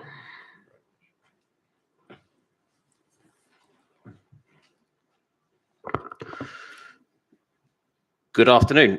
So I speak as the Assembly Member for South West London, which encompasses the boroughs of Hounslow, Richmond and Kingston. I'm sure many other more eloquent speakers than me have touched on a lot of the points relevant to this case. So I'll focus on three aspects in my objections. The harm that the development will cause to historical assets, the fact that the development is out of character with the surrounding neighbourhood, and the fact that the development does not meet the known housing needs of the area. So first, on the historical harm, the Gardens Trust states that 3 parks of national and international significance will be damaged to a high degree by this development. Osterley Park, Syon Park, and the Royal Botanic Gardens at Kew are critical heritage assets, not just for the city, but for the entire country. There is a reason that such assets are protected in the NPPF. They help us contextualize our city's long and varied history, and through their unchanging nature, they provide an element of continuity, certainty, and indeed comfort to residents and visitors. When one walks through Kew and Syon, you experience Capability Brown's work in context with the Arcadian Thames directly as he intended. Largely uninterrupted by the 21st century, it really is akin to walking in the footsteps of those who came before us. Such an experience is increasingly rare in London, and indeed the Gardens Trust notes that this is an undamaged stretch of the Arcadian Thames, and I think it would be a tragedy if this too was to become irreparably damaged by the visual intrusion of this development. So on damage to London's heritage assets alone, I believe there is enough evidence for these applications to be refused. On out-of-character development, well, the area around the development is predominantly low-rise interwar housing. The Gillette factory is a forthright example of the red brick Art Deco style, and it's reflected back by the surrounding housing, which itself is mostly 1930s semi-detached family homes. The proposed development will comprise 16 blocks of flats up to 17 stories in height. Only 1% of the units of the proposed development will be houses. This is completely out of character with the neighbourhood and would change it beyond all recognition. Hounslow Council's housing strategy has identified a problem of overcrowding in the borough, with the biggest need identified as larger family homes. Only 14% of the homes in the proposed development would have 3 or more bedrooms. And as previously mentioned, only 1% of the homes are houses. And it's very hard to see that those 1% of houses is anything more than a token effort. Other needs are not met by this proposal. Public transport provision at the site is poor and will likely not improve for the foreseeable future. My discussions with the community in Osterley over the last couple of years show that it's clear that the community understands that these sites will be developed and are supportive of the principle of that development. However, understandably, they want something that will enhance their community, not detract from it. The development proposed would change the local area, and it would change it irrevocably, not just for 5 years or 10 years, but for all time to come. This call-in represents the last chance to prevent harmful development in Osterley. It's a serious situation for the area. Heritage assets of international value are at risk of significant and irrevocable harm. The only return would be a development, and the only return for that would be a development that is out of character with the area, contrary to numerous policies, and does not deliver the family homes that the area needs. So I ask that the application be refused. Thank you very much. Any questions? No. Thank you. No, Madam, on the basis that we're going to be addressing all of those matters in the round table, I'm not going to put questions. Thank you. Okay, thank you very much. Mr. Rogers, if you could get that emailed in so people have got copies, that would be very helpful. Thank you very much. Is there anybody else who knows that they'd like to speak to the inquiry? No? Okay. So that brings us to the end of proceedings for today then. So we'll resume tomorrow at 9:30 online, joining by a link that hopefully works tomorrow. Work this afternoon. So that's a 9:30 start tomorrow then, and we'll hear evidence in chief from Mr. Patel for the architects for the Homebase site. Anything else before I adjourn? Nope. Thank you very much then.